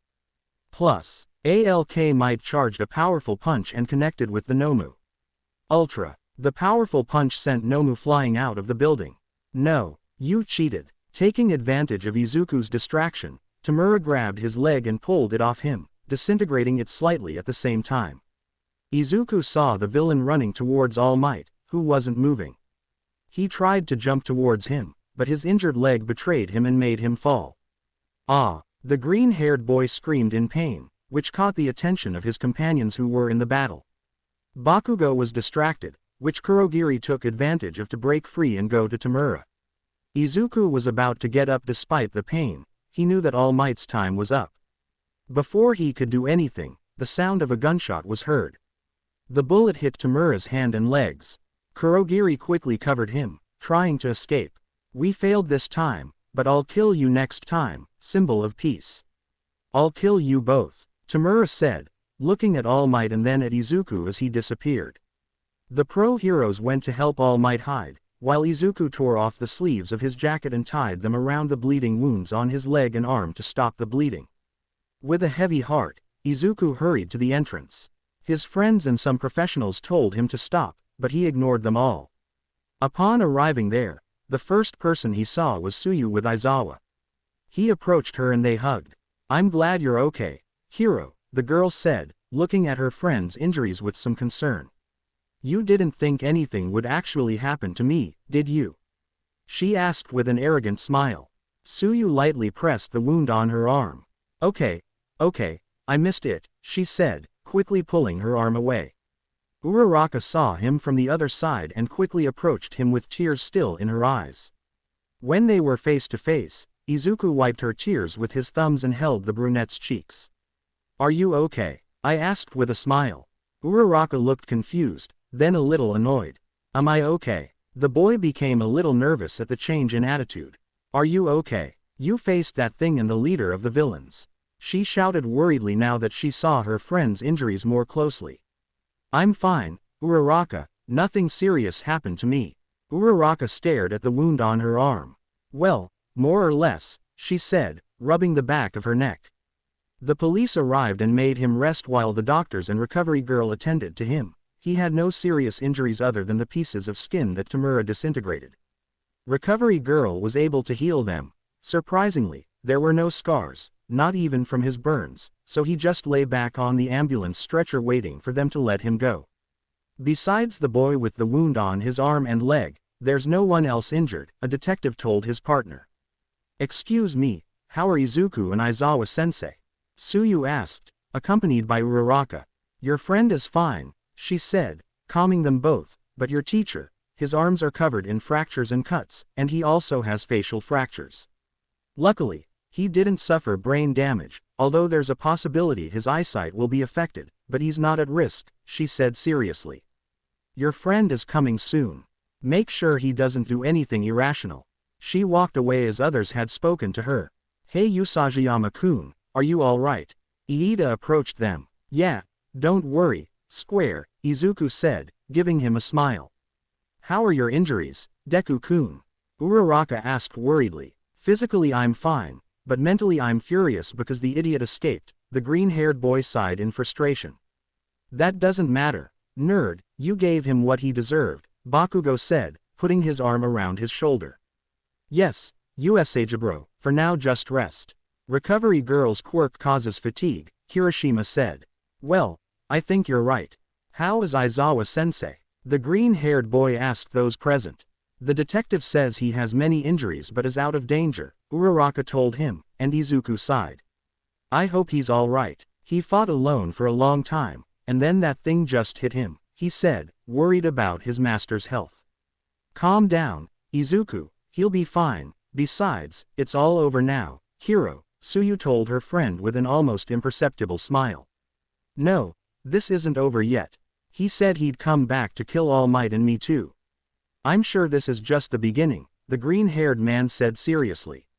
The girls who weren't there were scared that the villain leader had marked Izuku as one of his targets, but he didn't seem scared, he just smiled at them to assure them that everything would be alright. Because the students had not been seriously injured, the school gave them only 2 days to recover from the minor injuries some of them had. On his first day off, almost at sunset, All Might in his slim form jogged near the beach where he had trained his successor to receive one for all. During his run, he spotted his student training on the beach. He stopped his trot to watch his student and smiled, proud that his student was putting in so much effort. However, that smile turned into a frown when she saw the rabbit boy complain of pain with every movement, even just taking a step. "Usagiyama Shonen, what are you doing?" the blonde boy asked as he approached him. "Oh, hi All Might, I'm just training one for all," he complained, clutching his arm. "How long have you been here?" I asked the boy somewhat seriously, but he didn't answer. "Usagiyama Shonen, answer me," I demanded sternly. "All day," the green-haired boy replied resignedly as he sat down on the sand, "and I still didn't improve much, I only raised the percentage to 8%, he continued, frustrated. The older boy sat down next to him. "Listen, one for all is complicated, it gets stronger with each user, so you're actually progressing very quickly." He smiled at his student, who nodded, not entirely convinced. "But it's not enough," he said, looking at his hand and making a tight fist. "I know that look," the blonde man said, drawing his student's attention. "You're thinking you're not strong enough to take care of your loved ones," he added, surprising the boy by guessing his thoughts. "It's true, if you hadn't arrived I probably would have killed myself and then them," he frowned, his gaze lost in thought. "That doesn't mean pushing yourself to the point where it hurts to move is a good idea," she told the rabbit boy, placing a hand on his shoulder in support. "But now I'm a target. That puts my friends in danger too, I should have improved as quickly as possible," he said, frustrated, gritting his teeth. "And what's next? Would you abandon your friends to protect them from harm?" All Might asked seriously. Izuku returned his gaze. "That would only leave others free to attack them if you're not there." He never wavered, his expression serious as he spoke. "See, that's why I always have to be ready and improve my power," he said, trying to get up, but the older man made him stay seated. "What would happen if they decided to attack right now, while you're in this state?" he asked, looking directly into Izuku's eyes, who remained silent. "It's fine to train, but right now you're incapacitating yourself. Go and rest. Continue training later, just don't overexert yourself again," he told his student as he got up from the sand and walked away. "Thank you, All Might." Izuku stood up from the sand and gathered his things. "I think you're right," he sighed and then smiled at his teacher. "No problem, Usagiyama Shonen. Would you like to get something to eat? I'm pretty sure you haven't eaten anything," All Might said, and the green-haired boy's stomach growled. "That would be nice, but I already have plans," she replied, checking the time on her phone.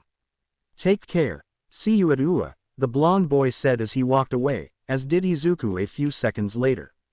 Meanwhile, at the house of an ash-blonde boy, there were 4 people because Bakugo's parents weren't home: Bakugo himself, Kirishima, Uraraka, and Tsuyu. "Bakugo, isn't Deku-kun coming?" the brunette asked while eating a fried snack from the table while watching the movie on TV.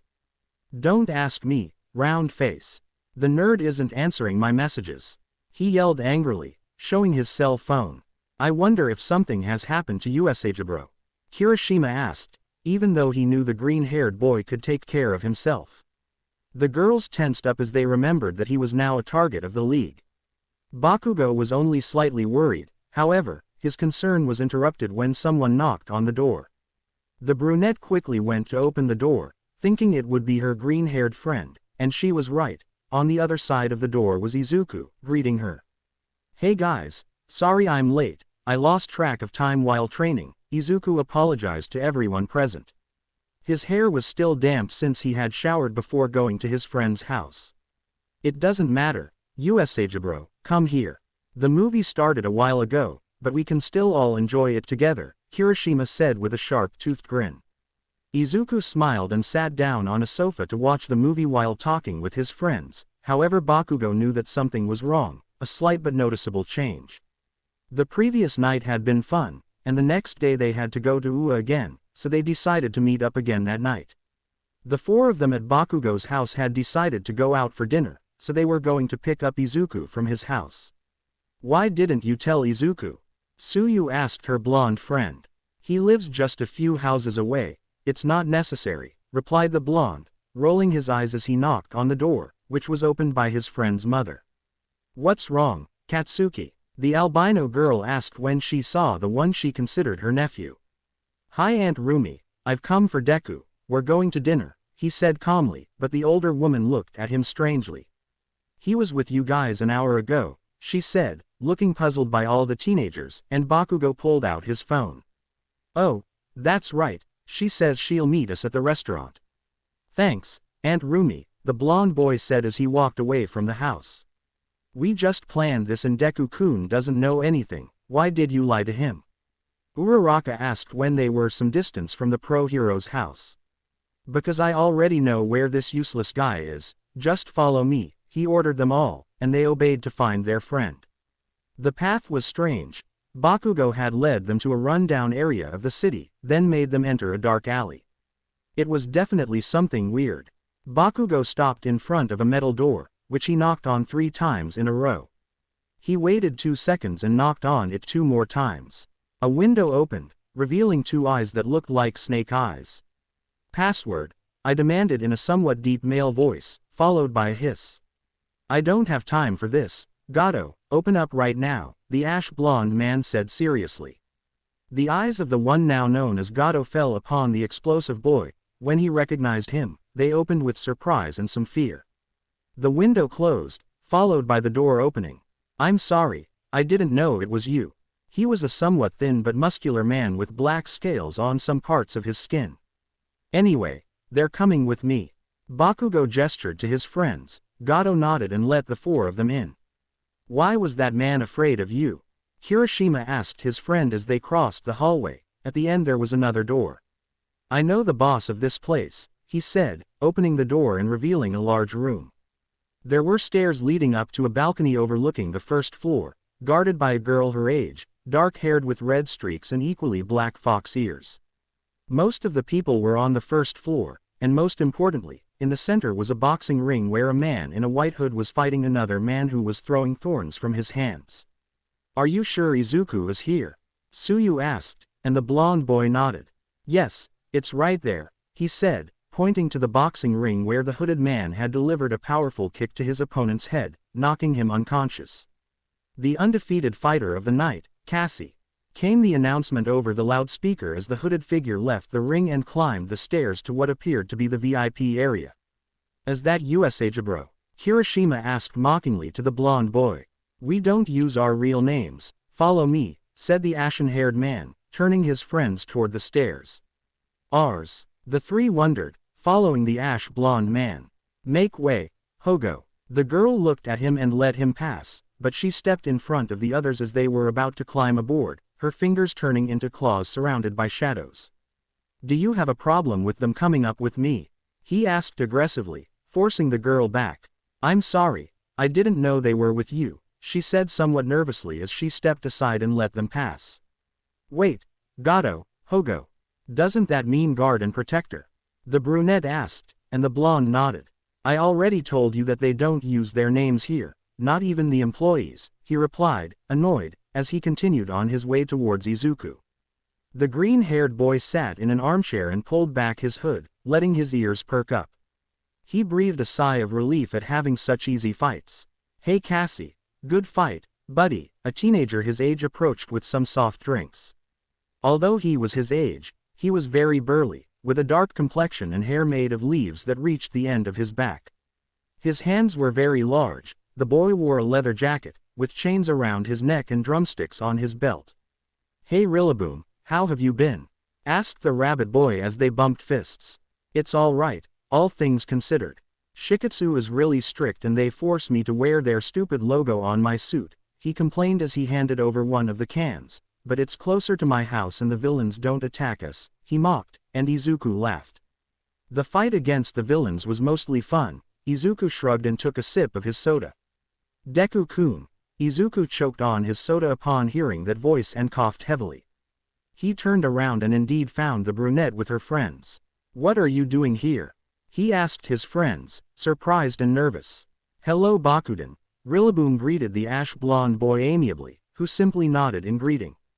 "We came to find you, Cassie, Hiro," Tsuyu said, making air quotes with her fingers. "I'm leaving in a few minutes.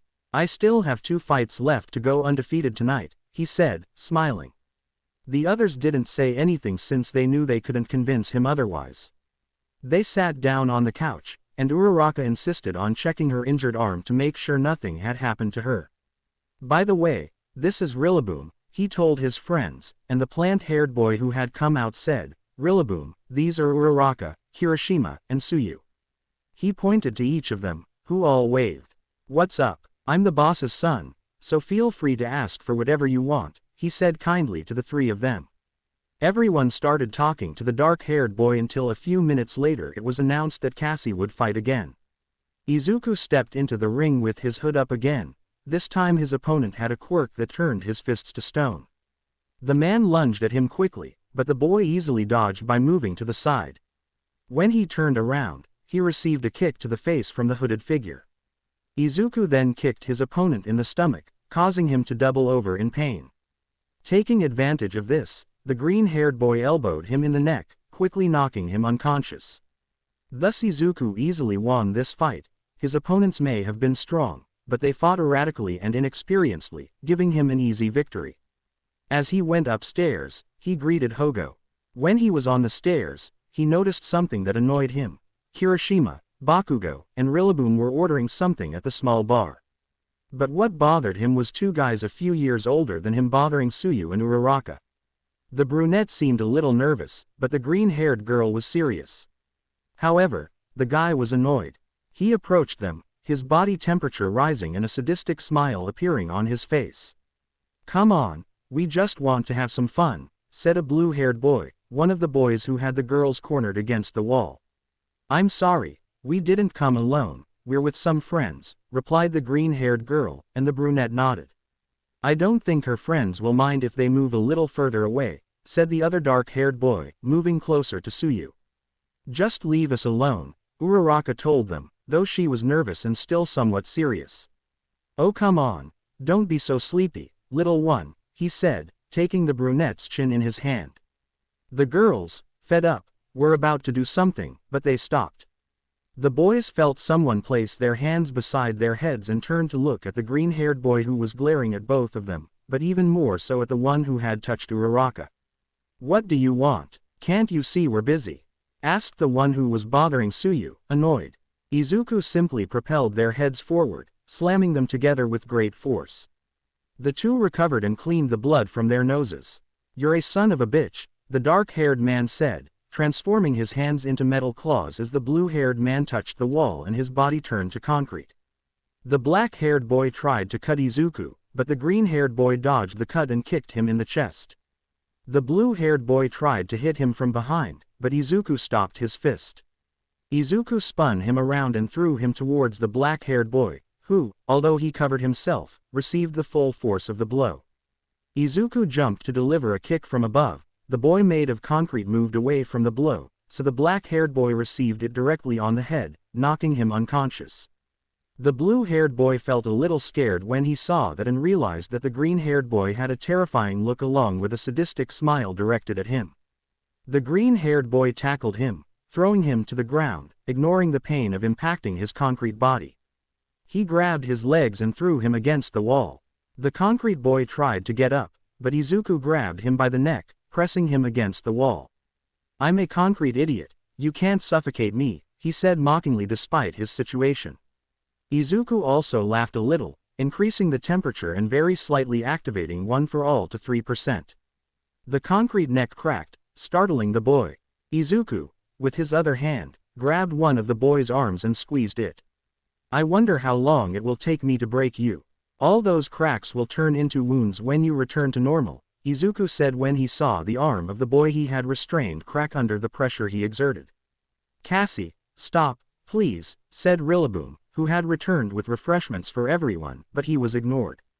"Damn it, He took one of his drumsticks from his belt and hit the floor. A plant from the floor below grew until it reached the floor above and tied both boys up. The blue-haired boy deactivated his quirk. His arm and neck had bleeding wounds, but not very serious ones. "I'm sorry, I couldn't help myself. These idiots were bothering the girls," said the green-haired boy, looking at the startled boy.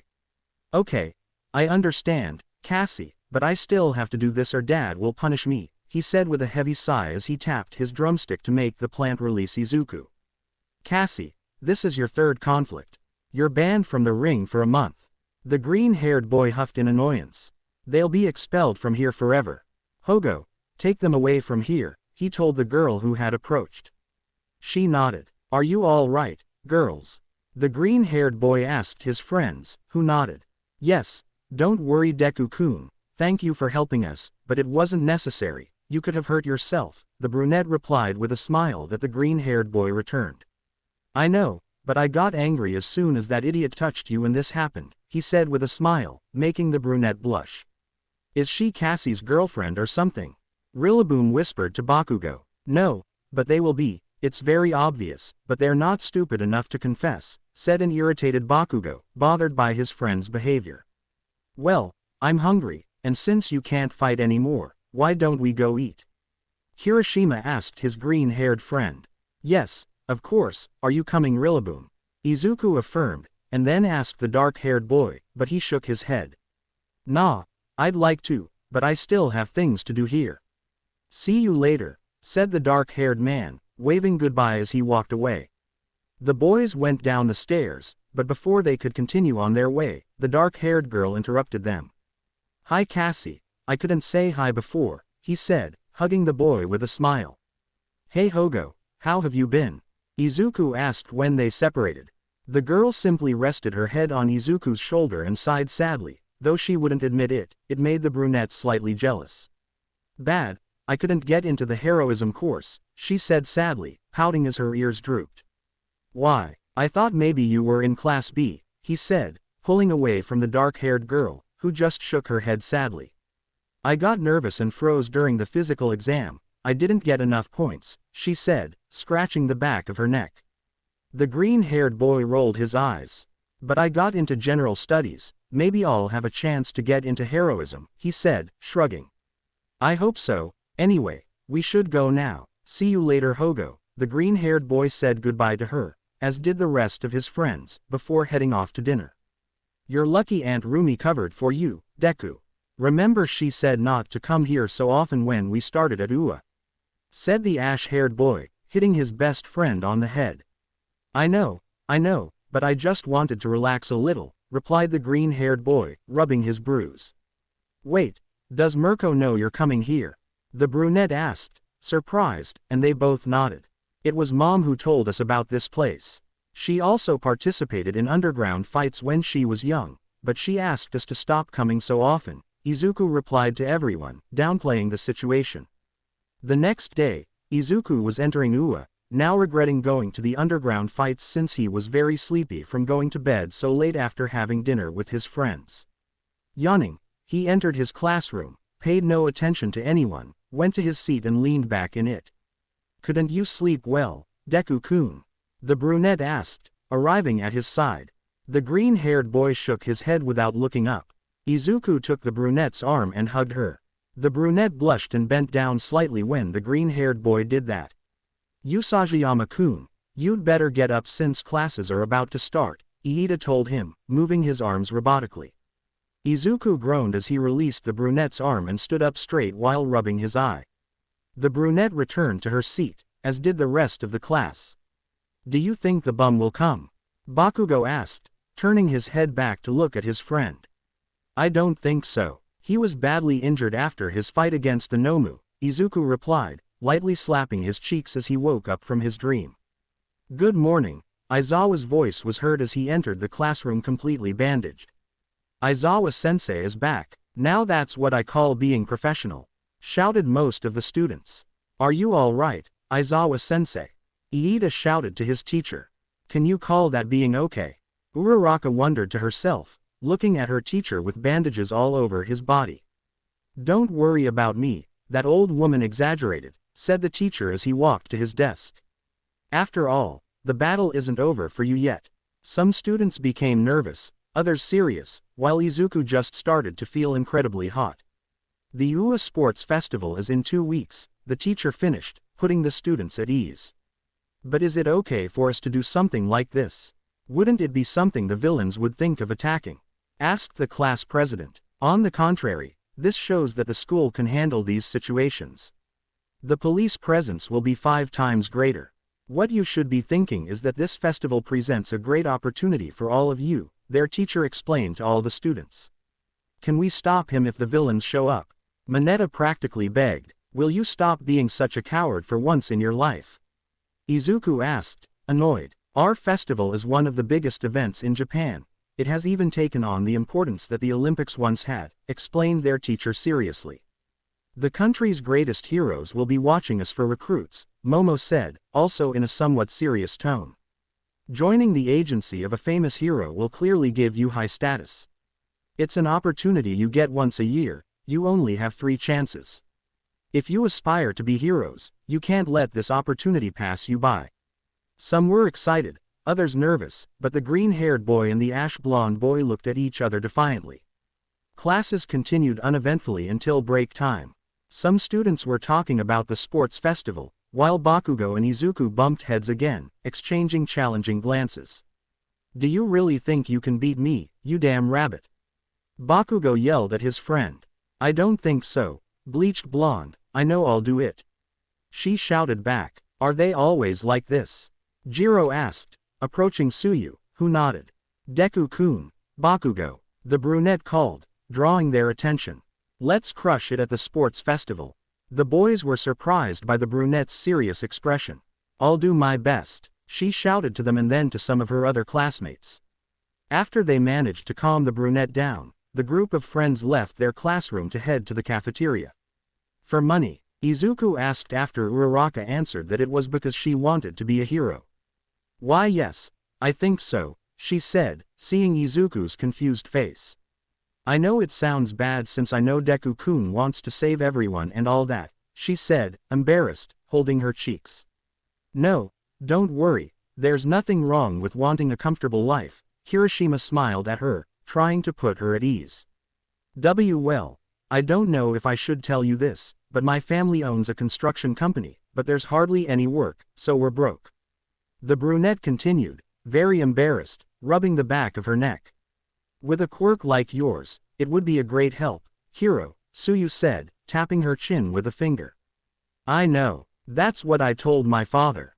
But, Uraraka recalled the conversation she had with her father.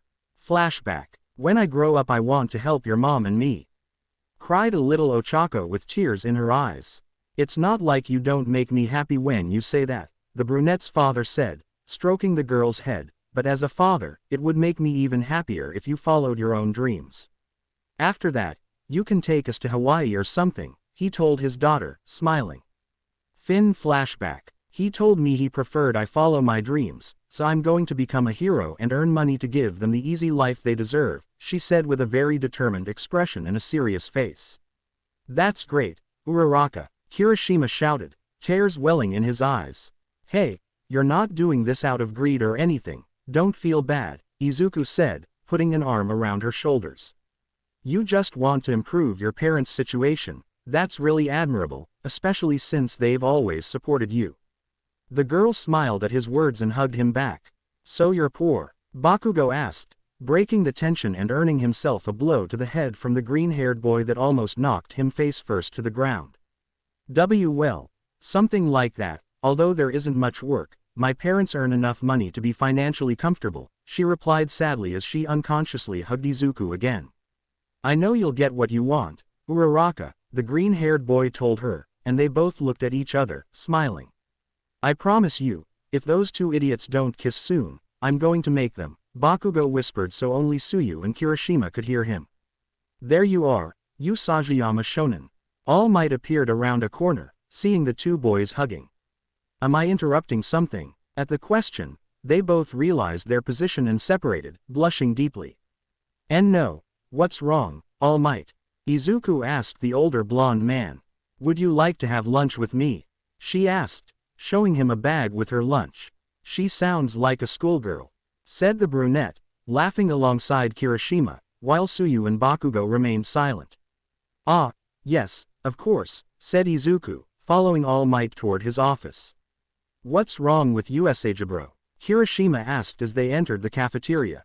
Well, he was the one who was injured the most and fought the hardest in the USJ. Maybe All Might took an interest in him because of that, Uraraka said happily, all of this being overheard by a bicolored boy. Meanwhile, in the office of the #1 hero, All Might had explained to the green-haired boy that his time had been reduced to only 50 minutes, surprising the young man. But let's move on to something more important. How do you feel about One for All for the sports festival? The blonde man asked his student. As I said, I raised it to 8%, but I suppose the reason I couldn't increase it further is because I still can't stand it, she sighed, taking a sip of the tea she held in her hands. So what are you going to do? He asked his student seriously. Physical training, he smiled confidently. All the classes will participate, and I don't know their quirks, so this will definitely be fun. He grinned, his fist clenched in front of his face. You always take fights as something fun, huh? The older one said with a smile, and the younger one nodded. I guess it runs in the family. I've always liked to fight, but I know very well when I need to get serious. Izuku lowered his fist. But you're right, all the classes will be participating, seeking the attention of the professionals, and what I want is for you to show everyone that you're here, that you're the successor and the next symbol of peace, he said, smiling, as did Izuku, who nodded decisively as he finished his tea. Izuku returned to his classroom when recess ended. Classes passed, and as they prepared to leave the classroom, the students talked about their training. Do you want to train with me, Uraraka? Izuku asked, confirming what his brunette friend had requested. Yes, I know it might be tough, but I need to improve my hand-to-hand combat, and you're the best at it, she said as she walked beside him toward the door. I guess that's fine. Anyway, it's more fun to train with someone, and Kachan wants to train on his own, Izuku replied, making the girl who was opening the door smile. Woo-ah, what's going on here? Uraraka wondered as she encountered the other classes outside her classroom. They're just here to spy on the competition, but it won't do them any good, why don't they just get the hell out of here? Bakugo said, approaching the door. Are all the students in the heroism course so arrogant? A purple-haired boy asked, looking tired. It's rather disheartening. There are many students from other classes who couldn't get into heroism, and depending on the results, they might be transferred, or vice versa, he said seriously. I don't spy on the competition. As far as I'm concerned, consider this a declaration of war, he said without changing his expression, and the green-haired boy stood in front of him. Are you serious about the change? The purple-haired boy nodded, looking the rabbit boy in the eyes, who smiled. Did you hear that, Jin? Izuku shouted, hoping his friend was there. It's great, shouted the dark-haired girl with fox ears from the night before, raising her arms in the air. Hey guys, I'm from Class B. I heard you guys defeated some villains, shouted a silver-haired boy, approaching and standing in front of Izuku.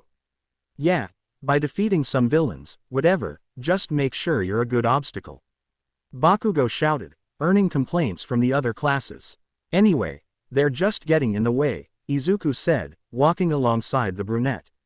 Do you also consider us just an obstacle? The silver-haired boy shouted at the green-haired boy, who just looked at him bored. No, I mean it literally, you're in my way, I pointed out, noting that everyone was blocking my exit. Anyway, I have things to do. See you at the sports festival. I pushed through the crowd with Uraraka. What do you think about starting to train today?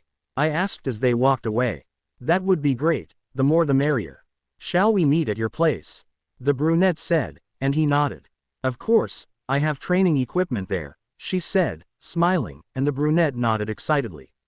The brunette, dressed in training clothes, arrived at the Usajiyama house, knocked on the door, and within minutes the heroine Mirko was standing in front of her. What's wrong, girl? The older girl asked when she saw her there without the rest of her friends. Hello Mrs. Mirko, I came to train with Deku-kun for the sports festival, she said, somewhat shyly at being in front of the heroine. Oh, right, it's in the backyard, just make sure you're only training, she said, winking at the brunette as she let her in before heading to her room, laughing at the girl's red face. While relaxing, Uraraka went to the backyard where she found Izuku punching and kicking a punching bag until he noticed the girl's presence. "Hey Uraraka, are you ready?" she asked with a smile, holding up a fist in front of her. Of course, he bumped his fist with his and smiled back. "Okay, let's start with physical conditioning. Do some warm-ups and then check which weights you can use." The green-haired man pointed to a place where there were some weights of different sizes that he took from the training room since they would need more space. The girl nodded decisively as she began to warm up, while Izuku continued to hit the punching bag hard. When the girl picked up the weights she could use, she got a little depressed when Izuku told her that he used those when he was 10 years old, but he comforted her by saying that he had increased strength. Uraraka trained her physical condition while Izuku gave her instructions on what to do. At one point, the green-haired boy stopped Uraraka because, with the little time they had for the festival, he also had to help her in combat. Izuku explained basic strikes to her to get started and told her that on other days they would work on improving their fighting skills, but the brunette, seeing how Izuku fought, tried to imitate him. But when she tried to kick like her friend, the girl fell on her back, so the green-haired boy quickly approached her, laughing a little. "Why are you laughing?" she asked, somewhat annoyed, but the boy just helped her up. "You're trying to copy me," he said, smiling.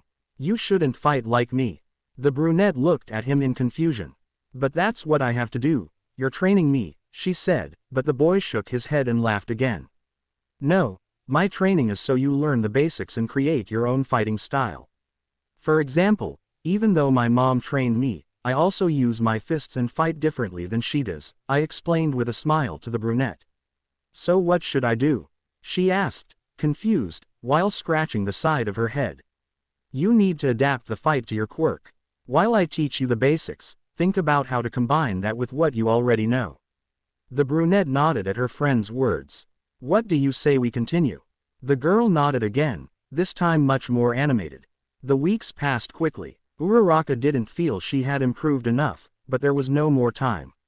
Today was the day. The sports festival would begin in a few minutes. At the entrance of UA stood the heroine Mirko alongside Ryuku. The reporters were surprised, but she ignored them all. "Why does everyone seem so surprised?" she asked irritably, entering the stadium where the first-year students were to perform. "You've never been interested in recruiting anyone, it's surprising you're here," the blonde shrugged. "And it'll stay that way. I only came to see Izuku and Katsuki kick everyone's butt," she said excitedly and boastfully, "and maybe the girl Izuku trained with." She shrugged. Meanwhile, inside one of the waiting rooms, Class 1A waited for the order to leave, some complaining about not being able to wear their suits, but the green-haired boy was wearing his shoes because they were fireproof. While the rabbit boy was talking to Uraraka about how much she had improved, someone approached them. "Usajiyama," the bi-colored boy called out. Izuku turned to look at him and raised an eyebrow. "Objectively speaking, our strength is similar, but my long-range attack makes me superior to you." He remained as serious as ever. "Whatever you say," Izuku said, rolling his eyes with a smirk and looking down at him with a superior air. "For some reason, All Might has his eye on you," the green-haired boy frowned. "I don't mind interfering, but still, I'm going to defeat you." They both looked serious, and no one said anything because of their cold stares until Kirishima approached the bi-colored boy. "There's no need to be so aggressive, buddy," the dyed-haired boy said, placing a hand on Todoroki's shoulder. "I didn't come here to make friends," he said, and with one swift movement, he removed Kirishima's hand from his shoulder. "I don't know what you're trying to do by telling me all this, but I couldn't care less. Everyone, even those from other departments, will give it their all," he said, remembering his friend with red streaks in her hair. "So don't even think you can defeat me." Izuku's red eyes showed a strong determination. Following that, all the students headed out towards the tunnel that would take them to the arena to begin the festival. "The UA Sports Festival has begun," President Mike shouted. "Everyone's come to see them, right?" Class A entered from the tunnel. The hero class that survived a massive villain attack, Class 1A. Cheers erupted from the stands. "There are too many people," Izuku said calmly, looking at the stands until he found his mother and smiled. Next up is Class B. Classes C, D, and E from General Education. Classes F, G, and H from Support are also here, as well as the Administration class. The other classes passed by complaining about being considered less important. Next to me is Eraserhead as commentator, and as referee, the 18th heroine, Midnight. I shouted as the heroine arrived with the students. All right, it's time to get this started, said the heroine, cracking her whip in the air. Is it okay for her to be here? This is a high school, Tokiyami said, but was interrupted by the heroine. Silence. She cracked her whip again. My presence here is perfectly fine. Now, class representative, she said, pointing her whip at Izuku.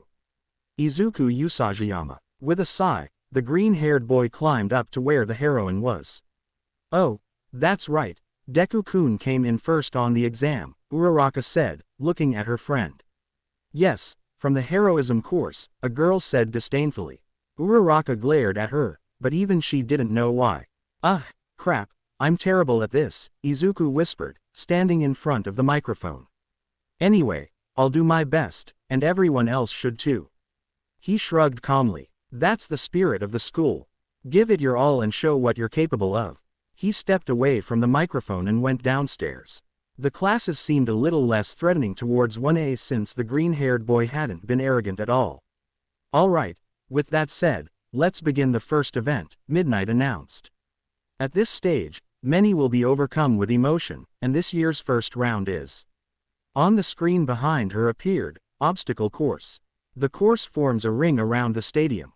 As long as you stay within the ring, you're free to do whatever you want, the heroine explained as the students took their positions. Begin. Present Mike shouted this time, and the students shot off. Todoroki froze most of them, but Izuku jumped over everyone's heads while simultaneously avoiding the ice. All right, time to talk, Mr. Mummy. He said to the teacher of Class A. You brought me here by force, the bandaged man said, bored. I knew my class would pass, but I didn't think there would be so many, Todoroki thought, looking at his classmates. In front of the students appeared the robots from the entrance exam of the Department of Heroism, followed by many 0 points. The first obstacle has appeared, this is a robbery inferno.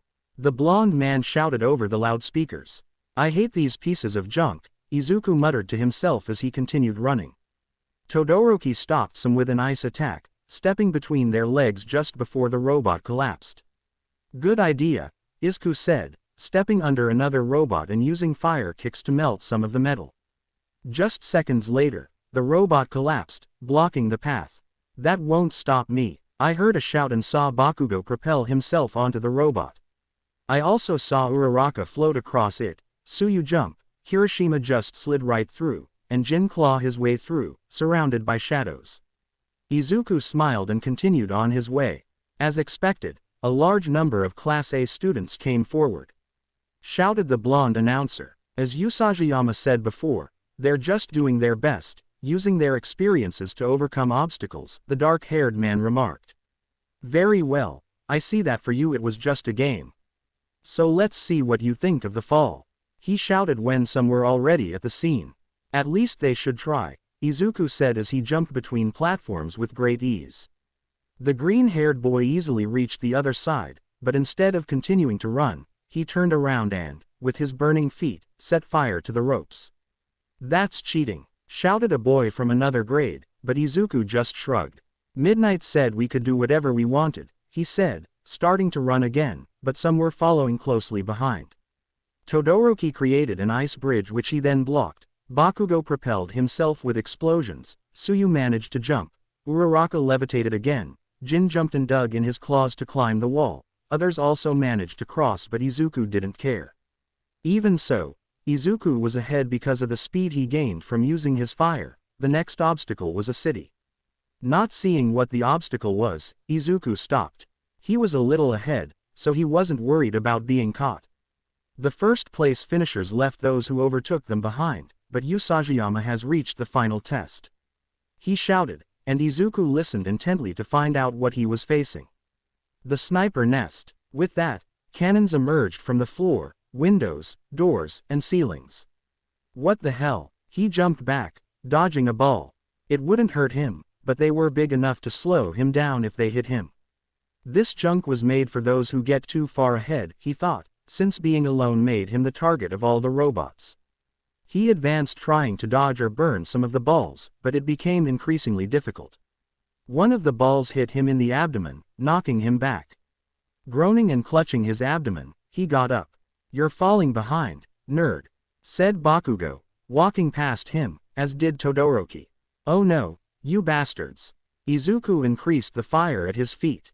Now with more targets, it would be easier. He reached them, standing between them, but didn't overtake them so as not to become an easy target again. After a delay, participant Usagiyama is now tied for second and third place. Present Mike shouts, stating the obvious. The three struggled for the upper hand, but neither would give way. Bakugo launched explosions to stop them, Todoroki froze the floor trying to make them fall, and Izuku used his fire to push them away and occasionally shoved them back with his increased strength. Even though they were fighting amongst themselves, they kept advancing. Bakugo and Todoroki had burns, and Izuku had some injuries from the explosions, but he didn't stop either. The first place is being contested by 3 participants about to reach the finish line, and none of them are backing down. Present Mike shouted as he watched the 3 fight for first place. "What the hell are you teaching your class, Eraserhead?" he asked his companion, seeing that they were literally throwing punches. "They're simply trying to achieve victory, I have nothing to do with that," Aizawa said in his typical tired tone. Ice blasts, explosions, and powerful attacks flew back and forth between the 3 boys. At one point, Bakugo struck Izuku, making him turn his head. At that moment, the green-haired boy realized something: the balls were attacking them less and less. With a quick glance behind him, he realized that the projectiles were now being directed at other students, which made him smile. As soon as he saw that the ash blonde was about to attack him with an explosion and the bicolored one froze the ground again, Izuku jumped back, moving a meter away. The sudden change caused Bakugo to slip due to the momentum and the ice. Todoroki received the explosion at the same time as he fell to the ground when Bakugo collided with him. Izuku increased his fire and ran forward, leaping over both boys and continuing on his way, dodging the few balls that attacked him.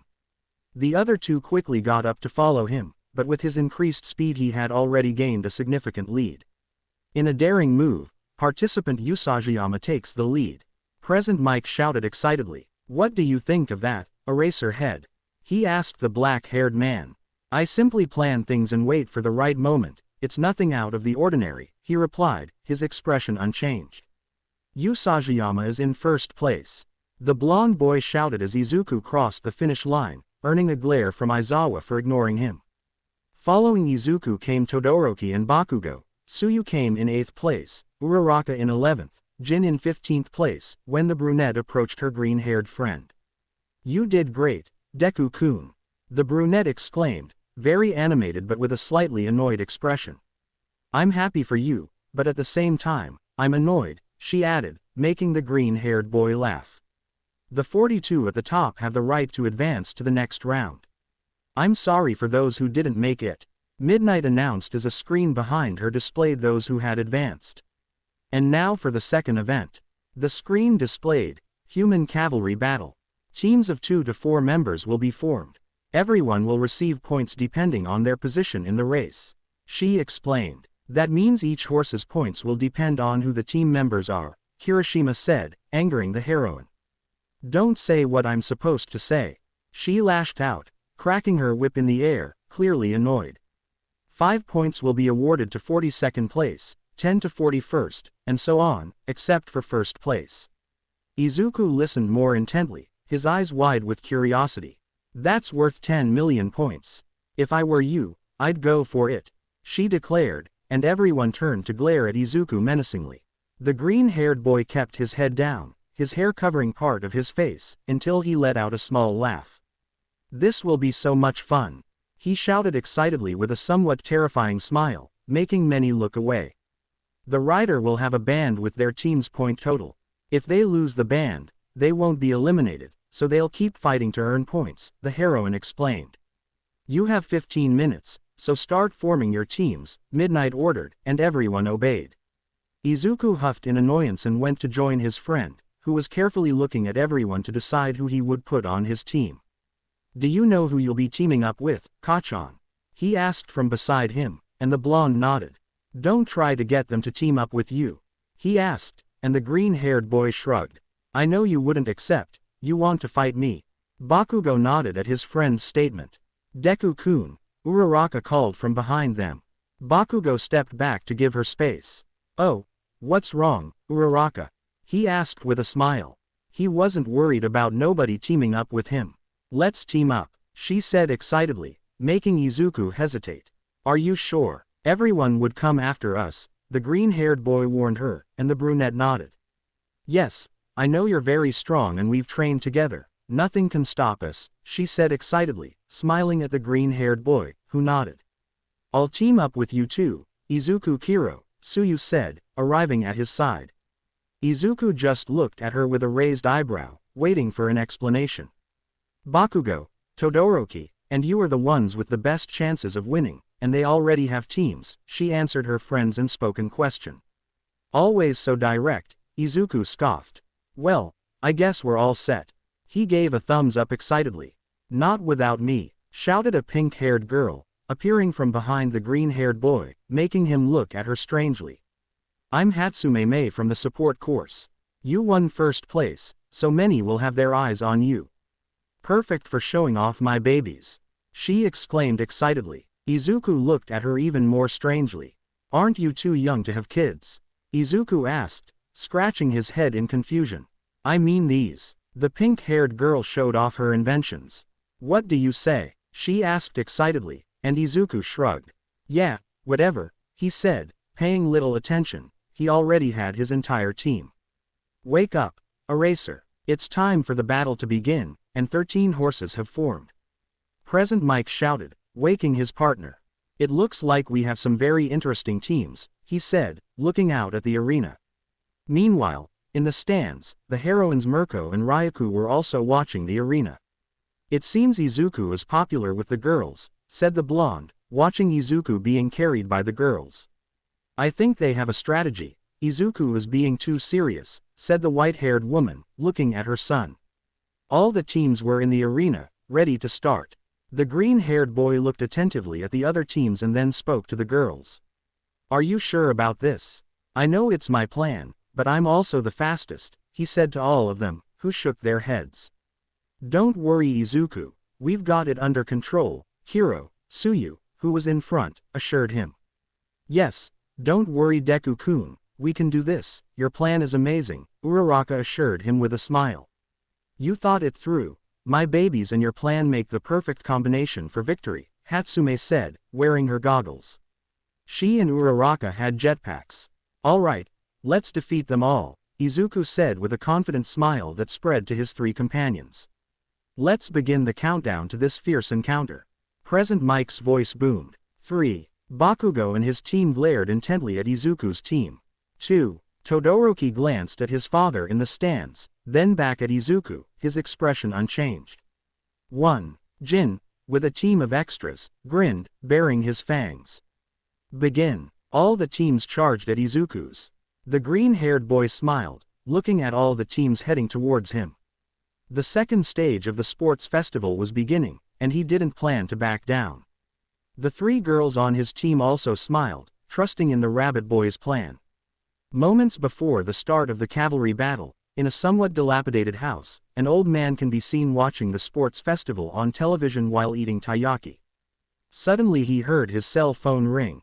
The old man, groaning, got up from his sofa to pick it up, realizing it was a call from his student Toshinori, also known as All Might. So you finally deigned to call me? The old man asked, somewhat annoyed, as soon as he answered the phone. I'm sorry Gran Torino, I've been busy looking for a successor, a nervous All Might apologized. And do you also want me to find you a successor? The old man asked, somewhat annoyed. And no, I've already chosen a successor. Are you watching the festival? The blonde boy asked his master. Yes, I'm watching the first-year students. It's always interesting to see the new applicants, he replied more calmly, watching the television where the next event had already been announced. The boy who won first place in the race, he's my successor, All Might said, and Gran Torino looked at the screen, focusing on Izuku talking to Uraraka and Tsuyu before Hatsume appeared. Usajiyama. He seems like an interesting guy, Gran Torino said, resting a hand on his chin. He is. He can be a bit arrogant, but in serious moments he's only focused on saving people and helping others. He has the spirit of a hero, the blonde man said with pride and confidence. I didn't see him use one for all, Torino said, now watching Izuku and his teammates prepare. I don't use it, All Might stated before sighing. It's strange, he can't use all of one for all like I have from the beginning. I have a theory that it's because of the huge accumulation from the 8 holders, All Might explained his theory. That might be the case, the next round is about to start, we'll talk later. The old man hung up and returned to his armchair as Present Mike's voice was heard in the stadium. Let's begin the countdown to this fierce encounter. Present Mike's voice boomed. 3. Bakugo and his team glared intently at Izuku's team. 2. Todoroki glanced at his father in the stands, then back at Izuku, his expression unchanged. 1. Jin, with a team of extras, grinned, baring his fangs. Begin. All the teams charged at Izuku's. Izuku's classmates prepared to advance, but were stopped by the quirk of a boy from Class B. Tisk, Uraraka, Hatsume, now, he said to the girls who nodded and activated their jetpacks to leave the ground. What now, Izuku? Tsuyu asked her friend. For now, we need to move away, he said, seeing that they were all below them. Damn support department, shouted a silver-haired man. After them, he yelled, pointing at them. Jiro, Hagakure said, and the purple-haired girl used her jacks to try to catch them. Tsuyu, Uraraka, catch her, he said, and they both nodded. Using her tongue, Tsuyu grabbed Jiro's jacks and quickly gave them to Izuku, who, using his increased strength, pulled them towards him. Hagakure, who was the rider, tried to hold her, but she was only lifted up as well. Once upstairs, Izuku struck Jiro in the neck to knock her unconscious and removed the tape from the invisible girl. The brunette touched them to make them descend slowly. Okay, we've got one now. They moved away and went down. To the left, the green-haired boy shouted to dodge a sticky ball Mineta had thrown at Shoji. Uraraka, Plan B. The girl nodded and touched the green-haired boy. While floating, Izuku managed to stabilize himself to launch a fiery ball towards Shoji. The force was enough to unbalance him, making him fall. You didn't think it through, nerd. Bakugo yelled, propelling himself towards him with his explosions. I think it's time, Hatsume said, and Uraraka deactivated her quirk, so the 3 of them caught the boy. Bakugo went past, but before he could fall, Shiro caught him and took him back to his team. The girls who had managed to get Izuku settled left, leaving the ash-blonde boy fighting a blonde boy from Class B. This is incredible, Present Mike shouted. Even as the target, Team Usajiyama is on the offensive and has already stolen 2 ribbons. He continued, saying a few things about the scores, but Izuku didn't hear.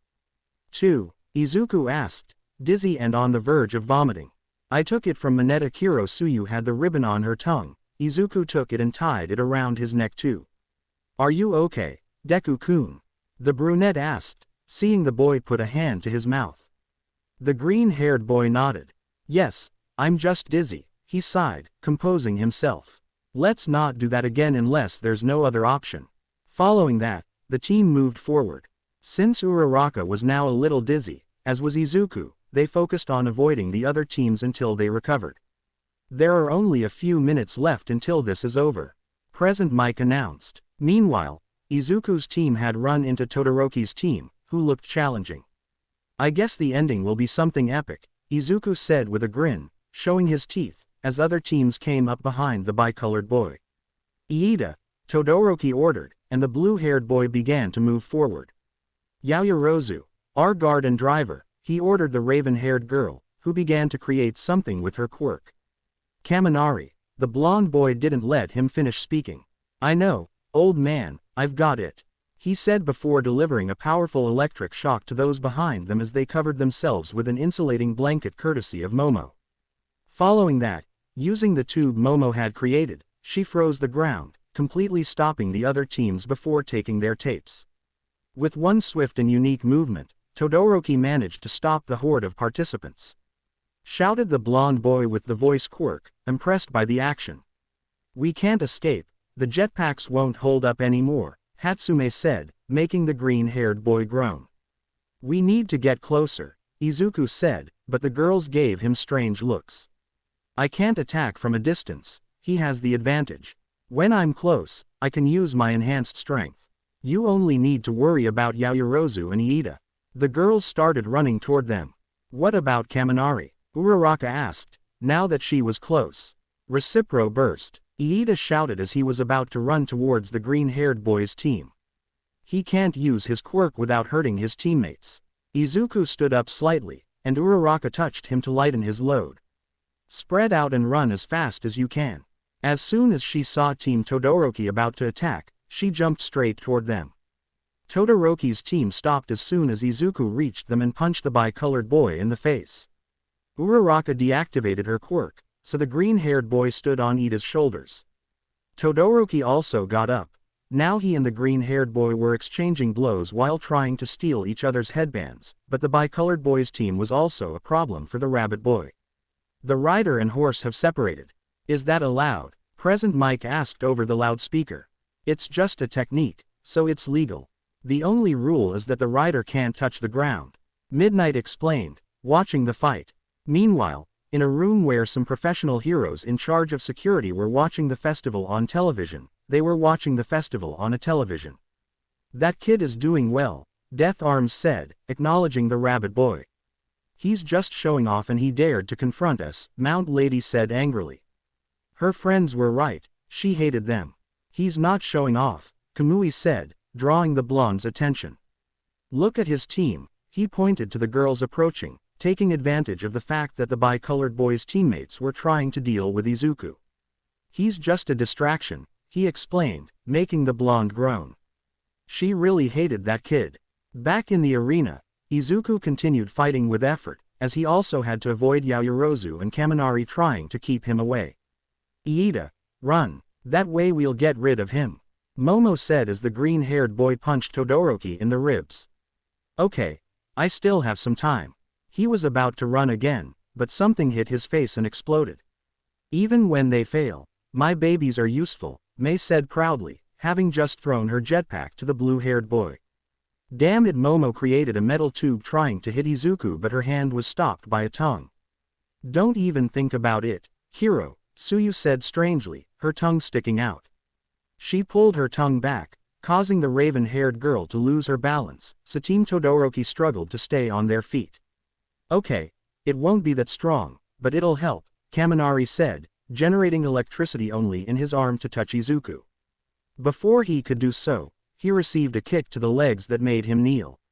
He turned to look at his attacker but received a punch to the face from Uraraka followed by a blow to the neck. Because Kaminari fell unconscious, the balance was lost. Uraraka touched Izuku, making him float, but when she was about to remove her hand, Todoroki grabbed her wrist and forced her to touch him, so he also floated. Don't worry, Uraraka, don't deactivate it, Izuku shouted before kicking the air and starting to spin while igniting his fire. You're a nuisance, Todoroki said, trying to get closer with his left arm.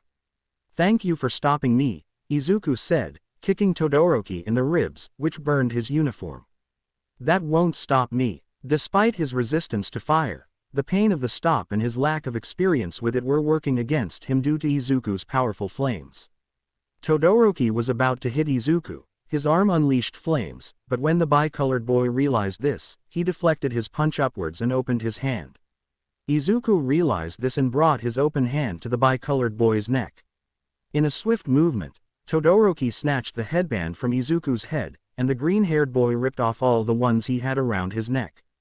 They tied their ribbons together and were about to continue fighting. Izuku wanted to regain his points, while the bicolored boy was annoyed at being forced to use his fire, but before that. Time's up, Present Mike shouted, making the two who were fighting growl. Bakugo, who was watching this from the ground, was annoyed. After all, he couldn't approach them both because he couldn't stay in the air and grab their ribbons, he needed both hands to stay aloft. Uraraka deactivated her quirk. The girls caught Izuku while Todoroki just fell on top of Kaminari, who was barely recovering from the blow from the brunette. He got up quickly and stood next to them, although he was still very annoyed. "Since when is Uraraka so aggressive?" he asked, rubbing his nose, which was bleeding slightly. "From what I understand, she was training with Usajiyama," Iida explained, watching Tsuyu and the pink-haired girl helping Izuku and Uraraka, who were about to vomit. "I'm sorry I can't keep the 10 million, the green-haired man apologized once his nausea had subsided. "Don't worry, Izuku, you got a lot of points," Tsuyu said, referring to all the ribbons around his neck. "That's right, Deku-kun, you did great," Uraraka said, also feeling a little less dizzy. "Yes, you did great, but maybe you should also wear fireproof pants," Hatsume said, noticing that the green-haired boy's pants were burned up to his knees. "Thanks girls, but I still would have liked to win," he huffed in annoyance as he took the ribbons off his neck. "Now let's see the first 4 teams, Present Mike announced, drawing everyone's attention. "First up, Team Todoroki," he declared, as the bi-colored boy looked at his hand with a frown. "Second up, Team Usajiyama." Despite being annoyed, Izuku couldn't help but smile at the brunette's cheerful demeanor. Third up, Team Bakugo. Bakugo actually looked very annoyed. And finally, Team Tetsu. Shinso. The purple-haired boy's team looked confused. "Now we'll have a 1-hour lunch break. See you later for the main event," he announced, and the spectators and students dispersed. "Are you okay, Jiro?" Uraraka and Tsuyu approached the purple-haired girl who was talking to Mina. "It's a little painful, but I'll be fine," she replied, rubbing her neck and ears. "Congratulations to all 3 of you for passing," she said, smiling. "I was just a countermeasure to Todoroki's ice," Mina said dejectedly. "Bakugo focused on doing everything by himself, unlike you two who worked as a team. You guys did a great job," she told the green-haired girl and the brunette. "Well, it was Deku-kun's plan, don't give me too much credit," said the brunette, quickly rubbing the back of her neck. "Are you kidding?" Jiro asked the brunette. "He couldn't have carried out the plan without you all. You all really made the most of your abilities," the purple-haired girl smiled. "Besides, I think you deserve the same credit as Izuku," Tsuyu spoke up. "You and he were the ones who contributed the most, since thanks to you we could move around better, hero." The brunette smiled sheepishly at the compliments. "Hey, that reminds me, where's Deku-kun?" the brunette asked, looking around. "That's right, Todoroki isn't here either," Jiro said, also searching. Meanwhile, in one of the stadium tunnels, Todoroki and Izuku were leaning against each other's walls, staring seriously at one another. "Are you going to talk? Or are you just going to stand there?" Izuku asked. Todoroki didn't say anything. "Fine, I'm outta here. I'm hungry." He was about to leave, but the bi-colored boy spoke. "You forced me to break my promise," he said seriously. "That feeling, I can see why All Might set his eyes on you." He didn't take his gaze off her. "Maybe, but you and I both know you didn't bring me here just for that. The expression on your face when you used your fire is something I recognize very well," Izuku said seriously, still staring at the bi-colored boy. "I know your mother is Mirko. She's one of the best heroines and in the top 5 heroes," Izuku nodded. "Everyone knew that. But you also have some connection to All Might, and as you know, my father is Endeavor, so whatever your connection to All Might is, that's enough for me." He had an angry look on his face when he mentioned his father. "Do you want your father's stupid rivalry with him to continue?"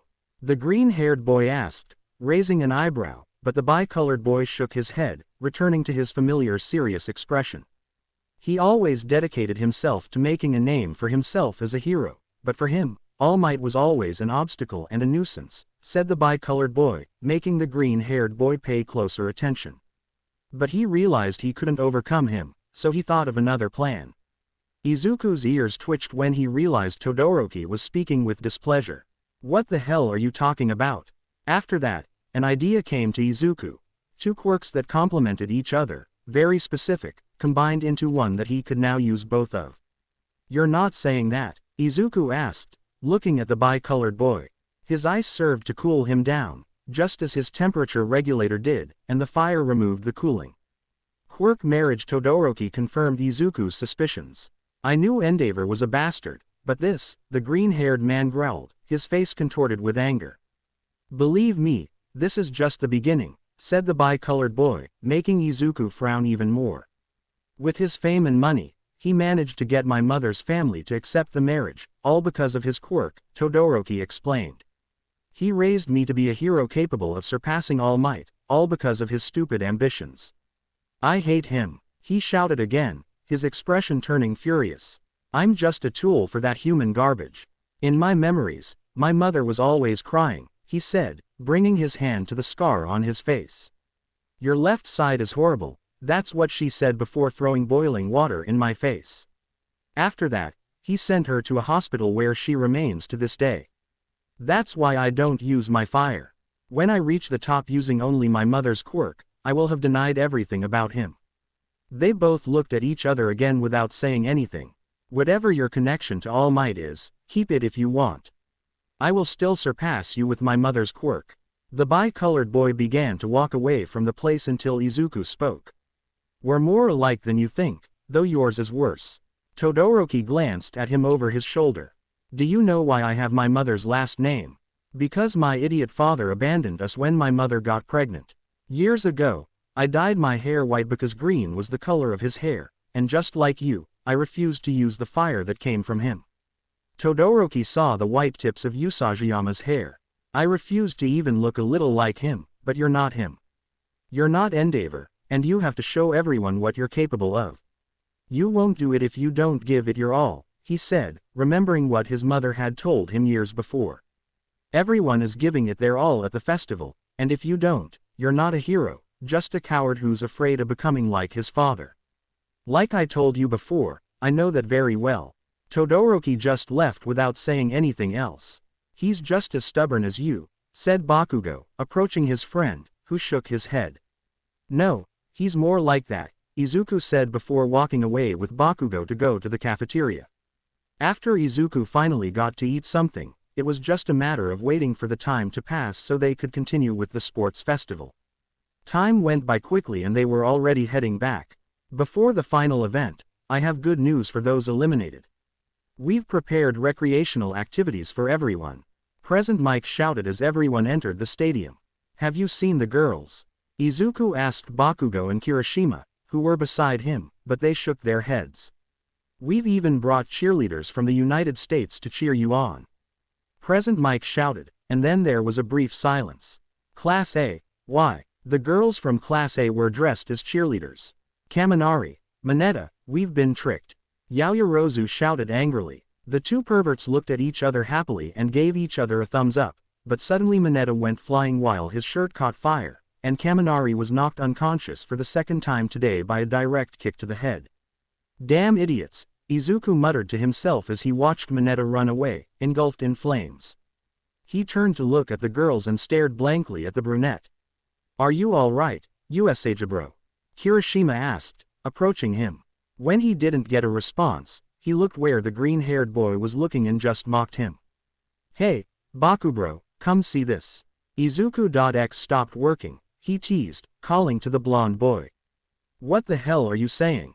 Bakugo also looked in the direction Izuku was looking and burst out laughing. This idiot is really in love. He tugged Izuku's ear, but he didn't react. Too much, he said, hitting him on the head. What's wrong with you? Izuku shouted indignantly, confronting his friend. You were staring at round face like a stalker, he said mockingly, and the green-haired boy covered his face. Damn, tell me she didn't notice, Bakugo said, amused. She looks too cute. I don't know what's wrong with me. I'm like those two idiots, Izuku said regretfully. Relax, Usajibro, you're not. They just thought of it in a perverted way. For you, it was because she looked cute, Kirishima encouraged him, placing a hand on his shoulder. But I think maybe you exaggerated a little. Izuku took the boy's head and made him look at Mina, so he fell silent. Okay, maybe you have a point. Izuku smiled smugly. Seriously, nerd, you're such an idiot that you're the only one who hasn't realized why you're acting like this, Bakugo said, walking away. You always say that, but you never tell me why. Izuku complained, but Bakugo continued on his way. Tell me, damn it, he yelled, chasing after his friend. However, he couldn't get any answers out of her because midnight was about to announce the final event. As our final event, we'll have a one-on-one battle tournament. Present Mike shouted. Now we'll hold a draw to determine the combinations before we begin the recreational activities. The 16 participants can choose to join in or just relax, Midnight explained until Ojiro raised his hand. I want to be left out, he said, and Class A was surprised. I don't remember anything about the cavalry, probably because of that guy's quirk. Izuku glanced at a purple-haired boy. I know it's stupid to pass up this opportunity, but everyone worked hard to make it and I couldn't, Ojiro said, sounding somewhat dejected. I don't remember anything either, but I still want to go out, no matter the situation. Letting someone win without doing anything, isn't that against the spirit of this festival? Said a short boy from Class B. Those words, the heroine said before cracking a whip in the air. I like it. I accept Shouta and Ojiro's withdrawal. Midnight agreed, mostly on a whim. Then the vacancies will be filled by contestants from 5th place, she said, pointing to the team of Izuku's dark-haired friend. I think only one of us deserves this, said an extra with a sigh. Tanako was the only one who truly contributed to the team. She's the one who should get that position, he said, pointing at Jin. The girl wasn't sure until all her teammates encouraged her, and then she accepted. Oh okay, I'll do it, thank you very much, the girl smiled and then turned to look at Izuku, showing him her fangs. Then the next team, Team Tetsu, said Midnight, a little annoyed by so many changes. The team chose the silver-haired man who accepted, thanking his team for choosing him. Then the heroine drew lots. Now we will show the combinations on the screen behind her. She showed the participants everything is the same with Jin replacing Abara and Suyu replacing Tokiyami. Are you Usajiyama Izuku? The purple-haired boy asked, but just as the green-haired boy was about to answer, Ojiro's tail covered his mouth. Don't answer, he said, leaving the green-haired boy confused. Round face, Bakugo said, looking at the brunette. Muslim, she replied, she was nervous but didn't show it. He picked up a little of your attitude, hero, Suyu told her friend. Hey, I have nothing to do with this, Izuku defended himself, and the girl stared at him. Okay, yes, but he only acts like this during fights, the green-haired boy excused himself, smiling nervously. After that, the recreational activities began while the green-haired boy talked with Ojiro until the battles were about to start, and the first one was Izuku's. After so many events, it's finally time for the one-on-one battles. Present Mike announced excitedly, you can only rely on yourselves, give it your all and claim glorious victory. Izuku, who was in the tunnel about to exit, overheard him. Hey, All Might called from behind him as Izuku stretched. I just came to tell you that you're doing well and that I'm always supporting you, All Might said, shifting into his muscular form and giving a thumbs up. Thank you, I'm really worried about the short time between fights, he said, turning to look at the arena. Why is that? The blonde man asked, reverting to his true form. If I don't cool down, it's easier to overheat in the next fight, and against Todoroki I know I'll reach that point, Izuku explained as he walked towards the rental, and All Might nodded. First fight, one of those who has shown the most skill, from the hero class 1A, Izuku Usajiyama, Izuku introduced, entering with a serious expression. He hasn't really done anything remarkable, from the general course, Hitoshi Shinso, he introduced, confused since the boy had nothing to say.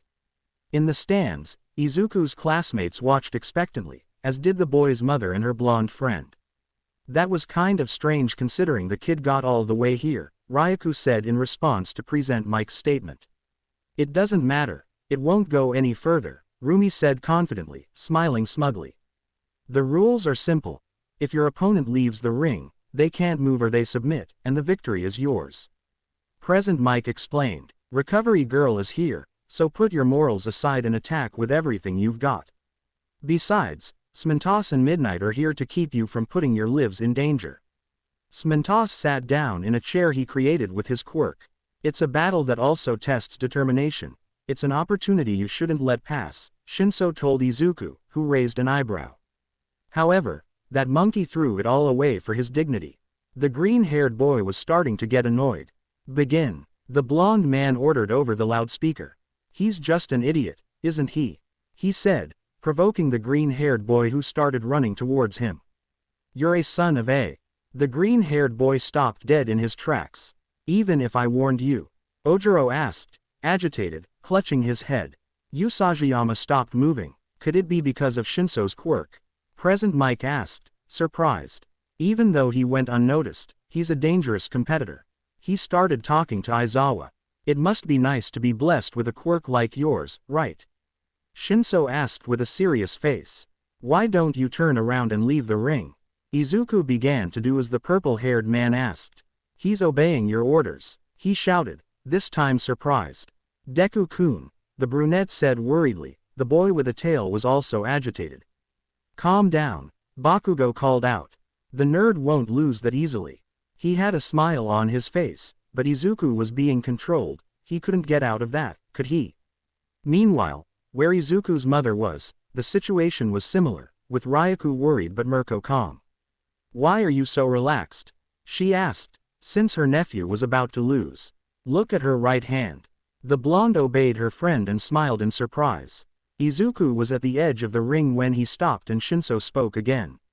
You have no idea how much I've wanted a quirk like yours, so hurry up and lose, he ordered the green-haired boy. Instead of obeying, Izuku did a somersault and kicked a fiery ball that the purple-haired boy barely dodged. Did Usajiyama manage to break free? Present Mike asked, and the green-haired boy looked at his opponent. But how? Shinso asked, and the green-haired boy raised his fist. A small flame was burning on the back of his hand. Your quirk is incredible. This fire isn't much, but it's painful enough to negate the effects. The fire went out, revealing a burn. That fire is incredible, and the mutation gives you strength, doesn't it? I wish I had that quirk. Those blessed like you will never understand. Bastards like you with dream quirks who do whatever they want will never understand. Izuku was already in front of him and tackled him, trying to pull him out. Answer me. He punched Izuku, who just laughed, reigniting the faint fire on the back of his hand. You're right, but if I know anything, your quirk is also enviable, but you should take better care of your physique. He threw a kick that the purple-haired man tried to cover, but he still managed to knock him out of the ring. Shinso is out of the ring. Midnight announced, pointing at Izuku. Participant Usajiyama advances to the next round. Announced Present Mike. It wasn't as exciting a match as I imagined, but let's give a round of applause to the participants. He said as both teenagers stood in the center of the ring. Applause erupted, and Shinso began to walk away. You were right about something. Shinso stopped at Izuku's words. My quirk is good, but I'm not here because of it. I've worked hard my whole life to make it strong. I think your quirk is incredible, that you can be a hero, and I'm not the only one.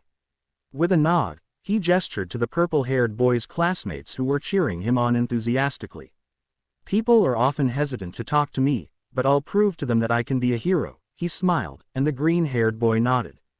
Good, he was caught by Shinso's quirk. Even so, you should be careful. Shinso deactivated his quirk and left the arena. Izuku didn't even bother going to the tunnel and simply walked over to jump up to his classroom bleachers. The next to fight was Todoroki, who simply created a large wall of ice, easily capturing Zero and winning easily. Now in the arena stood Kaminari facing the black-haired girl with red streaks, a friend of Izuku and Bakugo. This will be easy for Kaminari, Mineta said confidently. You think so? Izuku asked, smiling. I bet you 5,000 yen that Jin wins, he said confidently. Me too, Bakugo bet, and Mina, Zero, and Kirishima joined the bet, betting on Kaminari. The fight had barely begun in the arena when Kaminari unleashed all his electricity, but Jin struck the ground with his hand transformed into a claw covered in darkness. He lifted a large piece of rubble to use as protection against the electricity. When it stopped, he dropped it and ran towards his opponent, but stopped when he saw him in his idiotic state. He waved his hand in front of the blonde man's face, who didn't react, so he just lifted him up, carrying him over his shoulder to the edge and throw him out. Participant Tanako is the winner of this match. Present Mike shouted as the girl was upset because she hadn't actually done anything. In the stands, the losers of the bet handed the money to their friends. In total, each one had 20,000 yen. The next match was rather strange. Hatsume used Iida to promote her inventions, and then she simply left the arena on her own. just like Ashido and Aoyama, since the girl simply broke the blonde's belt before knocking him out. Now it was Tsuyu's turn to fight against the vice president of Class A, Yaoyorozu. As soon as the fight started, the frog girl ran and jumped towards the raven-haired girl, ready to kick her, but she blocked it with a shield. The green-haired girl kept kicking, forcing the raven-haired girl back. At one point they stopped, so Yaoyorozu created something to attack, but she only saw Tsuyu standing still and Yaoyorozu is out of the ring. Midnight announced, and Momo saw that she was indeed out of bounds. The winner is contestant Asui. The crowd erupted in applause. Okay, I knew Frogface was going to win, but that was pathetic, Bakugo said as Kirishima got up to go to his fight. And very much so. She's not reacting well, she just stood there thinking without doing anything, and so far she's the most pathetic of those who lost. She earned an annoyed look from the girls.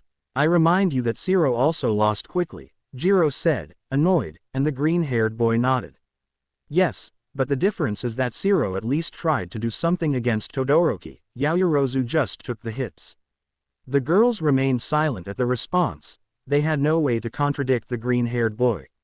Kirishima's fight had begun. He and his opponent were basically the same, even with a very similar quirk. Screw this, it's going to take a while, the ashen-haired man said, getting up from his seat and leaving. Izuku rolled his eyes and continued watching the fight until he paid more attention to his friend who had a strange face. Is something wrong, Uraraka? Izuku asked, smiling at her. And no, I'm just nervous, the brunette replied with a sigh. Fighting Bakugo won't be easy. Izuku placed his hand on the brunette's head and smiled at her. Don't worry, I know you'll define, I believe in you, she said with a smile to a blushing Uraraka. Why do you always do that? The girl asked, referring to the hand on her head. I don't know, I just like it. Your hair is very soft, he replied with a smile. And if you want, I can tell you a few things. I know Kachan very well, he said, a little more seriously. Thank you, Deku-kun, but it's not necessary. You've already helped me a lot with my training. It's time to test myself, she said with determination, making the rabbit boy smile. Seriously, why aren't those two dating yet? Mina asked Tsuyu, who had returned when Kirishima's fight started. The frog girl just shrugged. Kirishima's fight ended in a draw, so it would be decided by strength. Uraraka stood up and took a breath before leaving. Well, it's time to make my master proud. Izuku looked at her, confused. You taught me how to fight. She smiled at the boy who was first confused and then smiled back. Then don't worry, I'm already very proud of you, he smiled back. The girl nodded and continued on her way. I'm a little worried about her, Mina said, watching the direction the brunette girl had just gone. I don't think Bakugo-kun would be that tough and use all his strength if his opponent is a woman, Iida said, moving his arms robotically. You're right, there has to be a limit, Momo agreed, still a little down about losing. He will, Izuku said, drawing everyone's attention. The only ones Kachan would hold back against are Mineta, Hagakure, and maybe Zero, he said without taking his eyes off the arena. Why do you say that? Hagakure asked the green-haired boy who only saw the three of them. Because she considers them weak. I know what Uraraka is capable of, that's why I'm sure she won't hold back. At Izuku's words, the three were somewhat indignant. Are you like this? Iida asked, and saw Izuku nod. If you're not, it's because you underestimate women. I don't. If my opponent is strong, I don't care about their gender, I'll give it my all, he said seriously, watching his two friends climb into the arena. It's the final match of the first phase. Present Mike shouted as they both entered the tunnels. The famous and explosive Bakugo Katsuki from the hero department. Bakugo looked at the girl in front of him. And my full supporter, Ochako Uraraka. The girl looked seriously at Bakugo. Fine, show me what the hell Deku taught you, he said threateningly, but the girl didn't look away. Begin. Present Mike ordered excitedly over the loudspeaker. Without wasting any time, Uraraka ran towards Bakugo. The blonde boy drew his hand back and swung it forward to generate an explosion. Knowing this, the girl dodged to her right to avoid being expelled.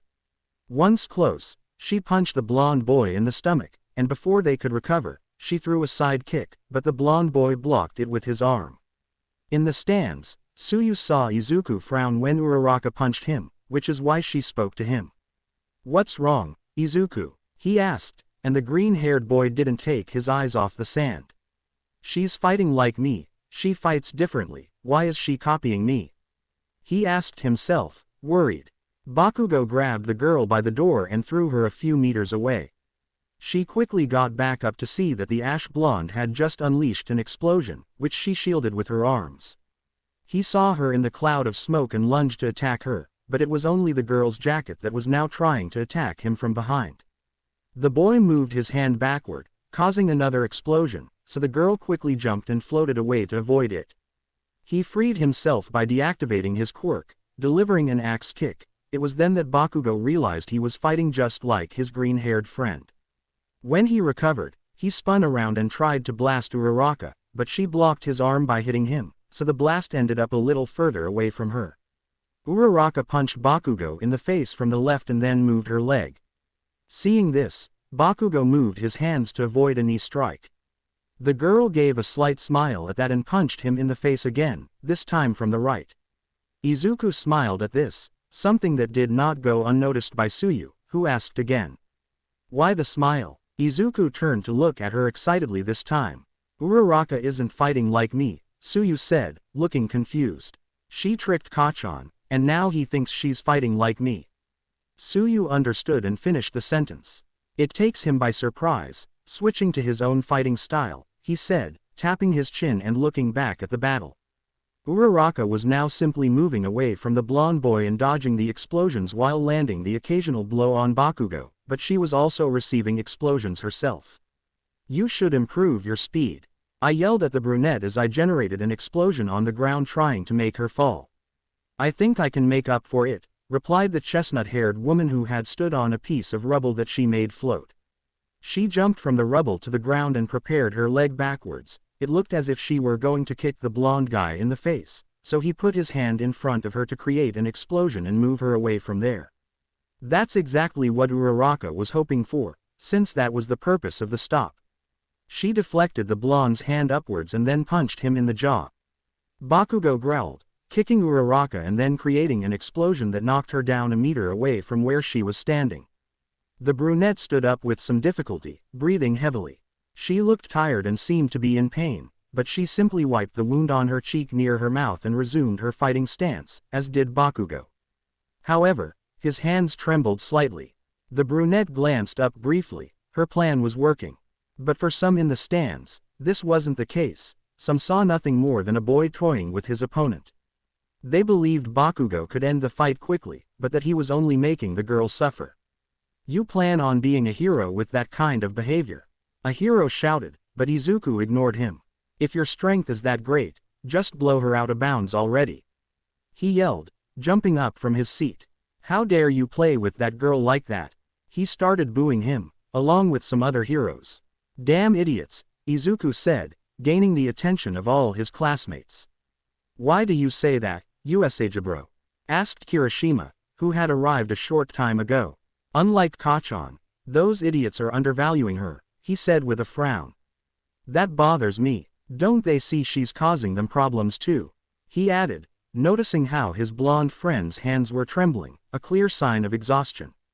"Yes, I must say I agree." Present Mike began, further angering Izuku, but was interrupted by Aizawa, who elbowed him and snatched the microphone away. "Who said he's toying with her? Are you a professional? For how many years?" Aizawa asked, his usual tired tone less pronounced. "If you really believe what you're saying, then stop watching the fight. Do us a favor and go home, or better yet, keep watching so you can change professions," Aizawa said, sounding somewhat aggressive. He's clearly recognized his opponent's strength, and that's why he's not letting his guard down. Izuku smiled at what his teacher was saying. They're both giving it their all. That's why neither of them is letting their guard down or stopping their attack. And if you can't see that, it's because you're underestimating Uraraka, Aizawa said, silencing and embarrassing those who had booed the blonde boy. "Thank you so much, Bakugo," he said, leaving the ash blonde confused. "Thank you for not letting your guard down." He brought his fingers together, but what Bakugo didn't realize was that the pads of his index fingers weren't touching. They all looked up and found a large amount of rubble. Surprisingly, no one had seen it before. This only emphasized how well the chestnut-haired girl's plan had worked. Bakugo reacted quickly, putting his hands above his head to prepare to generate a large explosion, but the debris didn't fall. What the hell? He turned to look at the brunette, who was already close to him. He unleashed an explosion to push her away, and although he succeeded, the girl managed to touch him, so now he was floating a little lower than the rubble. "You forgot I can move in the air," he yelled, preparing his hands to propel himself. "No, I didn't," he said, clasping his hands together as he began to fall along with all the rubble on top of him. Bakugo realized that even by propelling himself forward he wouldn't get out of range in time without being hit by the debris, so he brought both hands together, pointing at the debris, and generated a huge explosion, destroying it all. Unfortunately for him, the explosion also propelled him to the ground, injuring his back from the strong impact, and his hands trembled violently. He got up with difficulty and saw Uraraka running towards him again. He just thought that the nerd had trained her well. He groaned at the pain in his back and got into a fighting stance, but his hands were still trembling. "Deku will hate me for this." When the girl was at a reasonable distance, she put her hands together again and created another large explosion, a little weaker than the previous one. Uraraka wasn't close enough to take serious damage, but she was close enough to be sent almost out of bounds. Bakugo groaned as excruciating pain shot through his left wrist. At best it was dislocated, at worst it was broken. Enduring the pain in his back and wrist, he ran towards the brunette. She quickly stood up and prepared to hit him, but when he arrived, she ducked, dodging the blow. The blonde man placed his right hand on the girl's stomach, and although it caused her considerable pain, he used an explosion to finally launch her out of bounds. Uraraka is out of bounds. Bakugo advances to the next round, Midnight announced as Uraraka struggled to her feet. Those participants. Bakugo advanced to the next round. I must admit, this was the most exciting fight so far, Present Mike said, though he was rooting for the brunette. Izuku stood up from the stands when Present Mike announced that there would be a break before the second round.